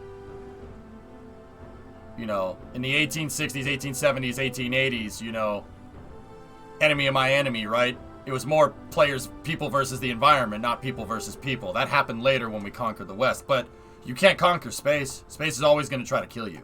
Always. You can't pacify it. That's impossible. You take your helmet off in the atmosphere. You take your helmet off when you're in space, you're going to die. Simple. So, I mean, we might find ways to get around that sometime, but that event is way far away. Like finding ways to terraform planets and stuff. So, it should be mostly peaceful, because it's always trying to kill you and always trying to break your stuff. So, enemy of my enemy.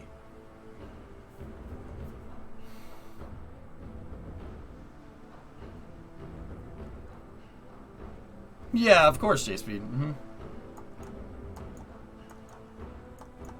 And you need to share the rock, that's right.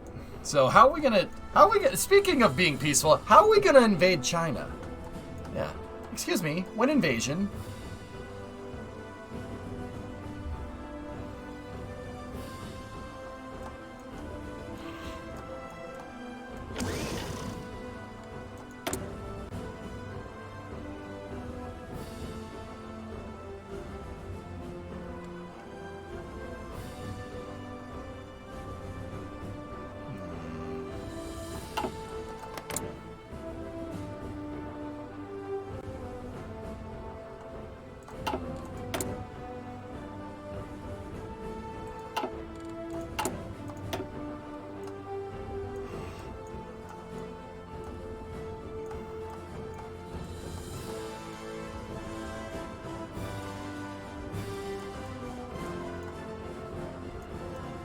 You really want that Marco Polo tree for invading because it gives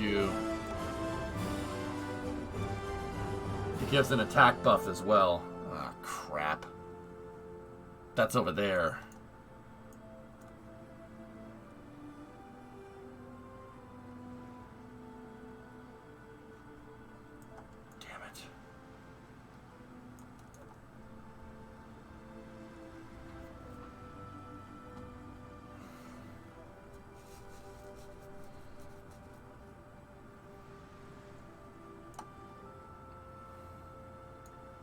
How are we going to do that?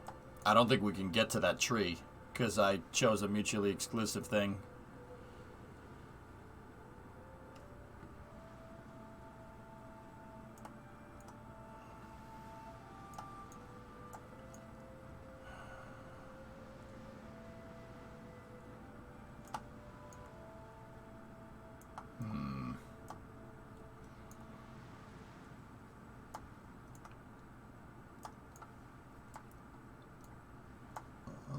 That tree is all locked. I'm basically in this tree because I chose that one because it has rockets in it.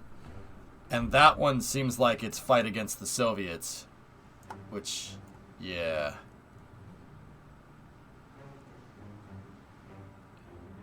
Yeah. Okay.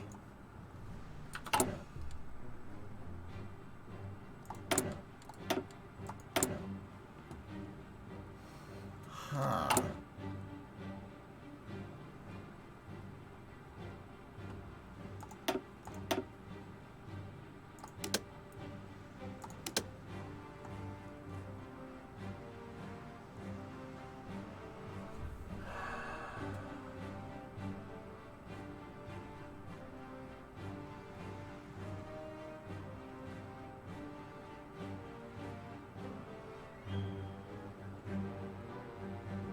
We already know what's out there, Sirius. Kepler and K2 are doing a pretty good job categorizing most solar systems in our immediate area. Yeah. No, I don't think so. And we can use gas spectrography to figure out what the atmospheric composition of planets are by how much the light gets diffused when a planet comes in front of a star. So seriously, the Kepler and the K2 mission were, and the Transiting Exoplanet Survey satellite, TESS, which SpaceX launched, those are, so like, they're looking out at other solar systems that are a long way away, right? And when a planet in that solar system crosses in front of the sun, and so like the satellite staring at the sun and a planet crosses in front of it, how that planet diffuses the light depends on what gases are on said planet. So you know what's messed up? We know what planets are out there, and we know the atmospheric composition of said planets. Yeah, we can figure that out. It's called gas spectrography. So see how the gas diffuses different, because gases diffuse light differently. Nitrogen and oxygen diffuse light differently than hydrogen would, right? So we already know what's out there. We have it pretty well categorized, even now, like right now. I mean, we should probably learn more before we send people out beyond the solar system, but yeah. Yeah, as long as the planet can cross a star, we have pretty good categorization. That's what the Kepler mission was all about. It was addressing exactly what you're asking.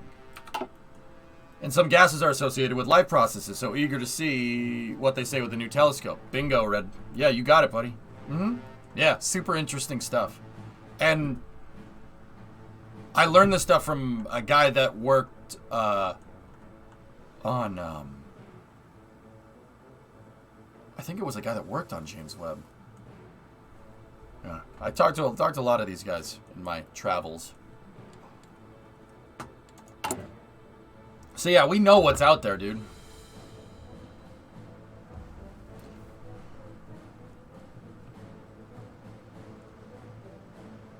Activate border provocation at the Japanese border.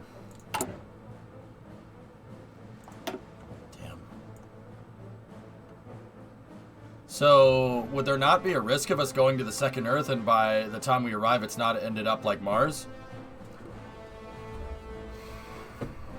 I mean, I'm not saying that there isn't serious, but there was risk when Christopher Columbus decided to try and find the West Indies, right? Or try to find a better way to go to India. There was huge risk there. There was risk when the Pilgrims came over here. Huge, yeah, of course. I mean... There was risk when Shackleton went down to Antarctica. Of course, you're always going to carry risk. I mean, let's be real. Columbus was it's kind of a life or death thing. Find something or, yeah, you're sailing literally into the unknown. And they didn't have any telescopes or anything seeing North America or South America or anything, right? So,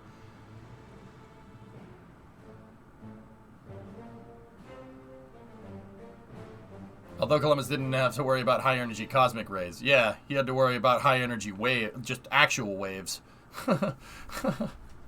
But yeah, no, there's always risk, man. Serious, and that's what risk mitigation is always about. Like, how big are the stones? How big are your stones? You gonna go find it? Higher risk, higher reward. And how you look at that is called risk adversity. Like, where you are, like, you know, like on one end of that spectrum, you know, like sending astronauts up into space, on one end of that spectrum, the safest place for astronauts to be is on the surface of Earth, right? But on the way other end of that spectrum over here, right? If you just Zerg rush Mars or something, right? Someone's eventually going to survive, and you're eventually going to figure it out, and you'll figure it out faster. But how many people are going to die before you do that? NASA is kind of somewhere more towards this side right now. During the Apollo program, they were more towards, you know, let's go to the moon, figure it out, and go from there. I'm not sure, Red, I forget. But yeah, serious, I mean, look, we'd like to think that we have a good grasp on things, but eventually we're going to have to, you know, you want to progress the species, you got to go to that next level. And that next level is going to carry risk. I mean, look at how much risk Elon's taking right now, just to try and get our foot in the door, so to speak. Showa Restoration. Prepare for war with the Soviet Union. This isn't really what I wanted to do right now, but I was kind of thinking take China and go from there, but sorry, those damn rockets just really wanted those damn rockets.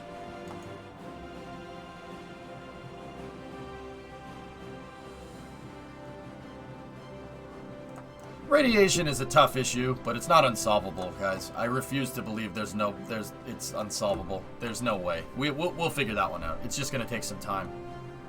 Just like everything else. Army expansion law gives me plus 30 to army experience, so we could redo the templates. This gives you huge naval yard support.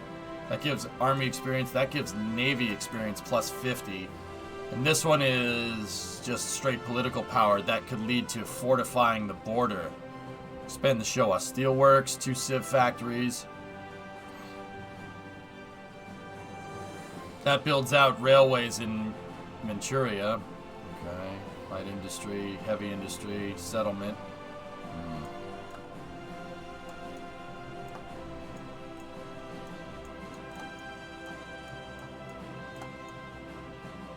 Imperial Arsenals gives me 2 mill factories and 2 building slots in Kansai and Hokuriku.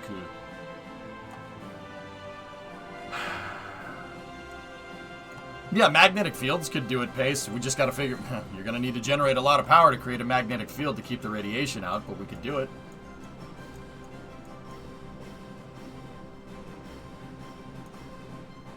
But even then, that's not gonna get all of it. That's gonna get a good amount of it. Just like our magnetic field. I mean, you still get sunburned if you go outside. What do you think that is?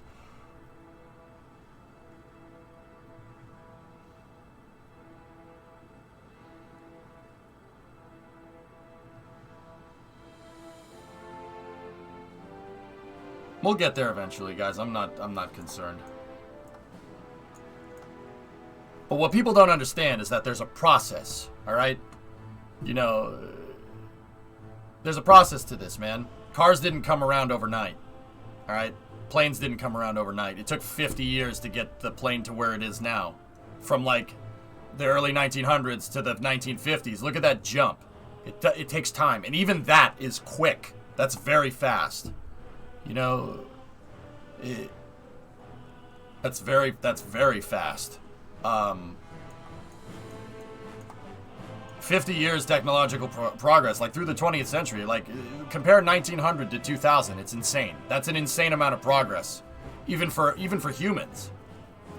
You know, like look at 1800 to 1900, and then look at 1900 to 2000. The technical progression there is unreal, unmatched in human history, and you know, like that's fast. Before, like 1800, it's sailboats and pirates and swords with very primitive weapons, right? And then before that, it's just swords for like thousands of years, right? Swords and catapults, right? This stuff takes time. It takes time. It takes a lot of time. We got to be patient. And that kind of sucks because everybody wants everything all the time now. You know, but we'll get there. I'm not concerned.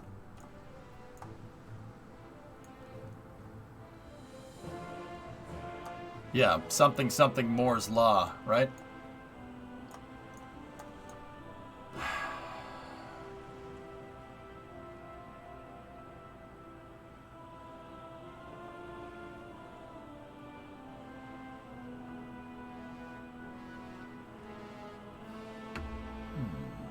I should have read these modifiers better. It's okay. I just hope GPU prices come down again. X, yeah, I like you. I like you. You're alright. Damn straight, man, right? It's not funny, but yeah, no, I'm with you. Let's see where arsenals will get us. Let's see what that does. We have free Civ factories again. Excellent. It's free Civ factories for you, Jim. I'm only laughing because it hurts. Me too. Me too, man.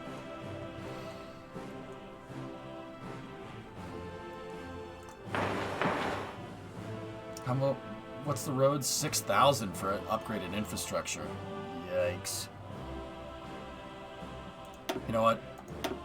We don't have time for that. We have 80% infrastructure there, 80% there.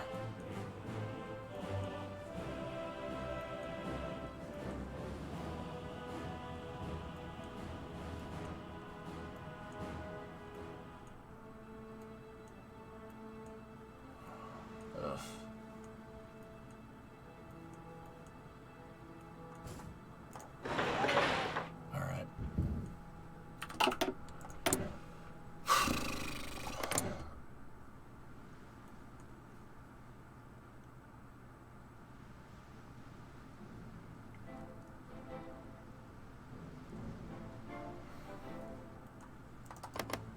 Oh yeah, that guy.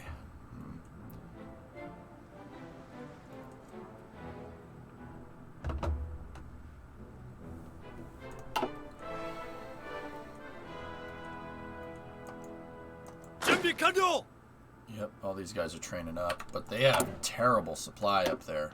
Oof. So this is our supply. This shows how well we can move the equipment around. Anywhere that's red means we can't get the equipment there fast enough. Now there are ways to get around that. I could set it so we have motorization priority here. We can set motorization priority to trucks, but if we set it to trucks, that means we need to make trucks. And I do not have the means to really make those right now, I don't think, because we're still okay. We're plus on weapons, which is good. That's not bad. Okay.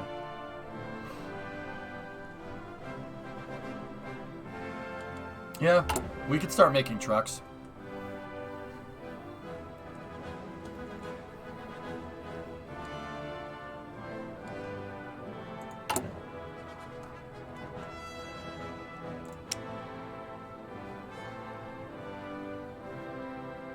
It's going all right, Hort.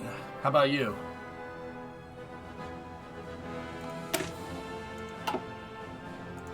Yeah, put the truck in there. Take some off weapons and put them in trucks. Now, we got to start building up trucks before we change the motorization pool, or else we're going to go into a huge deficit. Okay. I mean, I could try to start. Okay. Electromechanical engineering.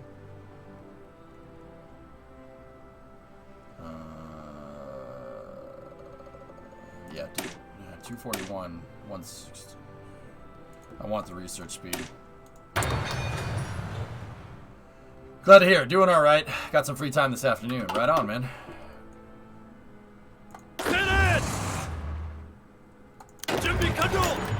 The Anti-Comintern Pact. Germany proposes that we sign a pact to address the Comintern's goal of spreading communism worldwide through the use of subversion and violence. What was that last part? Huh. By signing this pact, we agree to share intelligence on the communist threat and act in close cooperation against this menace. Alright. Okay. Okay. Alright. Alright. You can do that.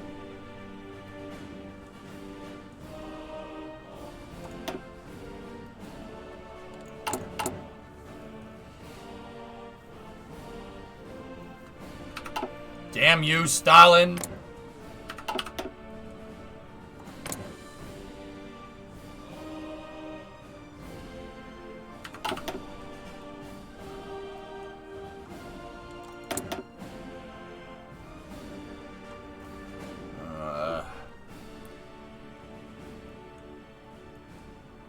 You know what? Some recon planes might be good. Do we have a recon plane? We have...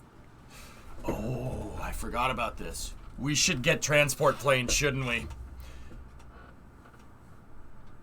That's probably a good idea. We should get some transport planes to resupply.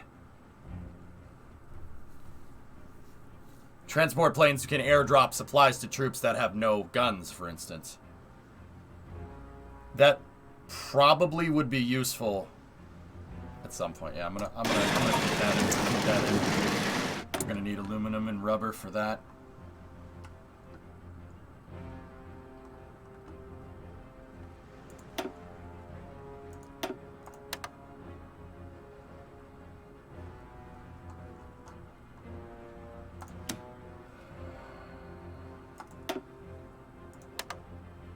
Oh, that's so clutch from the Imperial Protectorates. That's so useful.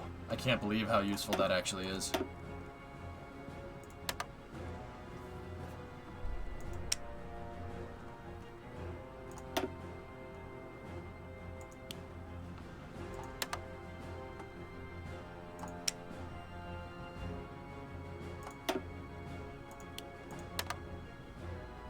So if the number up here is yellow, that means we're bringing in too much. If it's green, that means we're good. I forget what the white one is. If it's red, it's bad. I think it's a push if it's white. So green means we're exporting, which is good.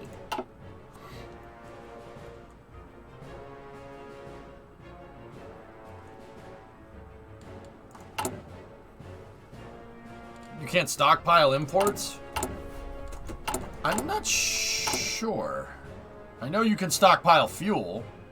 I'm not sure about anything else.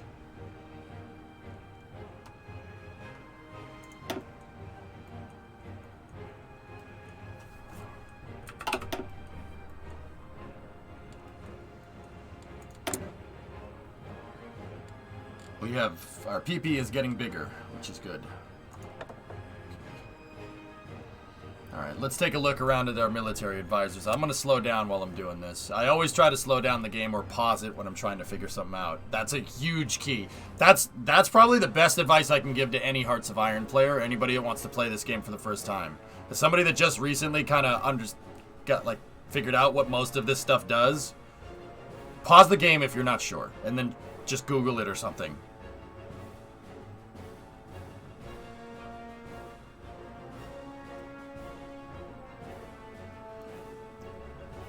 Let's see.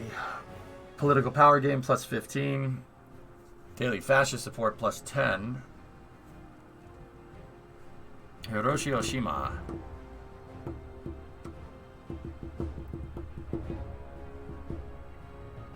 Non-core manpower. Foreign subversive activities. Damage to garrisons. Minus 25. Improved relation options. Compassionate gentleman. Gentaro Tokugawa. Oh, he's my intel guy. That'll give me another operative. Takuo Godo, war industrialist. Plus 10 mill factory, plus 10 dockyard, plus 10 fuel silo.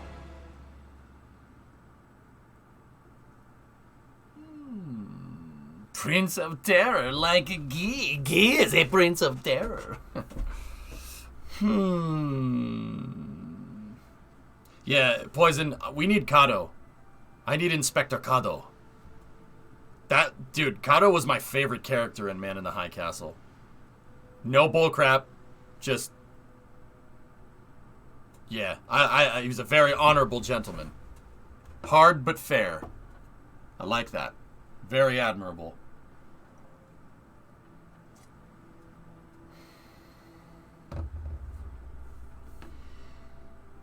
Kado. Inspector Kado. Stern. Stern but fair. Yeah, there you go.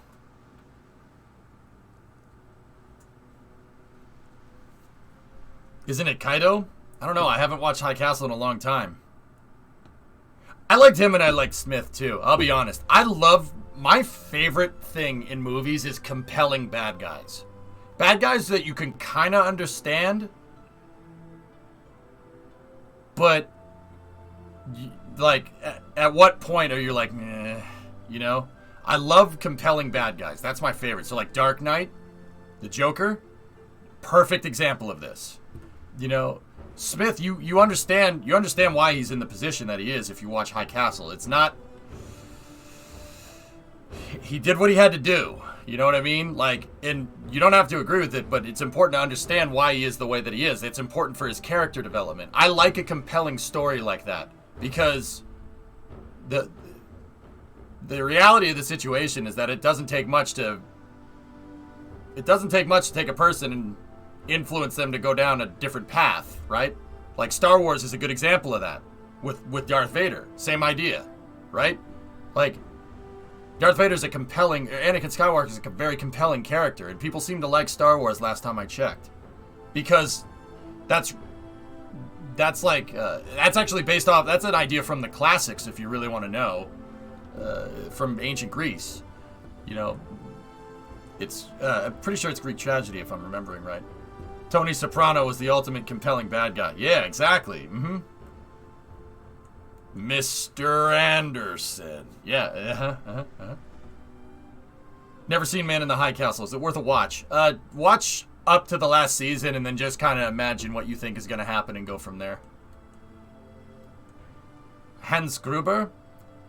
Yeah, exactly, Stib. You understand what Hans is doing. He once you figure out that it's just a bank robber. Like, that's cool.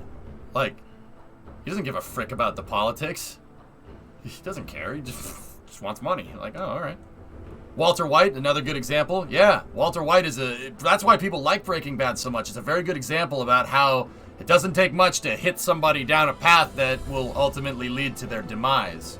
That itself is a concept from film noir, from the concept of noir storytelling.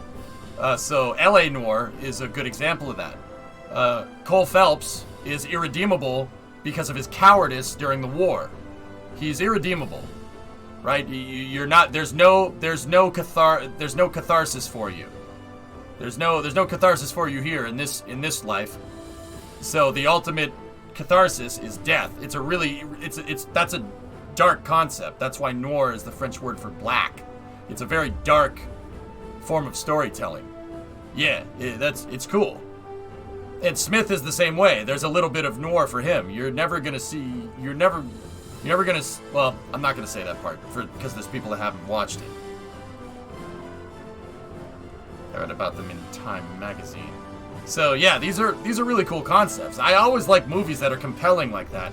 I really don't like Disney movies where characters are just evil and they're evil for no reason. That's not how that happens. There's always a story to tell as to why people get the way that they are. There's always a story. There's always a reason, and you have to understand that reason if you want to understand how not to do that. There's always a story to tell, and there's always something to learn. It's very important to understand. That's why I love history so much. It's like a guidebook for what not to do. You see the new series on Netflix, The Major Events of World War II in Color? No, Ren, but now I want to see that. Yeah. It's not always so clear-cut as who's good and who's bad. And once again, Star Wars explores that very, very, very well. A lot of people seem to like that.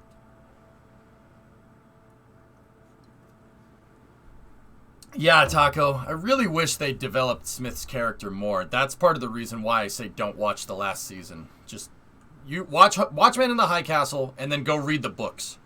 The Man in the High Castle is based off of a series of novels called Man in the High Castle by Philip K. Dick. Philip K. Dick is widely regarded as literally the sci-fi writer.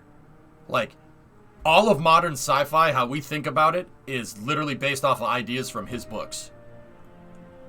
Like everything. All of it. He wrote the books that Total Recall were based off of, Man in the High Castle, Blade Runner.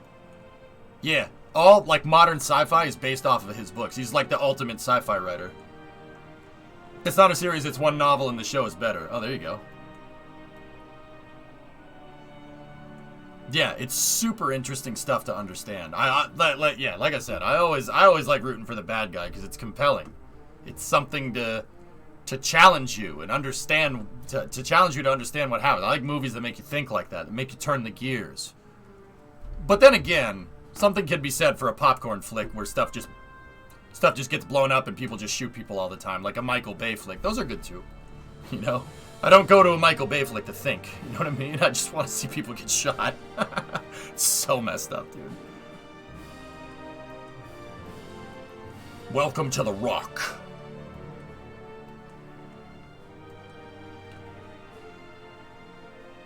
Yeah, Poison. Really, really, yeah, it's really good, man. It's really like, kind of stuff.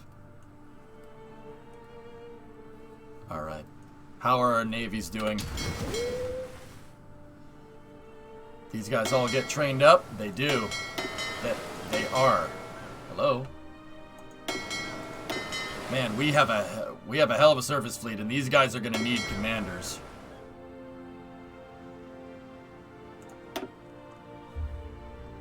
I'm saving that guy.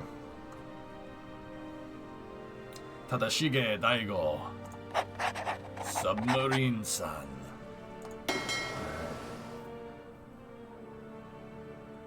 These are 7 destroyers. Hiroaki Abe.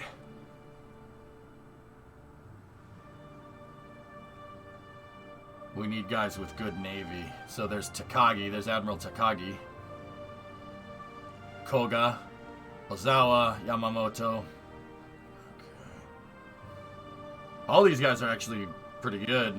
They have good navy traits. Let's go there. We got to start assigning commanders somehow. There's 7 submarines in this fleet. 2 of them are in Kansai. 1 of them is in Kanto.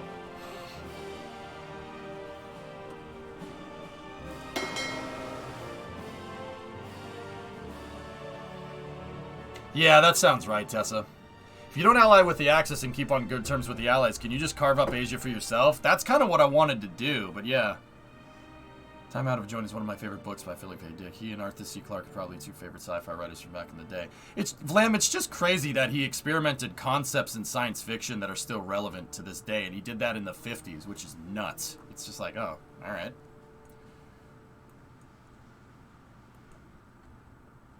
Tessa, there's also Jules Verne, too. Yeah. It's pretty cool.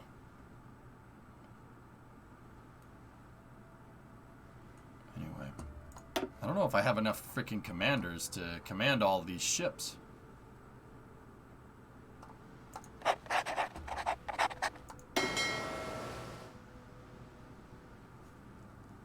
That's 39 ships, so we need somebody with...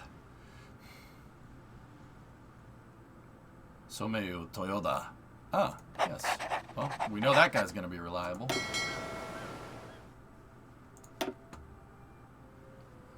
Now, 35. The bigger fleets up here are going to need... So, Takagi, this is heavy cruisers, light cruisers, and a lot of destroyers. Do I have another guy with a 2 in there? Kondo. Alright, you're in there. Now, this is a 50-ship fleet here. We need 50 ships, including the carrier, I believe. 3 carriers. So this is going to be whoever has the highest. Koga. He has 4 navy. Well, no. Maybe we should save him. let's put Ozawa in there, and I'll put Koga in command of the whole thing.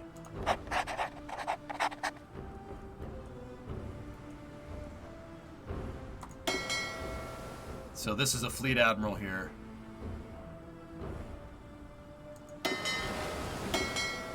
Oh no.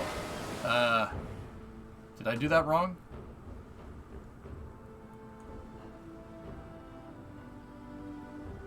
Oh, okay, I assigned them all here, and this is what they have at their disposal. Okay, so I assigned all these guys to these anchors right here, basically. 56 is the big, that's the big ship. I mean, this one right here that we put Ozawa in has 3 carriers, so... Ozawa has 3. Alright, that's good. So, that's the big fleet. I'm gonna put Yamamoto, I think. Yamamoto is 3. Okay. Arthur Conan Doyle. Yeah, good call. Got oil processing. I'll put Koga in there.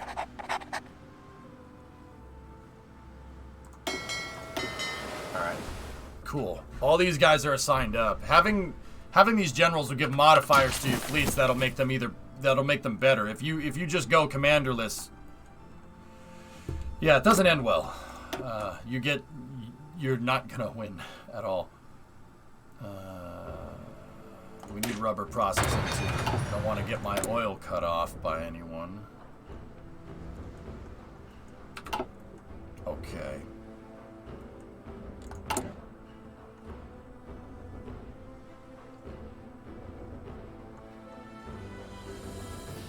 We still have this test the Soviets thing going on here.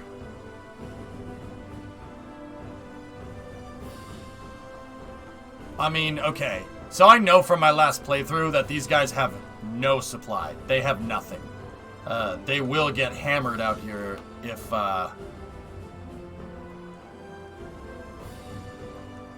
yeah, Funsister, yeah, good call.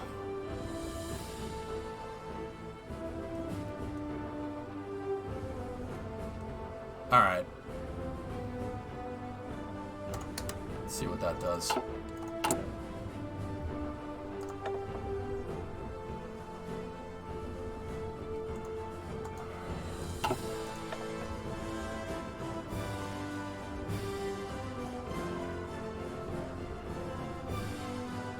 Maybe attack the Soviet East when H-Man attacks in the West.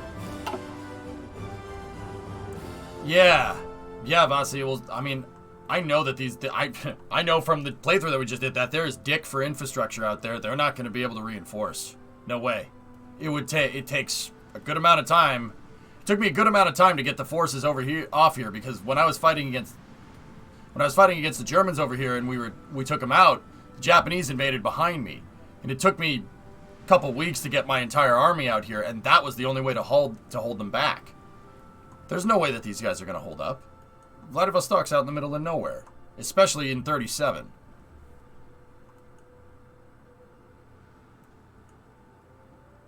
So, yeah, I think we'll test them. I mean, the tree that I went down basically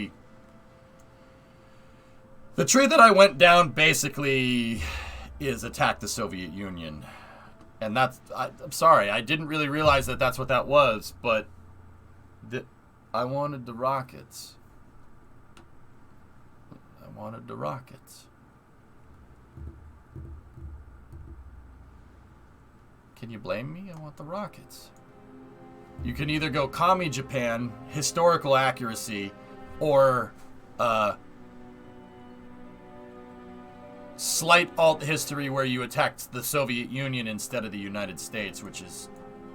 Yeah. Or you can go pacifist with Japan. You can just focus on yourself. I almost did this. I thought that would be kind of a good playthrough, but I wanted to take China. But if you want to take China, that's this tree.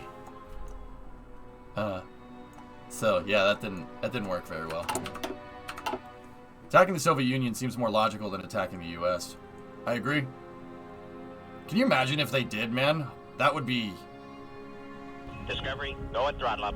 That would have been bad. Yeah, that would have been bad. Yeah, that would have been bad. Paisy, 32 months. Thanks, buddy. Thank dog they didn't do it. Yeah, that would, yeah. Yeah, that would have sucked. That would have not have been fun for anybody. Yeah.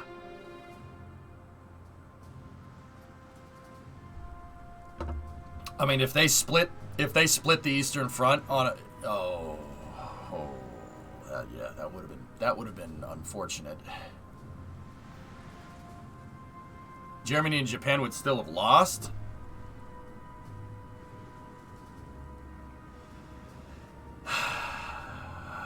I don't think so.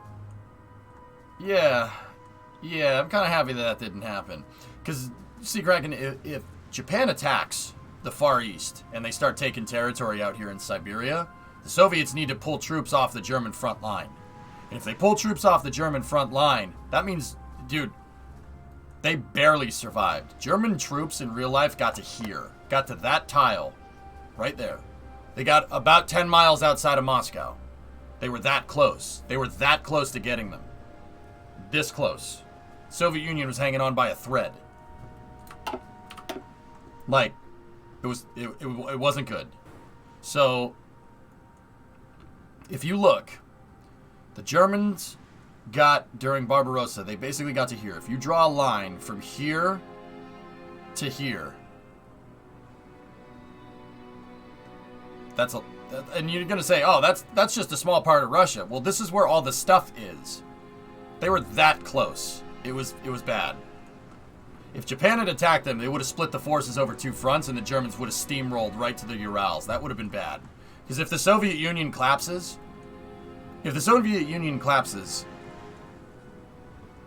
yeah, that would have been bad.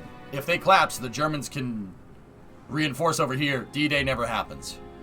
And Britain will eventually get stranglehold off, and they will lose. Yeah.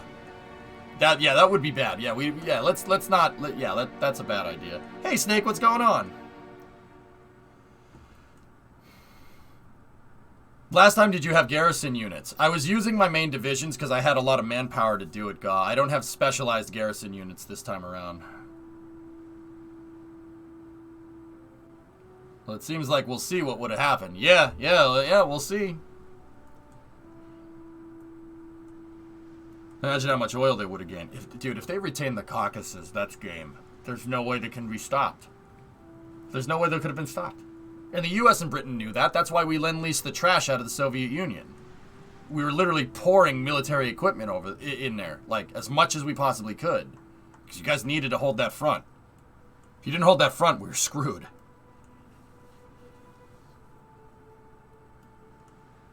Taking Moscow wouldn't do much. The Soviets would continue to fight, and the Germans would be stretched too thin, as well as the Japanese totally failed in skirmishes with the Soviets. So you're telling me that if Japan doesn't successfully invade the Soviet Union, Japan doesn't successfully invade the Soviet Union. Okay. See, Kraken, you got to understand. We're talking about if they did. If they were successful on this front, and instead of attacking the U.S., they focused their power on hitting the Soviet Union out here. Well, you know what? Vasi is right. We'll see what happens. We'll see what happens. We'll see if they win or lose.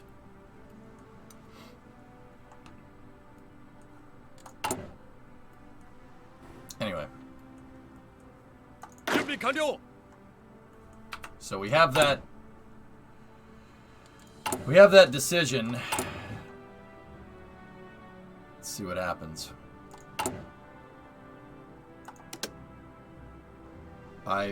We have a guy working on infiltrating China there. Let's see what we have out here. Intelligence. Yeah, let's do that. Let's level up the intel. New Brad Obsession Motorsports video. Not Project Binky. I think you'll like it.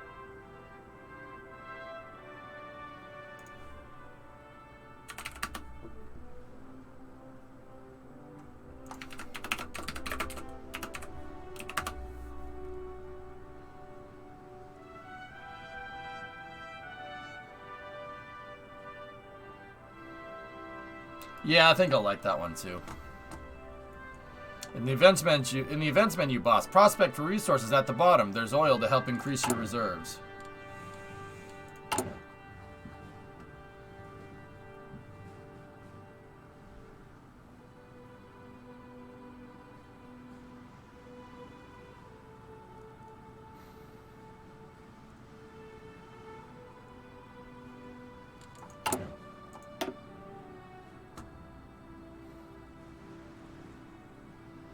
Yeah, it looks like you need Excavation 3 for that, Tessa. We're a little ways off.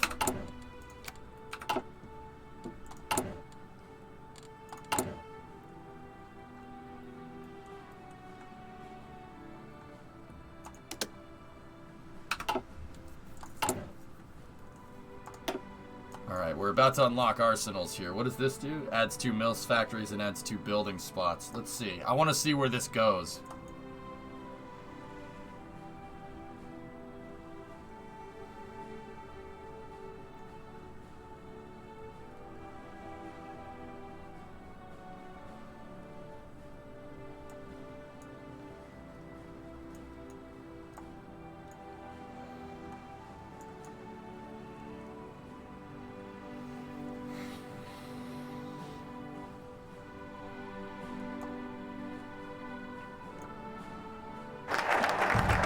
Go. Got 2 mill factories unlocked. What do we need? Still got to build up on those trucks, so I'm gonna go into production. We're gonna get more trucks.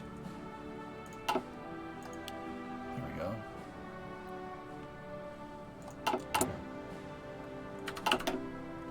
준비 요시! Finish! Kick!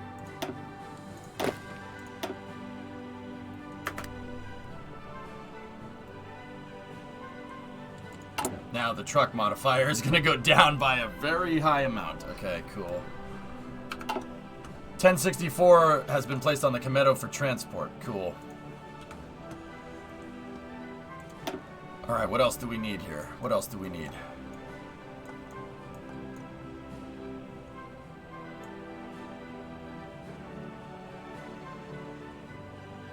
Yeah, okay, 7 stars. Yeah, that makes sense. What is this? National Defense State. Add its total mobilization.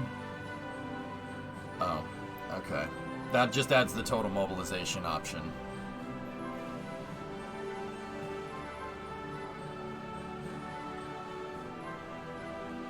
Yeah, that's the kamikaze tree. Yeah, I don't want that.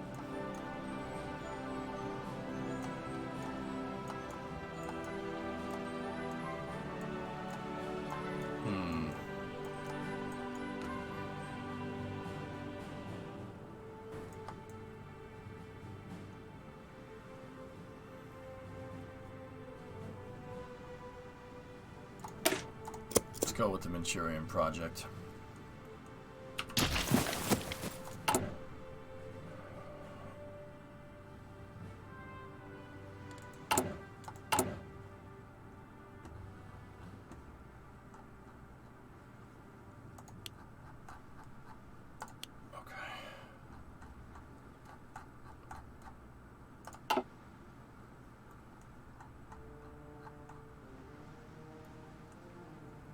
Carriers taking some time.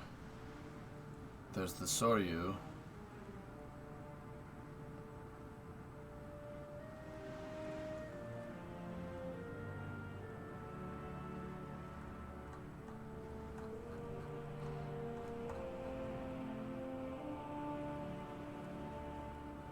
Okay, that's being refitted. Got it. When's back? Yeah. Well, okay, Vasi, racing starts at 9 my time, and it's 4 right now. Space News usually takes 3 to 4 hours, so I'll probably start Space News at 5. Is that okay?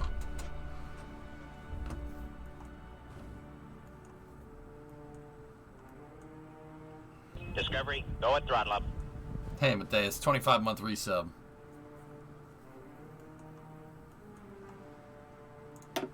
Alright. Fighter. Okay. Thank Alright. Thank.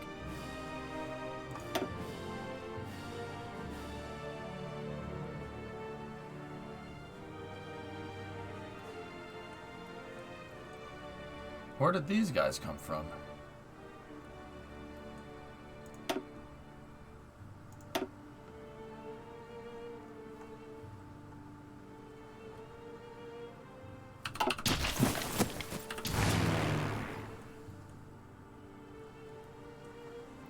Provided Max gets the links done in time. I find it's better to not change the dates like that, change the times, Roblox. But that's just me.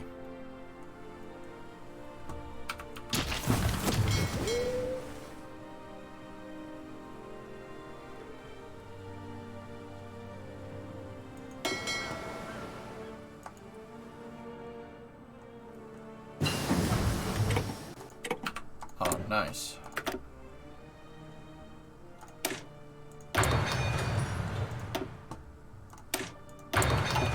Yeah, so we might be getting excavation quicker than we thought.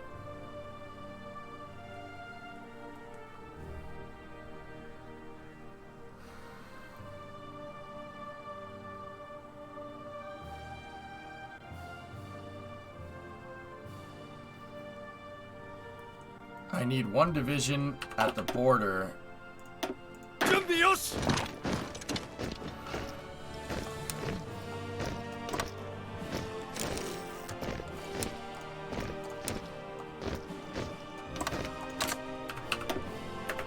That's a requisite. It wants a division there.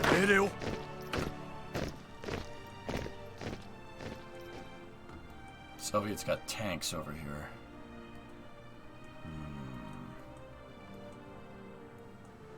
What are the resources on the home island? Steel, tungsten, aluminum, chromium, aluminum, lots of steel. Oil up there in the Kamchat. No, that's not. That's the Kamchatkan Peninsula. Oil up there. A lot of chromium or tungsten and steel coming from the Korean Peninsula. Wow, look at all the resources down there. We should take that.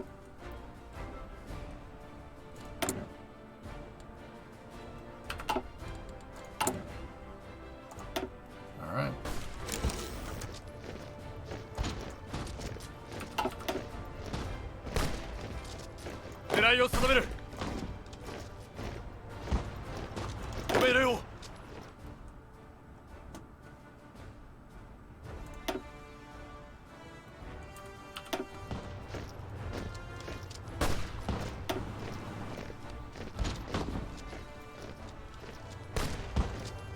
They're fighting, but it's kind of a stalemate. Okay, we have one division. We have a border conflict here. They're not fighting. Oh, we're losing. Terrain modifying factor. They have 2 guys in reserve.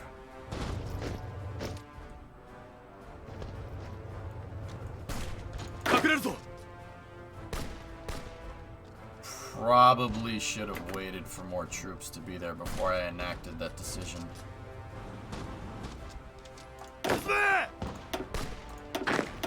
These guys can't redeploy. Japanese victory at Lake Khasan.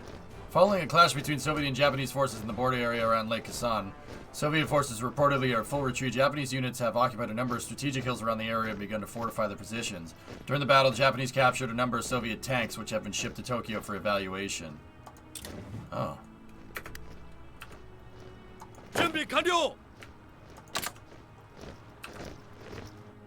Interesting.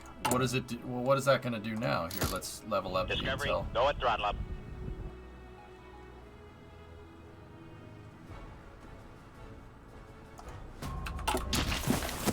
Shadow Thiel, welcome to Mission Control. Your go at throttle up.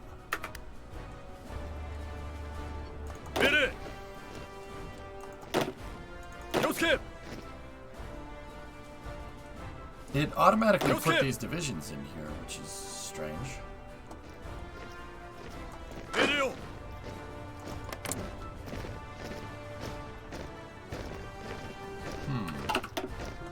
Thanks for that sub, Chardo. I appreciate it.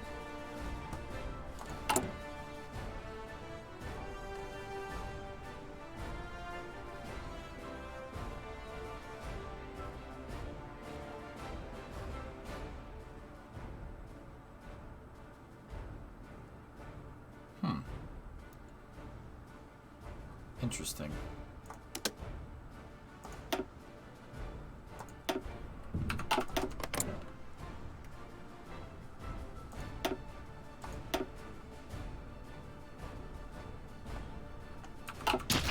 Huh.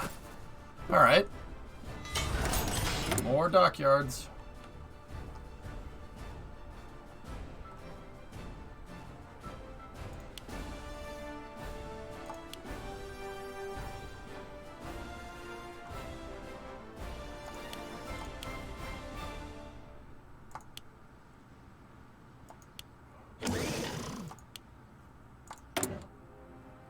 We need more steel.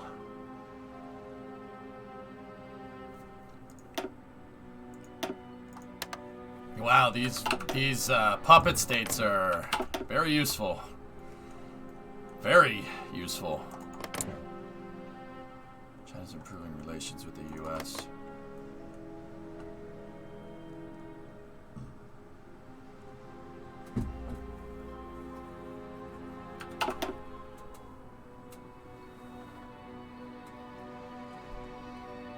You could say that I am a master of puppets.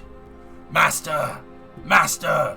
I don't want to get DMCA'd, so I'm gonna change the lyrics. Wait, what?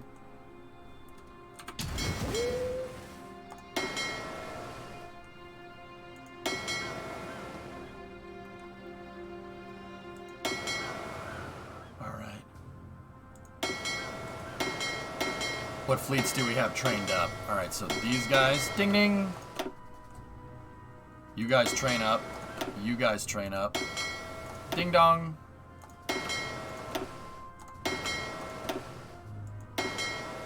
Reserve fleet.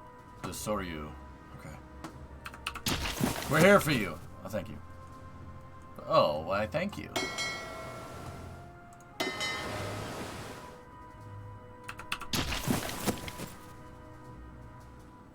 We need 1,000 trucks, and we have 260. Oh. Yeah, yeah. Oh, okay, yeah. Yeah, we're gonna need a little bit more. Peter, mind entertaining us and just telling us a bit more. Oh, let me tell you about TPS reports.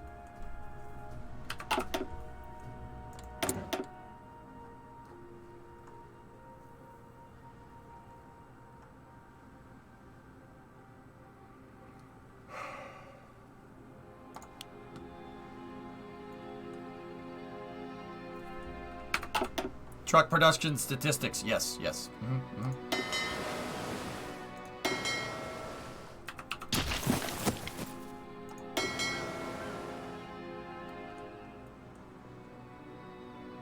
So, we should probably make sure that the carriers have, you know, airplanes on them. So, what's the maximum capacity of one of these things? The Kaga can take 60. Alright, so we have carrier planes that are all trained up. It can take 60. So I'm thinking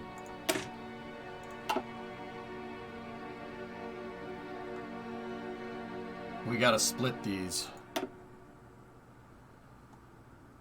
We have fighters, carrier close air support, and carrier bombers.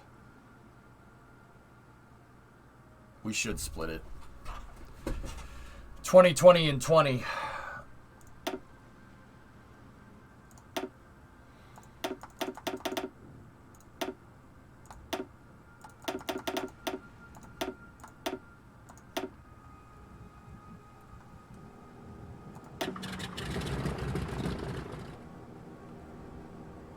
Okay. Now we should do the same thing here. Split it. Split it. Split it. And then, unfortunately, these got to go down to 20, which kind of sucks, but that's okay. It'll give me a good surplus of planes.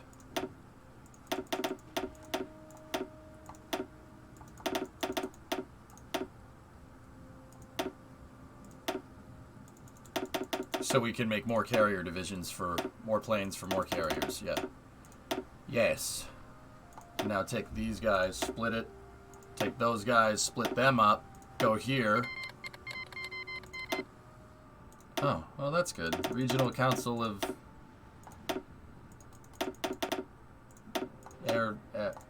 Acorns. Ah, the anarchist uprising. There it is. Wait, how can they be a council if it's an anarchy? What's wrong with these people?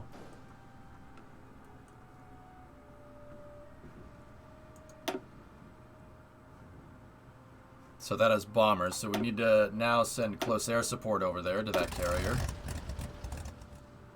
And now we need to send fighters over to said carrier. Bingo. She got a full complement of airplanes now, guys. Why did you change saves? The other save ended, Frank.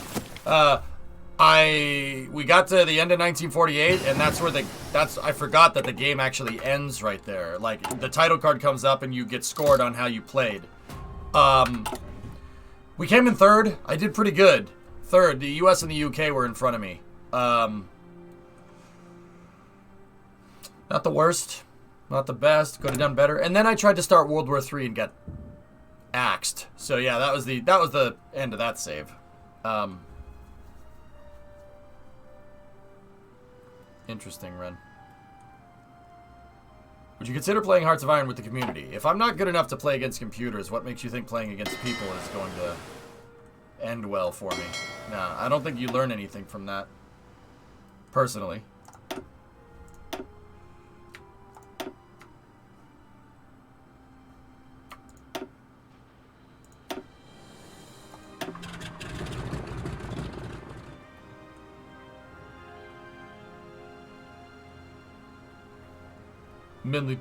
Many people talk a lot. Few are up for the moment.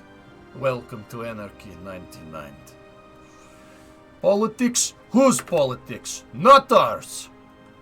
Good movie. Not really pace, but yeah. Decent enough. I think it was the 4th playthrough, Kuro, or something? Yeah. I wanted to play as Japan now so I could figure out the Navy side of things, because I don't know if they changed it that much, but then again, I don't really remember what I was doing previously either, so.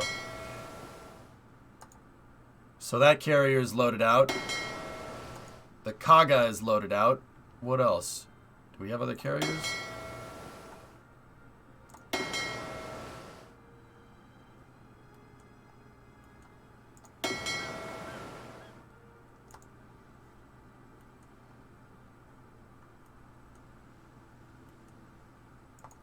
Oh, these are in reserve.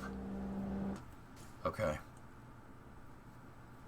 Did Russia come in third in real life?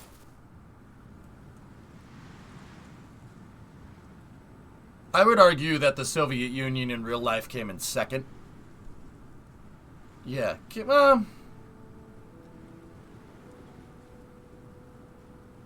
Yeah, I would say they came in second in terms of, they came in second behind the US. Because you got to look at like the shift of power, right? Who had the most power? Who gained the most power after World War II? It was the Soviet Union by a long shot. The Soviet Union and the United States. So maybe it's like a tie for first. I don't know. Do you want a quick guide for Navy? I think I'm all right, Moxie. I'm going to train everybody up, and then, yeah, maybe later, but I'm trying to outfit my carriers and stuff. But I have 2 carriers in reserve right here that I should probably add to fleets.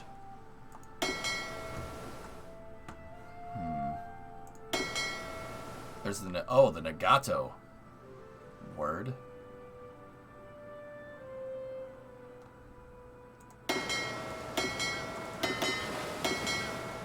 Ding ding dong dong.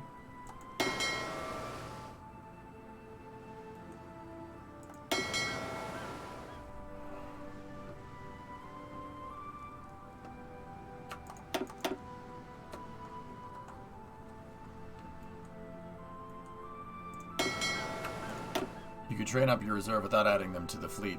Yeah. This is more about organization. All this is just kind of jumbled together.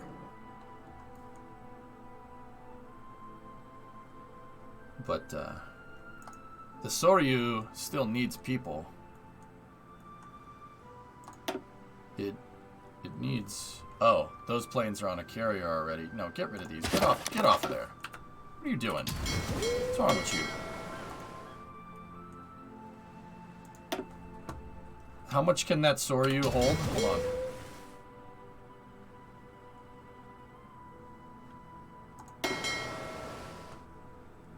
$60. Alright, it is 60. So, 1, 2, 3.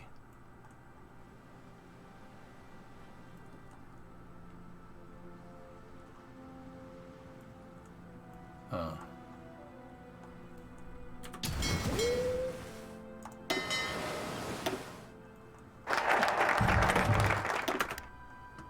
There it is. Alright, so it went back into port there.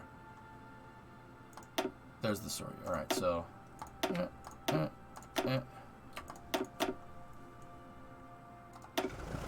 There we go.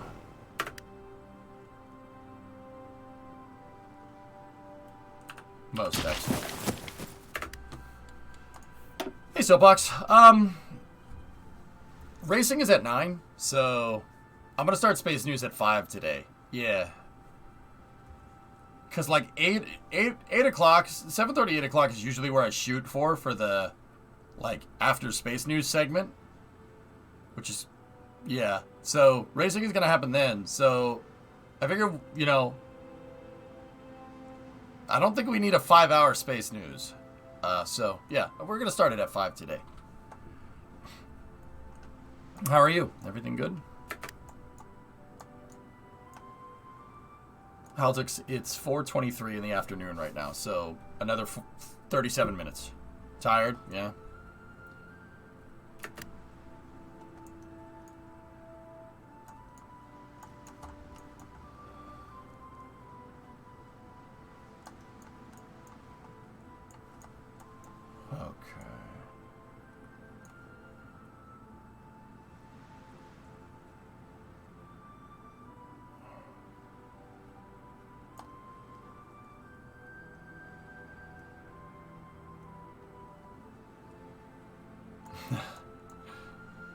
Pretty proud of that one, huh, Buxton?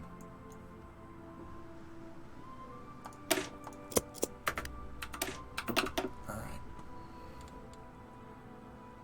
Okay. Building up that truck stockpile. We have good stockpiles of equipment. But it's still tough to get these guys anything. What are they missing? They have no org.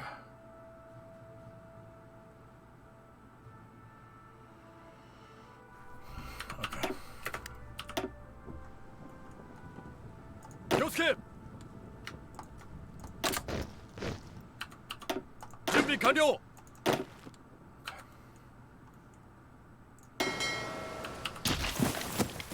You can just join all the slip ships to one fleet. It's easier to train that way. Yeah. Yeah. Tenets!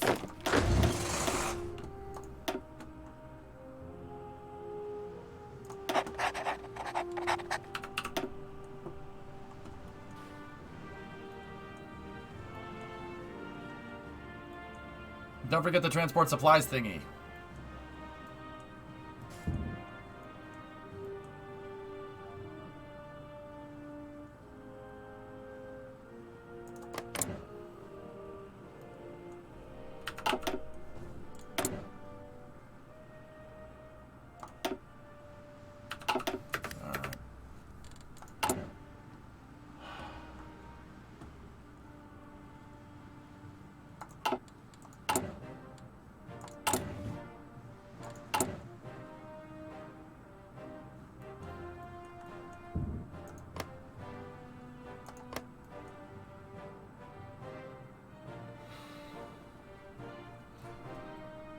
Yeah, the tensions just aren't good enough. Like, people don't want to fight right now.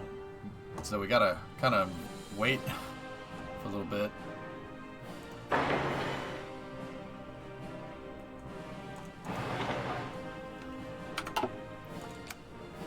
I think I'm comfortable going to 3 times speed right now. I typically break the starting fleet down into each ship type and then rebuild the fleet. It takes some time to do, though. Yeah, Warchild, I probably, you know what? I probably should do that. My fleet is just, it's just a jumble of caca. Like, that's what I did with the Air Force. And then I organized that. This is just all over the place. Like, it's just random ships, just kind of all jumbled together.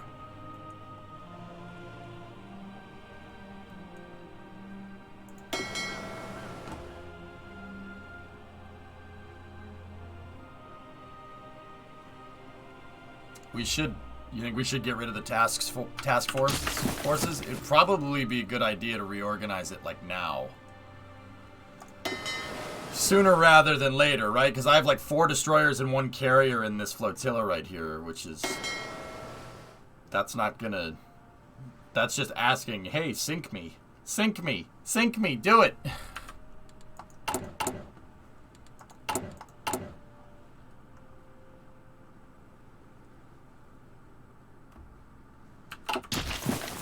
Yeah, let's do it now. I'll save. Alright. Okay, so remember when I said a little bit earlier, guys, that I might need some tips on this? Now would be the time to do it. So how do I...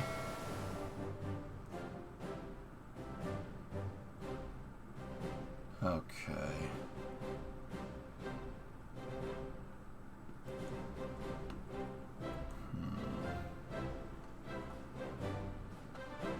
Do I just disband the task force here? Is that how we do this?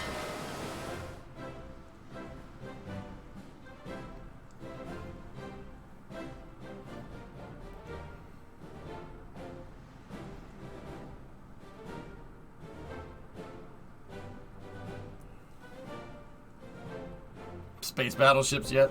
Well, I'm teching for rockets, Bill, if that helps.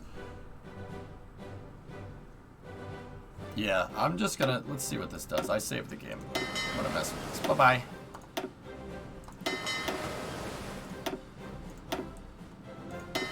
I am destroying all the task force.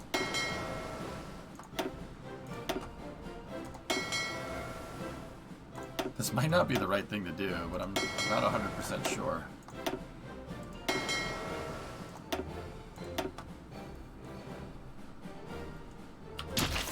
Combine all of them into one? Did I just delete all of the ships? What, did we sink them? We did. Okay. Yeah, this is where I reload the game.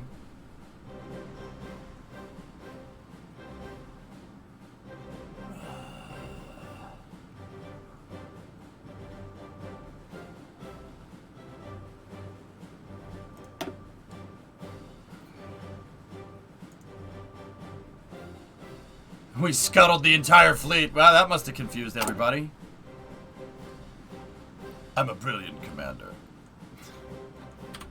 I still have all my ships. Okay, cool.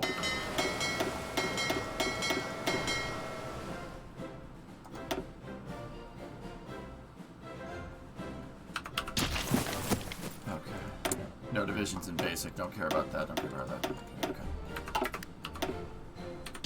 Congratulations. Yeah, can't Pearl Harbor somebody else if I Pearl Harbor myself. Wait. Alright. Ding dong.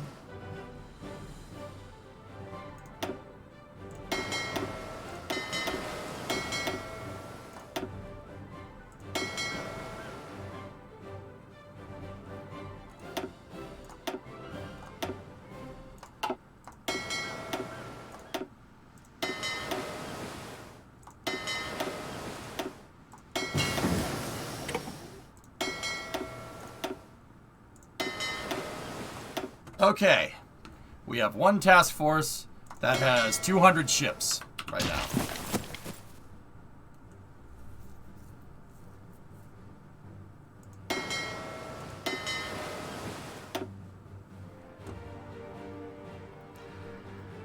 Okay,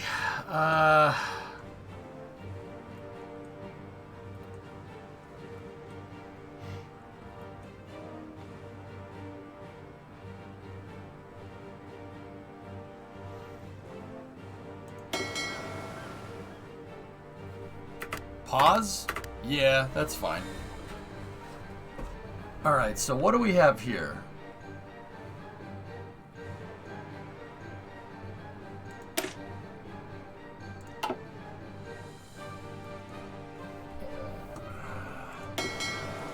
It's impossible to see all these damn icons.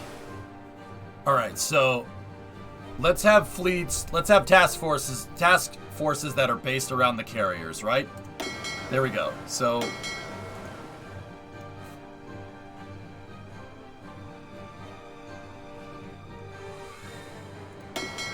alright, so there's one of the carriers, right?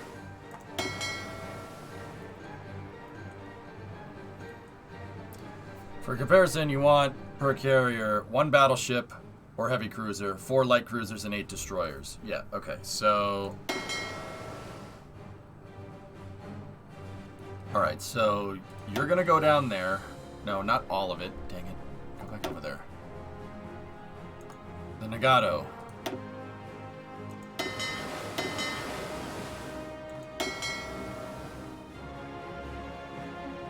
It's a detached ship.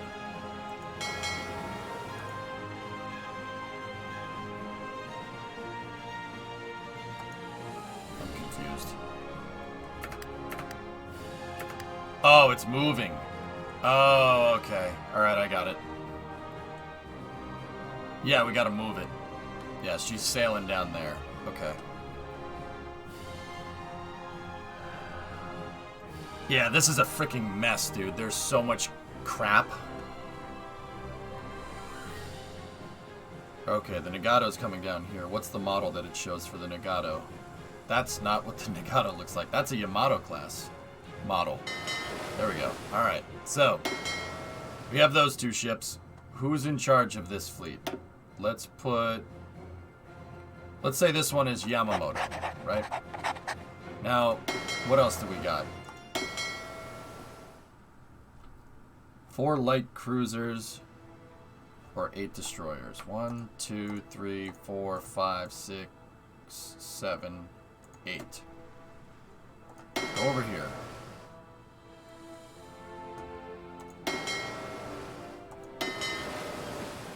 Yeah, it's just the 3D model, Yarg. I don't have Yamatos yet. The Nagato is an okay battleship. It was pretty good. Survived the war. Got nuked after that. It's at the bottom of the ocean. But hey, whatever.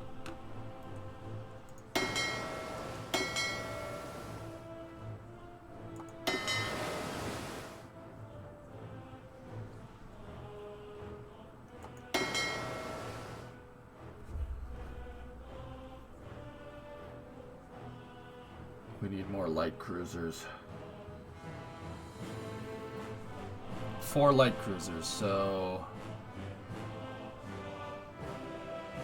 we have battleships and CAs. I have 2 cruisers there. What else we got? Nope. Anything in here?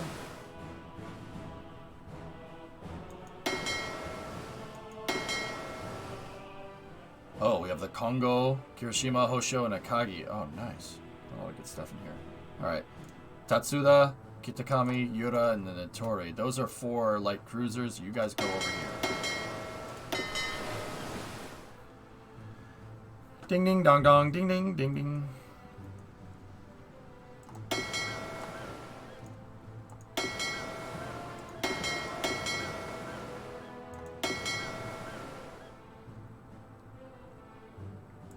That's one good task force right there. Should we attach some submarines to them, War Child? What do you think? Or should we keep the submarine division separate? I'm actually asking this. I don't know. I don't know what would be the right move here.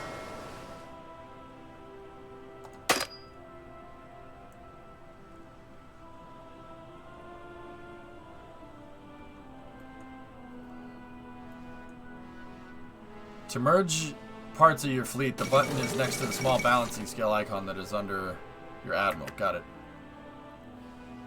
Separate, but patrolling the same area. Got it. Alright. Disaster was narrowly averted today when a diesel fuel leak was discovered on the Hindenburg as it came to dock at the Lakehurst Naval Air Station in the United States. The leak was promptly repaired. Had it gone unnoticed, flammable vapor could have resulted in a fire that would have engulfed the entire airship.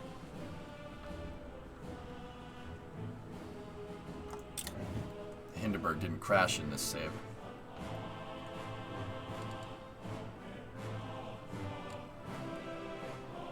So how do I... If I wanted to send the entire fleet to Nagasaki here, how would we do that?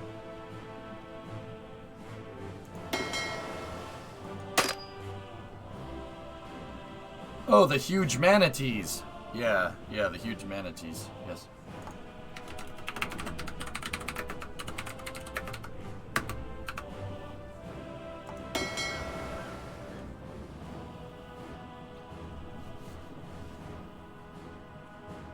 Click fleet. Control. It's control right click. Okay. Thank you. It's going to cost some fuel to move that whole fleet over there. But, yep. Okay.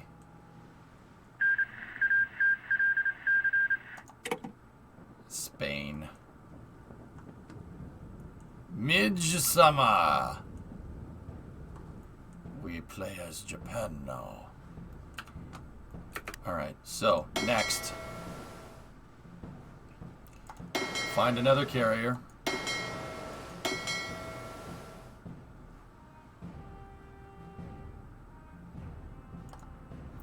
Take that. And...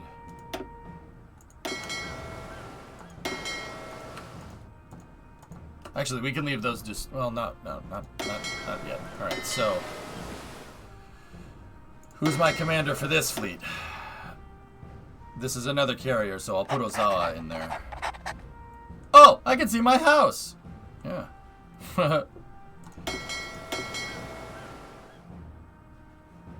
Alright. Submarines can operate by themselves. The Mutsu can go right there. Why did it put... Oh, Pride of the Fleet. Oh, so it's a flagship. It put the battleship in a separate thing as a flagship there, but that's cool. Alright, okay, clean up these destroyers.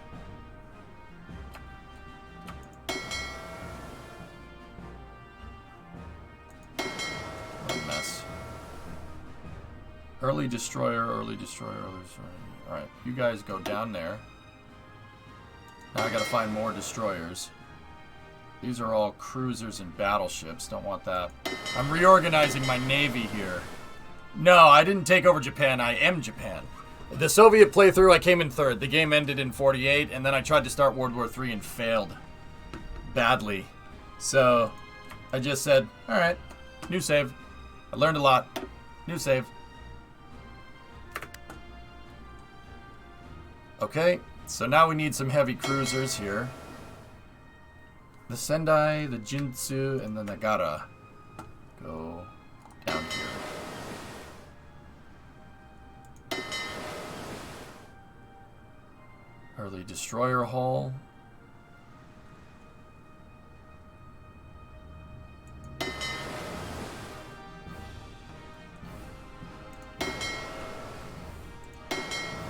Here we have 3 light cruisers. We are looking for 4, so I need 1 more light cruiser. That's just all submarines in there. That's also all submarines. Alukuma. Go there. We will spread anime to the entire world. No, I chose the doctrine that basically is going to make us attack the Soviet Union. And I think the Germans and us are going to hit the Soviet Union on 2 fronts. I'm going to try to not fight against the U.S. That proved historically to be a very costly affair. Yeah, exactly. Well, anime is what happened after the nukes. Yeah. Alright, there's the Kaga. We will...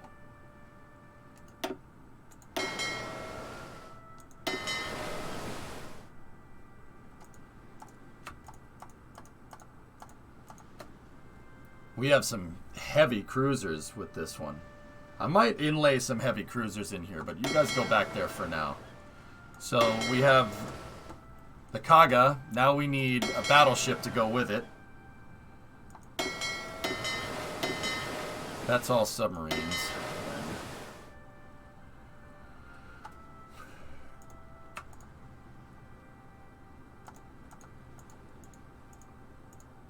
You guys can all go down here.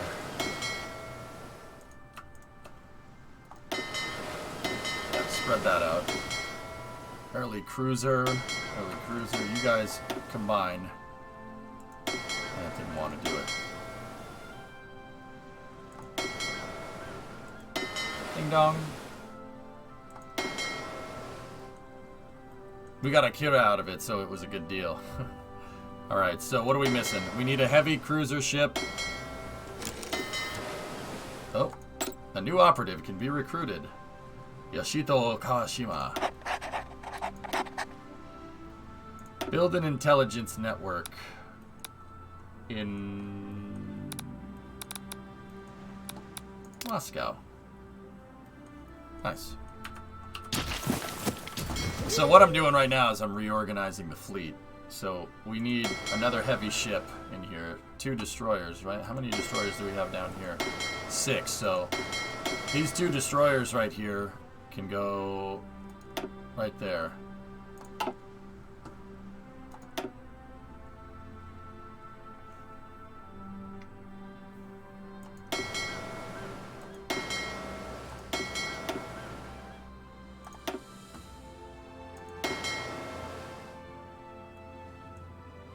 Okay. Alright. We're doing okay here. I'm trying to get this organized at the top of the hour here. So 11. We need 2 more light cruisers. I'm trying to do what Warchild said. 1 carrier, a battleship with it, 4 heavy cruisers, 8 destroyer.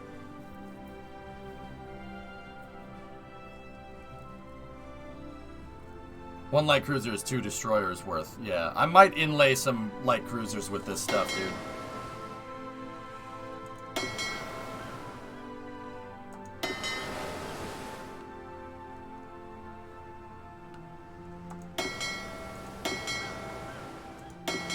These guys need a fleet admiral here. Takagi. Joseph Yoshinobu Takagi.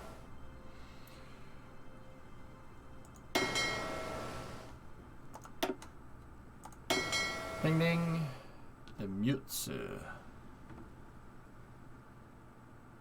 Okay.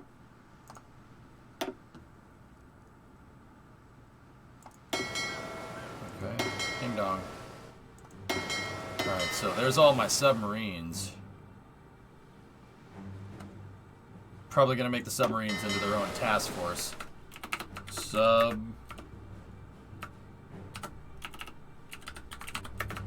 Submarine Force 1. Sounds like the name of an anime.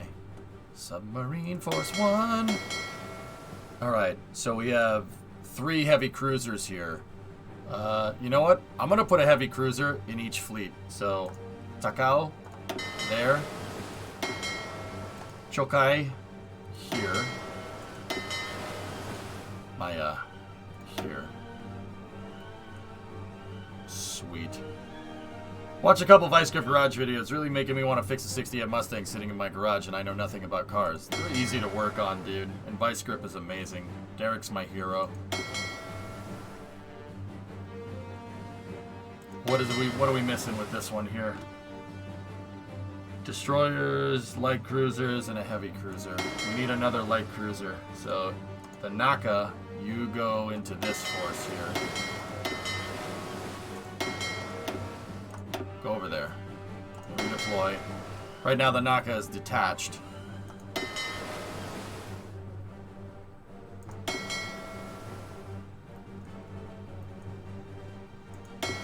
Alright, so this fleet needs a big boat. Fuel refining, we got that unlocked in rubber. Excellent.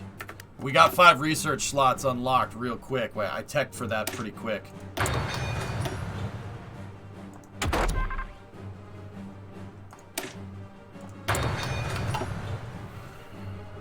For missions, have a squadron of destroyers on patrol set to do not engage while the other squadrons are set to strike force. Okay.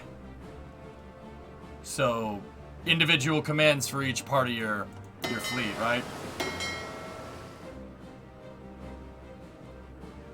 I'm gonna put the heavy cruiser in there with the carrier.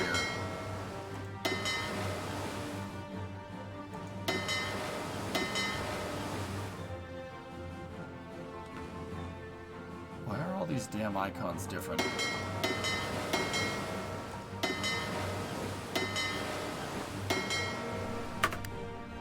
Sorry for all the ding ding dong dongs.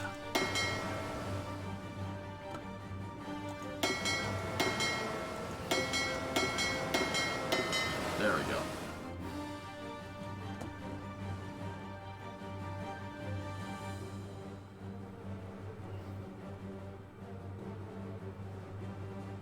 Each line in that theater is a fleet. Each icon in that fleet is a squadron. Okay. Oh, Warchild, you got gifted a sub from Midge. Right on. Cruiser hull, join up over there with the other cruisers. Those are all submarines. Make your own. Make another force. Kondo. Can I change up the stupid icon here?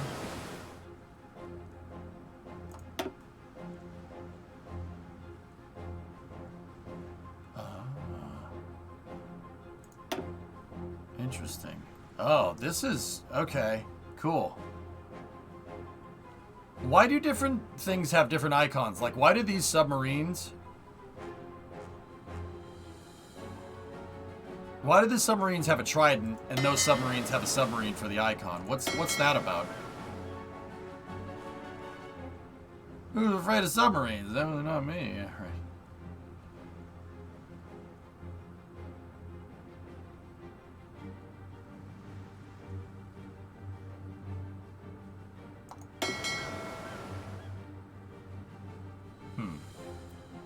On the left, underneath the trash can. Oh, it's just the icon. Alright, I got it.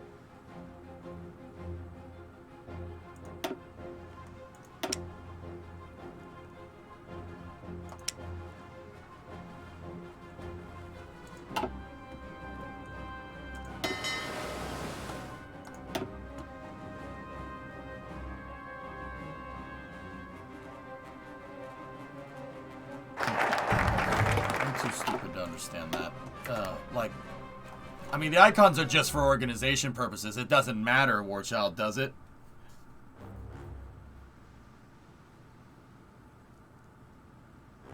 Yeah, okay, Warchild, yeah, I got you. Alright. Yeah, no, they're just, yeah, alright.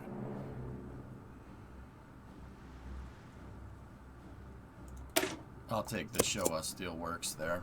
Unpause. Alright, we're getting organized. So what does this group still need? That needs a battleship. We need a battleship in this one.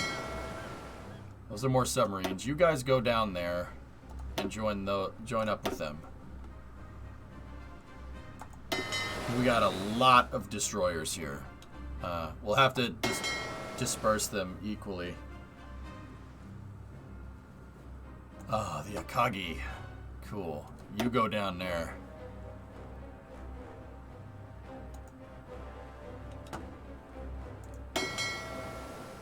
Chokai is a heavy cruiser. Go there.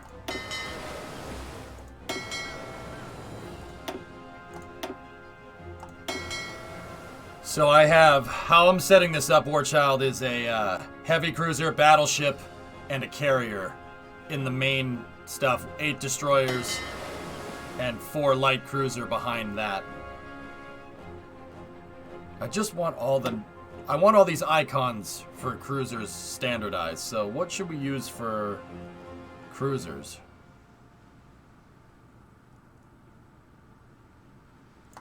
That's fine. We'll use the gun turret for cruisers.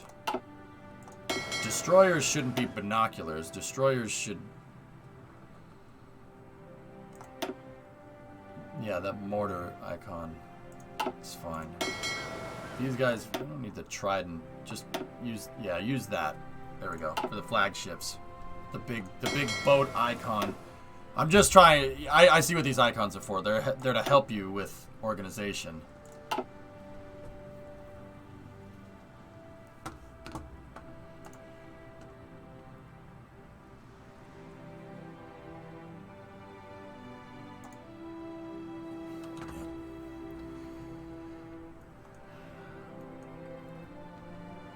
want all these in one stack.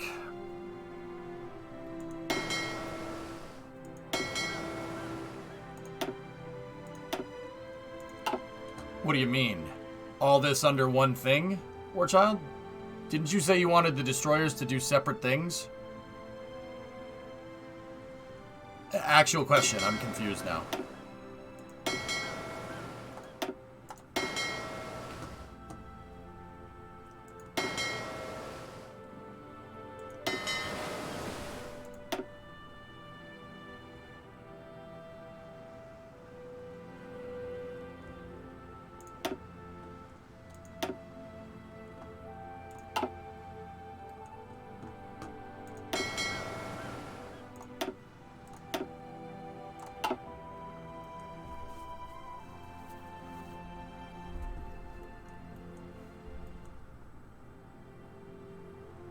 So in one stack should be one carrier, one battleship, one heavy cruiser,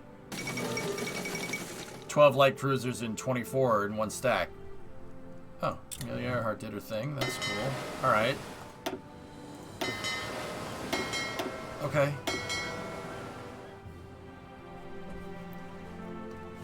One carrier, one battleship, one heavy cruiser, 12 light cruisers, or 24 destroyers. I have 8 here, so we need 16. 1, 2, 3. I think I have enough to do 12 lights and 24 destroyers.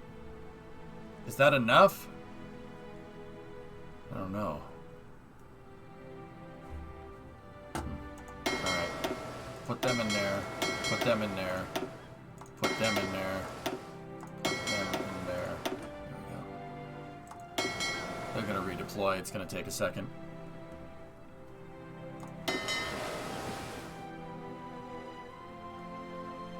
It seems like a lot of lights and destroyers per heavy ship. Yeah.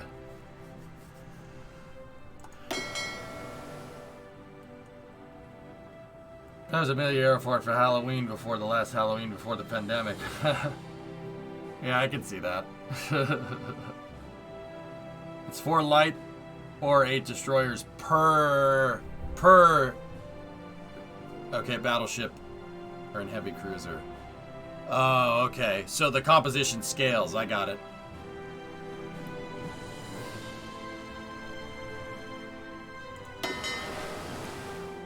So this is the standard composition right here. But if we wanted to say add another carrier, we'd need another battleship in it to go with it. Well, kind of like that. Yeah, that makes sense. Yeah, the composition changes. I got it.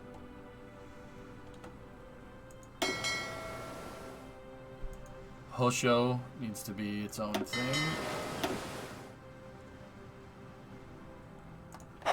Toyota.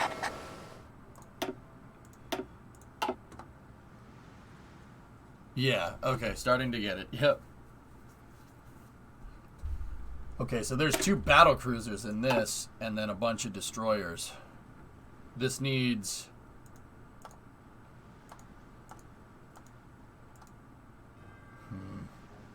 I'm going to put one of the battle cruisers back over there.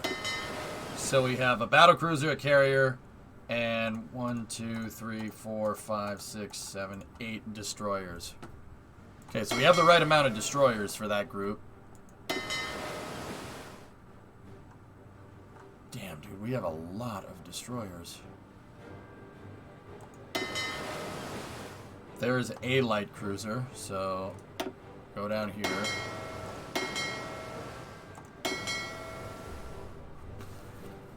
Herb. Yeah, I'm not sure, Bio. Maybe we have to upgrade it or something.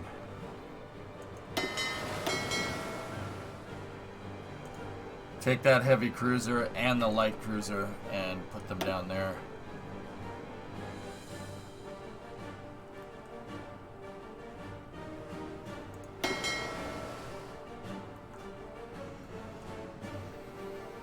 Any destroyers are used as convoy screens. Yep.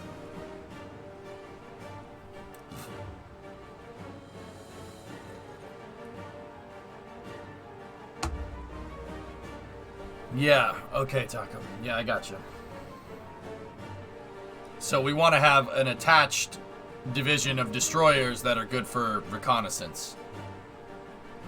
I mean, that makes sense. Alright, so we have a carrier, a battle cruiser, and a heavy cruiser.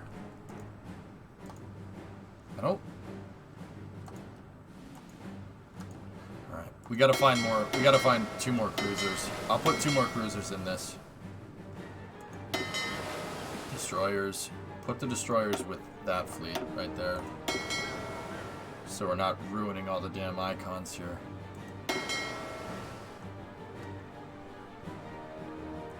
I'm gonna put all the destroyers together. These icons are getting super clogged up over here.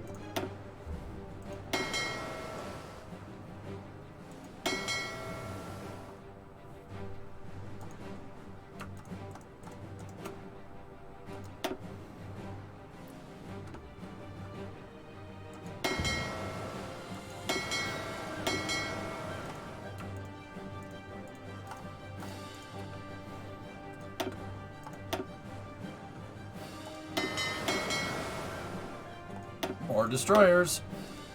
What about you guys? More destroyers. You guys go over there. Ah! 2 light cruisers. Perfect. That's what we're looking for. I need those attached over here. So now we have a carrier, a battle cruiser, a heavy cruiser, 4 light cruisers, and 8 destroyers. Cool. That's a good task force right there. Excellent. Those are all the... This is all the destroyers that I have unassigned. What are you? That's a heavy cruiser. The Iwate, a coastal defense ship. That has a heavy cruiser assigned to it. This one has 2 carriers. No. No. No. No. No. I must have clicked the wrong button.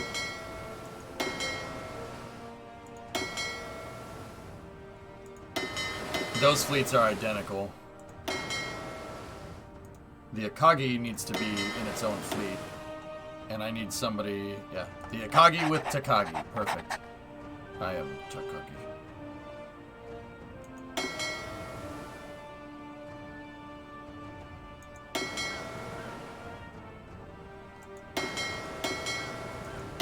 Ding ding dong dong. This is Hearts of Iron, LCD bot. Wait.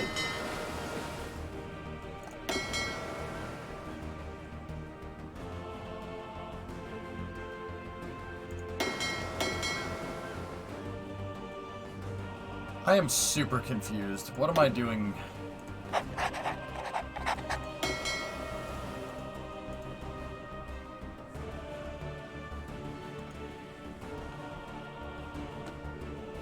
I need to get these... I want the Kaga in its own thing.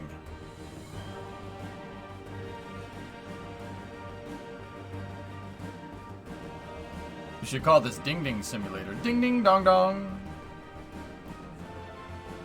Alright, create a new task force. Okay.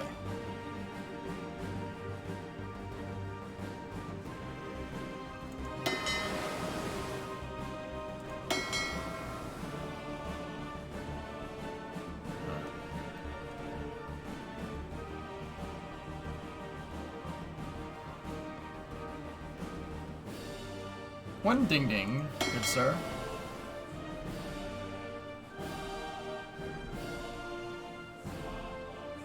I'm super confused. How do I get this?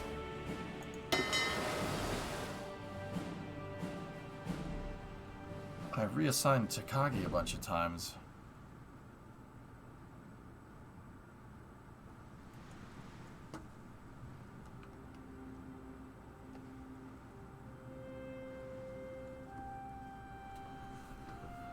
I'm so confused.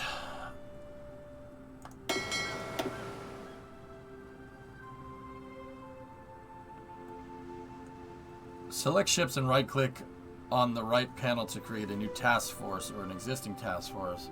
For a new fleet, right-click the last line.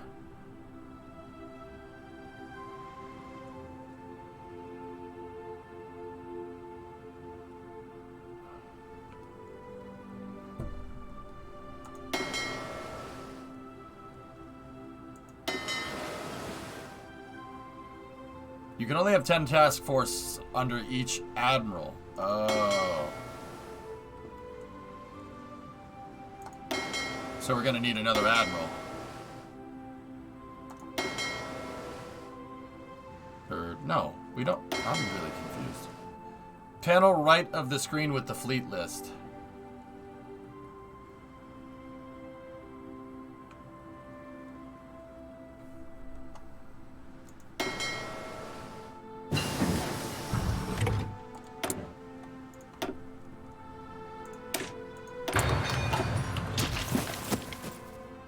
You have 1 task force for each admiral. Yeah, I see it. You can have 10 task forces under each. It's good to do that as you get more sea zones covered. Okay. Hit it!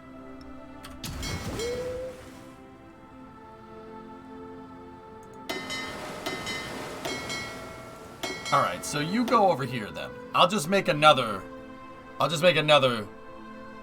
with Yamamoto. 2 carriers. We'll just make another task force, or another fleet, another task force in this fleet. Excuse me. Alright, so that means 1, 2, 3, 4, 5, 6, 7, 8. Go there. Now you, that's a heavy cruiser, you go there. Disband that. Submarines, go down there. The Issei, you go there. You go that way. I'll go home. Sorry, War Child. It took me a second. Whenever I'm learning, dude, I turn into a potato. I'm like, I have chocolate ice cream.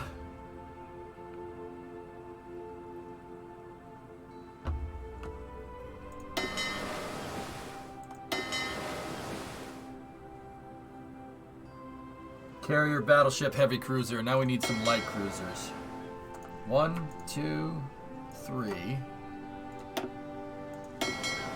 That's a destroyer. Go over there.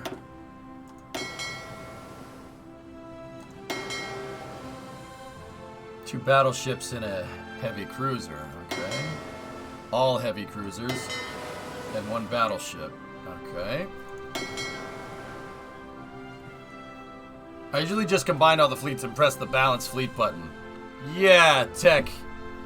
I didn't know. A, I didn't know that was a thing. B, I need to understand what the frick I'm doing. So I'm kind of doing it manually on purpose. Oh, we got another destroyer. You go right there. Hey!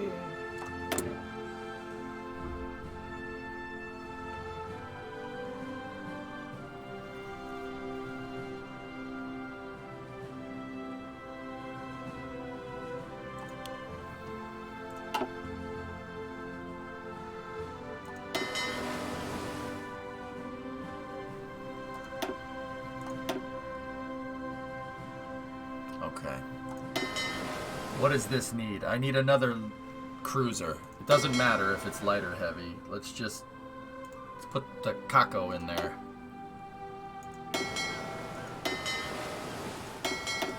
Alright, so now you down here.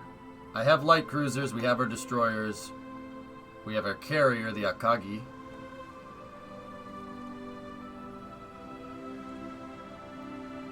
This one needs a big boy. Where's the big boy? Fuso, go down there. Sweet. Okay. We got dispersed industry. Get excavation. And then what else do we want? What do we got for Navy stuff? We should probably... We're messing with it. We should probably get in that.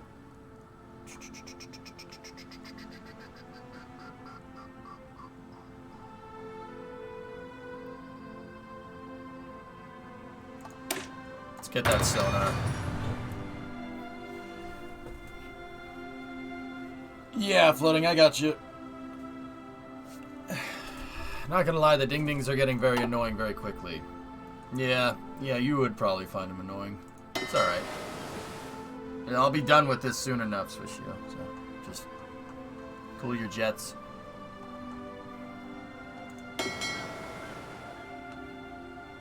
Alright. Do I have any carriers that are ready to go? Nope. Just a bunch of battle cruisers, so...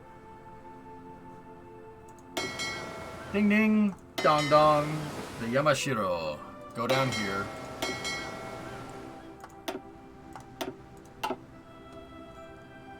One ping only. Alright, so now I'm just gonna build a task force, but that task force isn't gonna have a carrier. So I'm gonna need 8 destroyers. 1, 2, 3, 4, 5, 6, 7, and 8. You guys go there. Now we need some light cruisers and heavy cruisers. There's a battle cruiser there. There's a battle cruiser there. Alright, you and you go down there.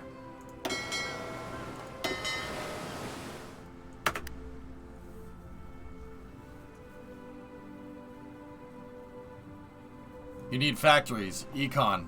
I'm working on it. See?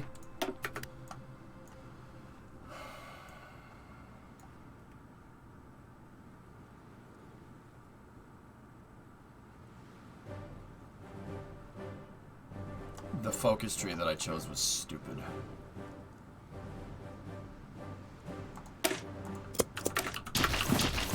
Come on back now. Alright, there we go. That's what I'm trying. Yeah. Immobiliary, yeah, that's... I'm working on it, man.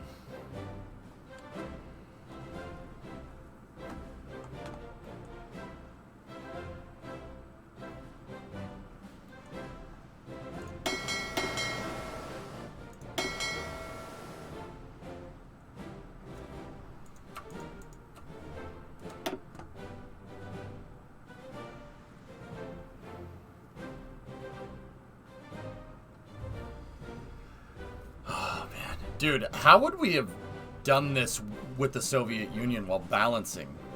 Man, balancing this with the Soviets would have been difficult. Huh. Alright, so when's my next carrier gonna get made?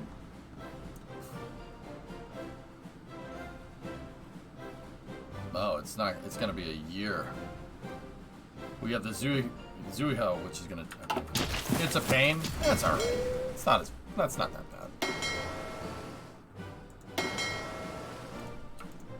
I'm gonna separate these out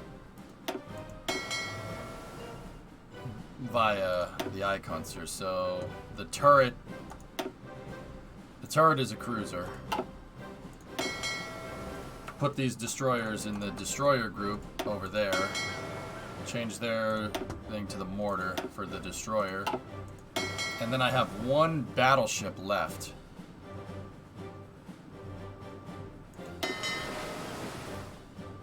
Okay. We have enough to make another...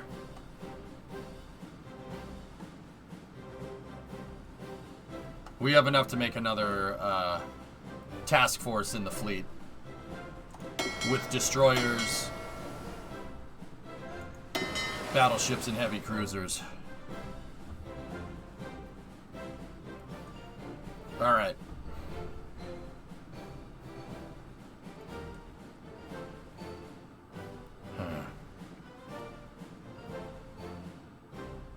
Who should I attach it to?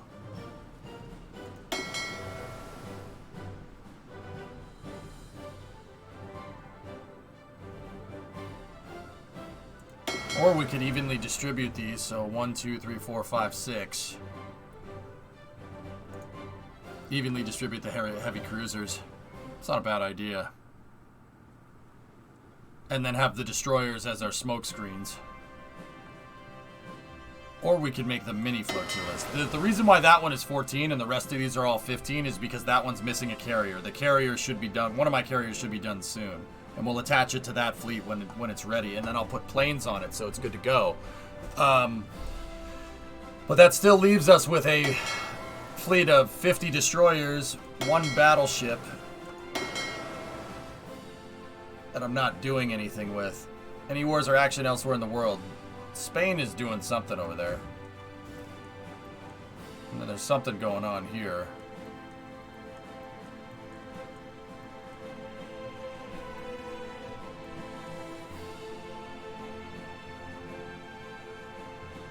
That's a lot, buddy.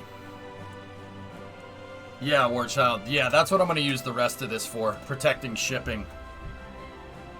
Yeah, it's pretty quiet right now. That's why I chose right now to reorganize. So in terms of like maritime patrol boats and stuff, how should I set this? You're a madman. I caught up on the VOD last night. You went late. Played a lot of Summer Car yesterday, Anesthesis. Yeah.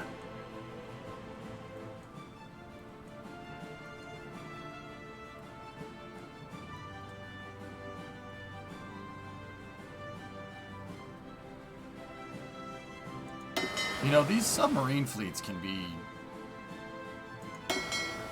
Alright, so this isn't a carrier group. This is First Fleet.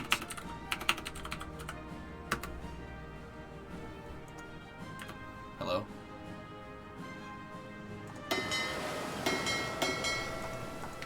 This is the second fleet. This is the third fleet.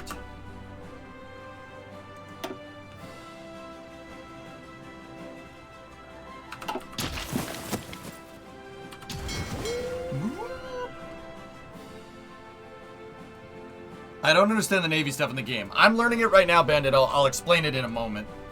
Destroyers in 10 task forces under 1 admiral, set to convoy escort anywhere you have shipping lanes. Destroyers in groups of 10? Okay. That's what that means, groups of 10, right? 1, 2, 3, 6, 7, 8, 9, 10.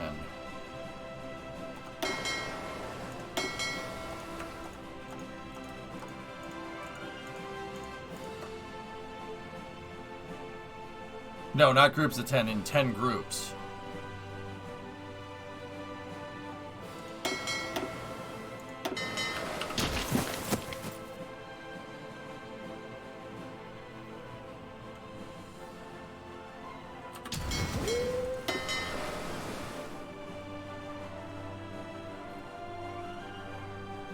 All under 1 admiral.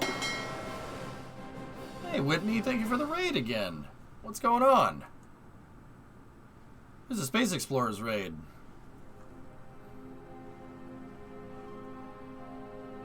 Hey, geek. So, Warchild, wait a minute. Okay.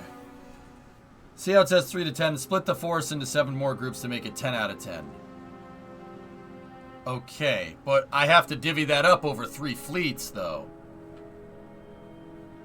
Because I have first fleet, second fleet, and third fleet. The submarines I'll end up putting in these fleets here, right? Baguette raid, second round. Hey, Adendal, what's going on? How you doing, Space Explorer Raiders? Everything okay? How's Whitney doing? What's she up to? I'm trying to figure out how to do Navy stuff in this game, and it is, yeah, there's a lot of stuff on the screen. Oh, the Neutrality Act. Yeah, okay. Yeah, I'm sure that ended well. Hey, Airborne, you could split it equally with the square cut in the half top left.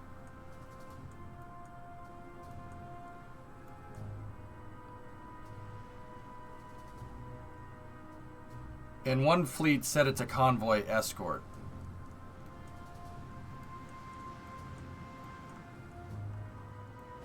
Did you get the lighting kit for the space shuttle? No. Oh, neat, Bandit. Evil Bit, I set up a dedicated server as Satisfactory to be able to play with a couple of friends. It's working rather well. Cool. Anyway, guys, if you guys like STEM stuff like I do, yeah, Space Explorers, give Whitney a follow. She's cool. She's a space nut. Yeah. If I speak English too fast and you speak French, yeah, head on over there. She's my French counterpart for space engagement on Twitch. Each fleet can only do 1 mission type, so ideally you'd split them into the mission types that you want. Yeah, Quest, that's what I'm thinking. Like, why would I put them all under 1? Don't I want to split this? You want to split that 53 across the different fleets. Discovery, go at throttle up. Oh, I have decrypted their cipher.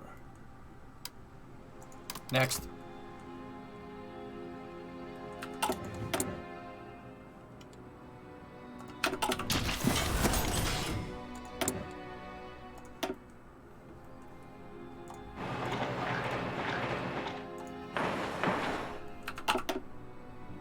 Take all the destroyers that are left, right-click the Admiral button, and it will make a new fleet. Oh, you want... Oh, okay.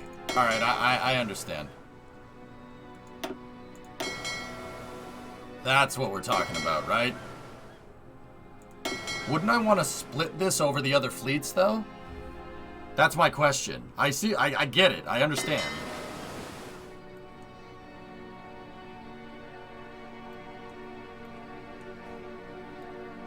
And split those into 10 task forces, okay?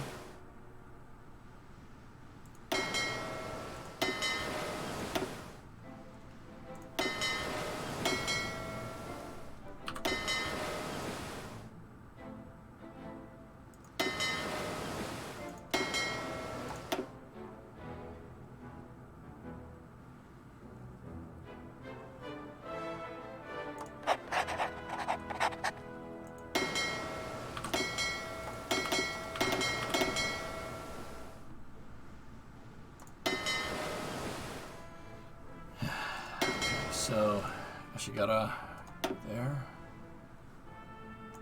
Taco there. I'm just divvying up what I have left.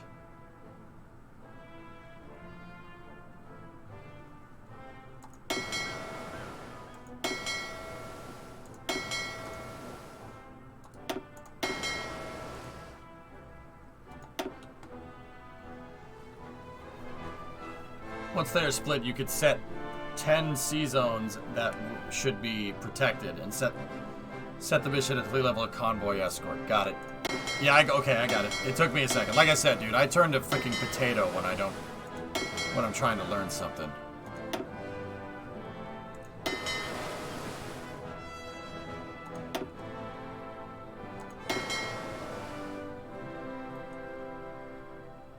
All right, let's wait for those ships to move around. How are we doing on production now that we're back? All right, we got plenty of infantry equipment. I got plenty, nothing is in the red, so that's good. We're making all the units that we need. We got plenty of trucks. What else are we looking for?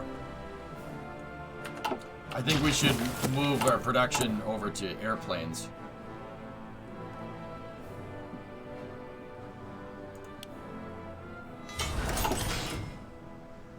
The interwar fighter, Type 91. We're making bombers, fighters and bombers. That's it. That's all we're making.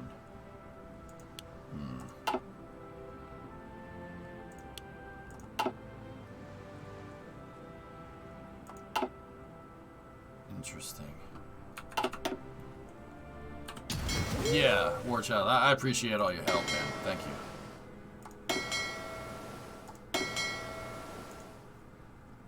That's kind of a waste of a battleship.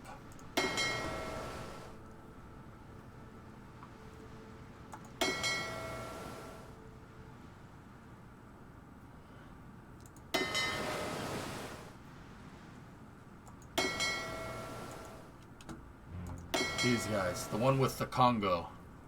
I'm gonna take the Izumo, put the Izumo right there, and then I'm gonna take the Hyuga and put it in this task force there. So this has, that'll have a battleship, a battle cruiser, 4 light cruisers behind it. That's cool. All right, so carrier, battleship, 2 heavy cruisers, 3 light cruisers, 8 destroyer. Carrier, battleship, heavy cruiser, 4 light cruisers, 8 destroyer. Okay. What does that leave me with? That leaves me with 2 of these. The Mogami. And that one is a heavy cruiser right there. So the Mogami can go that right there. And then the Mikuma can go right there. Boom. Alright. Thanks, buddy. My son has been playing since November. Did my first attempt yesterday. The game learning curve, even with weeks of observation, is brutal. Yeah, it's pretty bad. No problem. Took me a lot to figure this out. I kind of want a game that has more of the naval stuff from Hearts of Iron. Yeah.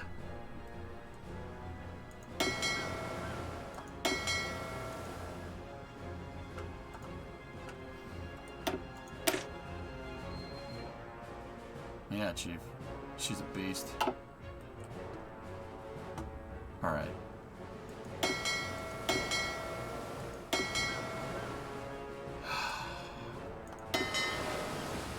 Alright, how do we want to divvy up the subs? Should the submarines stay in their own fleet, guys? And should we spread them around like what we did here? Into little task forces? Wolf packs? I'd assume that's what we do. Or should I attach them to the 1st, 2nd, and 3rd fleet? This is the 4th fleet.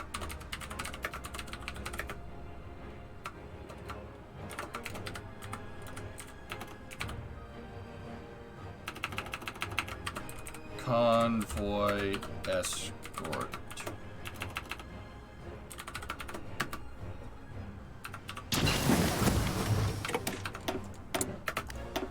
Oh crap, it's past 5 o'clock. Same as escort, except you set them to convoy rating. Okay, floating. Wolf packs. Okay. I don't care about conversion speed. That's not that big of a deal. We're not gonna have to. We shouldn't have to do that. That's being researched. All right. Let's get rid of these poopy fighters. We want the 0. Where's the 0 at? Where's the A6? Hello?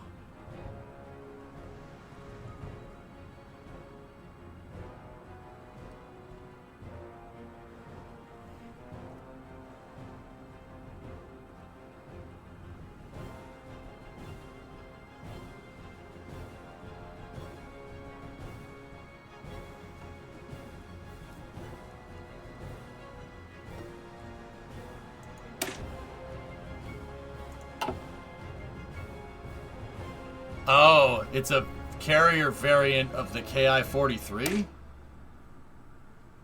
Hello? Hello? Yes, this is Dog.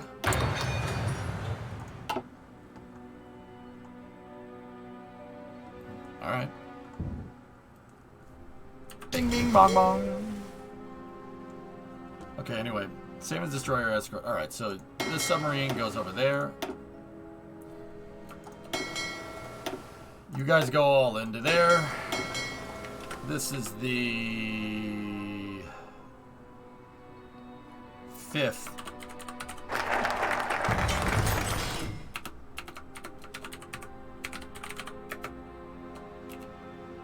Fifth fleet is submarine.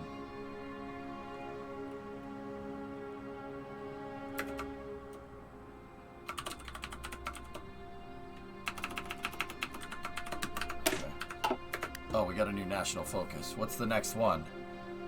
Cruiser modernization. 300% research bonus for light cruisers.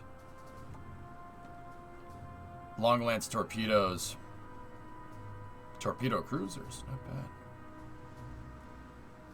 Let's go with fighter modernization for the next focus here. And then we got dockyards open. What do we need?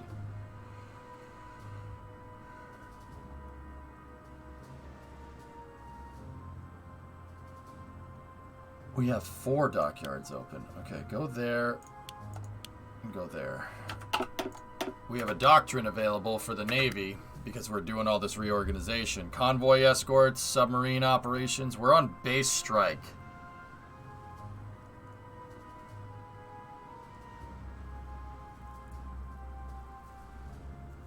Three hours in, and by George, I think he's got it. Hey, Palm, how are you?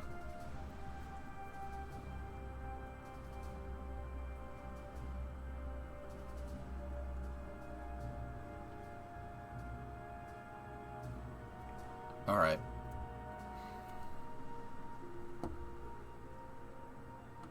Carrier primacy, submarine operations, convoy escorts.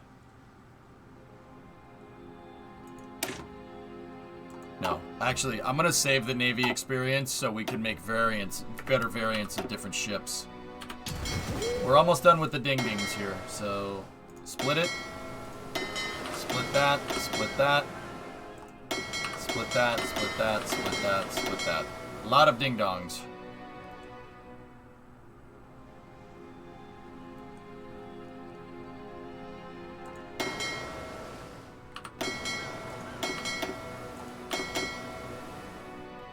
Ding-ding.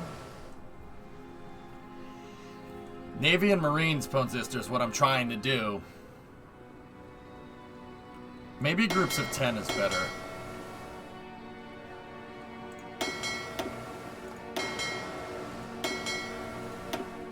I'm gonna recombine just a little bit.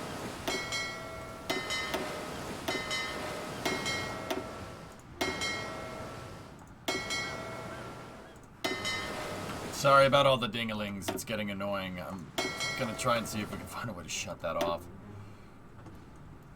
Discovery, go at throttle up. Okay.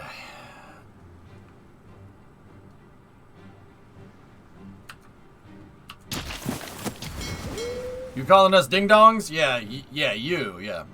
All right, so let me... I just want to finish this, so... These need to be set to convoy escort, right? And anywhere these dotted lines are is where my convoys are going. This is a very big dingling. I recommend developing F-14s. Thank you. One space. Let me finish this. Let me finish this, dude. Okay, so... No, you guys are right there. If you're gonna be right there, just do that.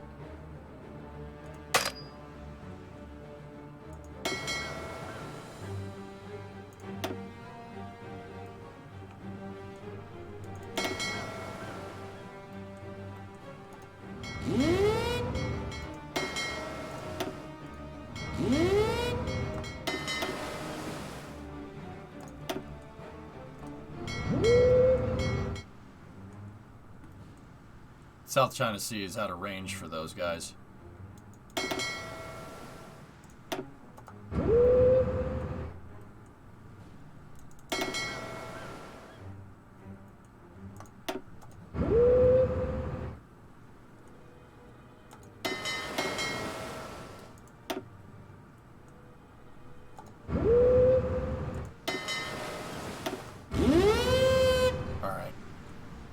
Didn't get somebody all the way out here. Maybe those last guys should go here instead.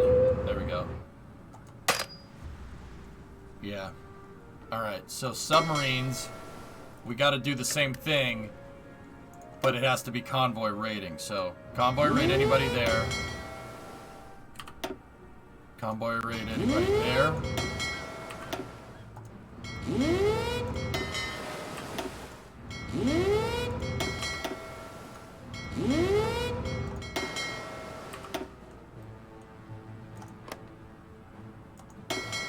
Score.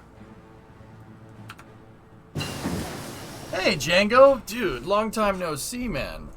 Predominant to summer. What's up, man? Good morning. Yeah, think of where the enemy shipping will go. Definitely all in this area here. South China Sea. How historic. Well, how accurate. And then down here into the Philippines for sure. You could use enemy intelligence to see their convoy routes. Oh.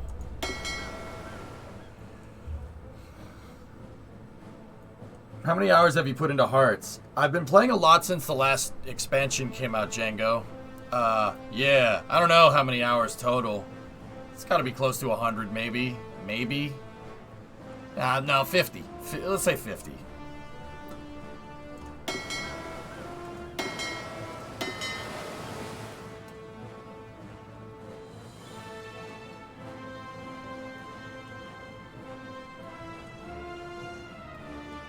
Yeah, I'm still learning, dude, so I'm picking chat's brain, to be honest. So I bought the Lego Space Shuttle and Saturn V for your son and I. Oh, cool. We gotta go back over here to troops and stuff. We're gonna need...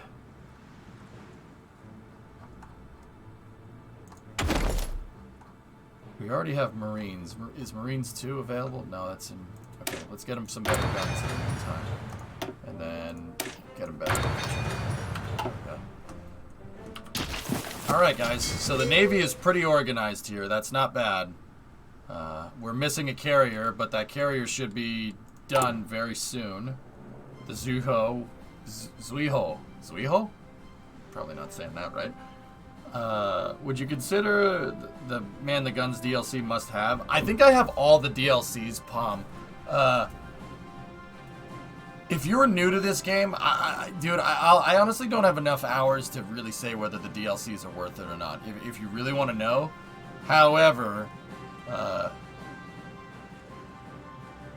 I would just buy the game, and if you like it, and if you like everything in the game, then buy the DLCs. Because, yeah, you don't want to, like, splurge all at once, right? Like, I don't know, Yard, maybe. No, airborne. Okay, Italy announces claims on Yugoslavia.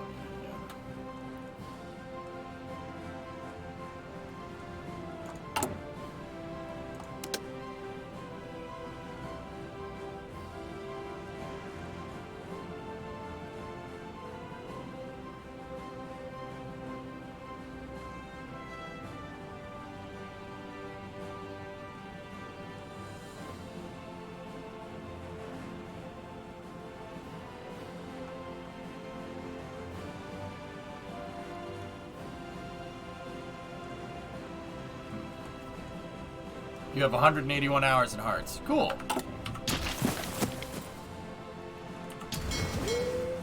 Yeah, Kyron, that was kind of what we... decided. I went with a more fight against the Soviet Union than the United States. Probably would be best not to piss in their pool, I think.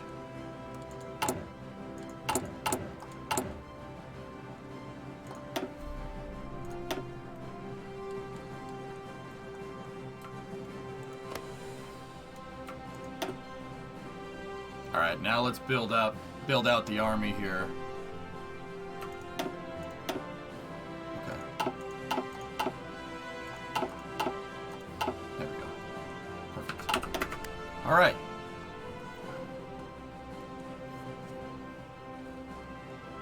Yeah, Django, I usually play Hearts once or twice a week, dude, so yeah. I mean, dude, I'm in if you want to help. I'm still learning, so this isn't like when I'm playing Kerbal where I kind of know everything. I'm still really learning. So like I don't care about backseating. Totally cool with that. As long as you're not like, hey, just do this. Like it's weird. Like kind of like what works best is if I just kind of start to say like, "Oh, I got to work on the Navy now. What should I do and why?" Like I need a reason. You know what I mean?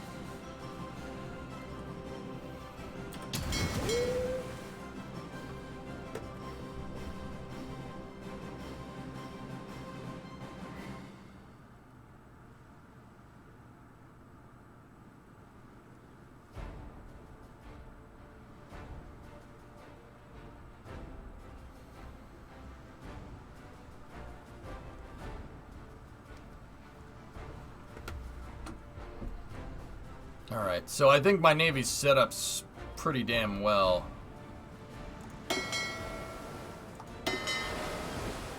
Okay. A lot of these ships need to be upgraded. Are there any carriers or anything that need to be upgraded? No, but that battleship should.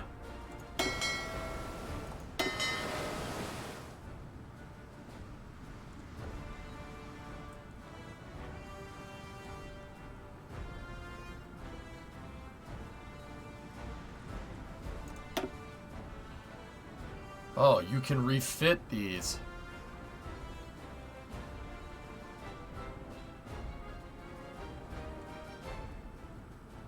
Cool. Alright, I won't do that yet. Your reserves are being depleted.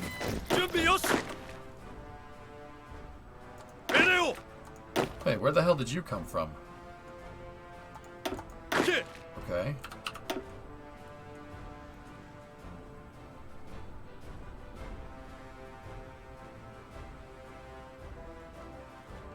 Use the fleet designator.